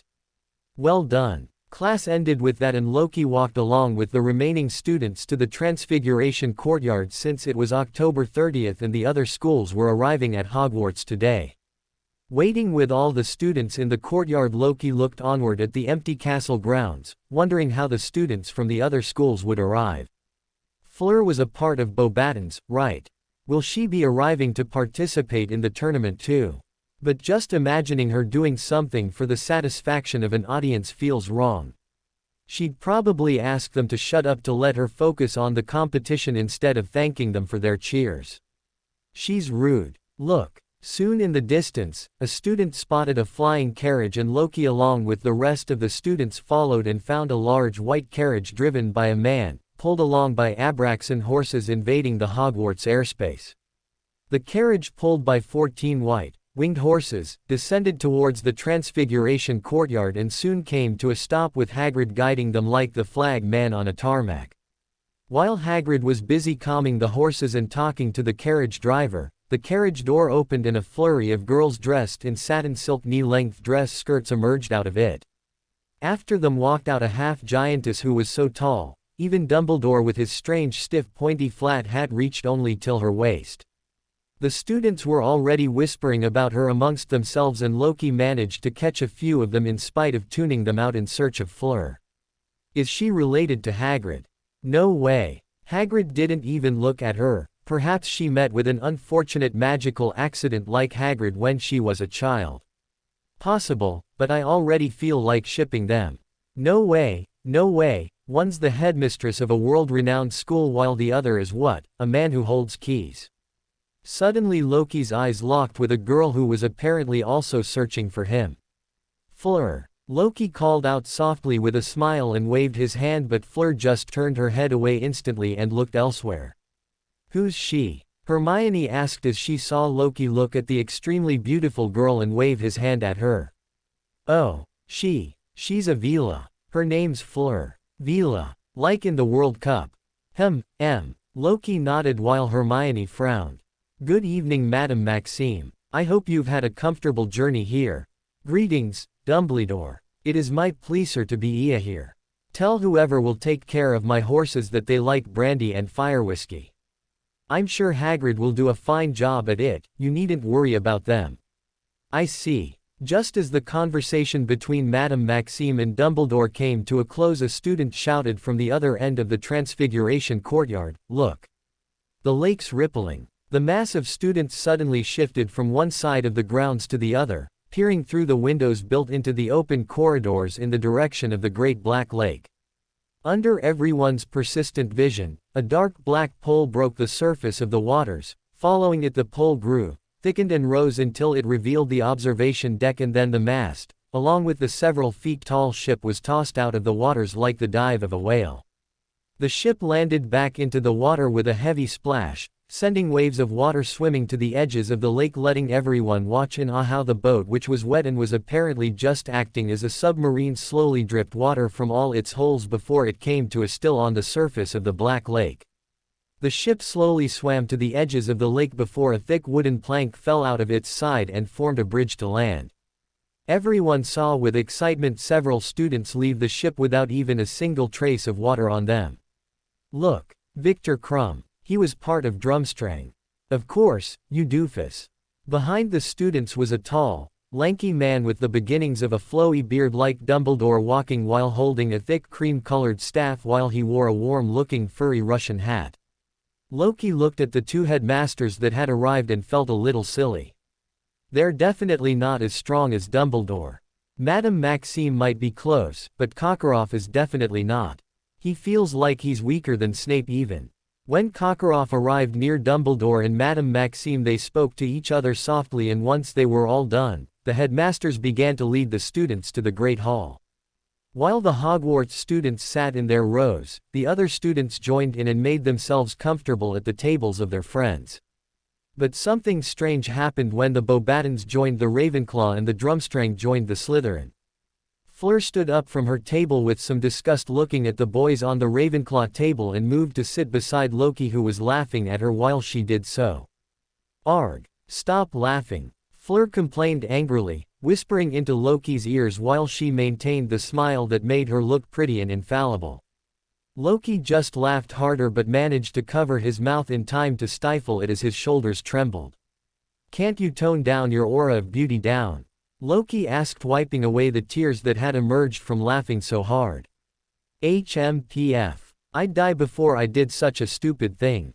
Then I guess you're going to have to learn to deal with teenagers treating you like some sort of divine specimen." "I don't care for it." Fleur relaxed a little when the focus of the boys went from her to Loki, but then shivered immediately after when she found the other girls from all the tables glaring at her. "What in Zay world? Why are those little girls glaring at me for sitting beside Zim?" "Miss, you're so pretty."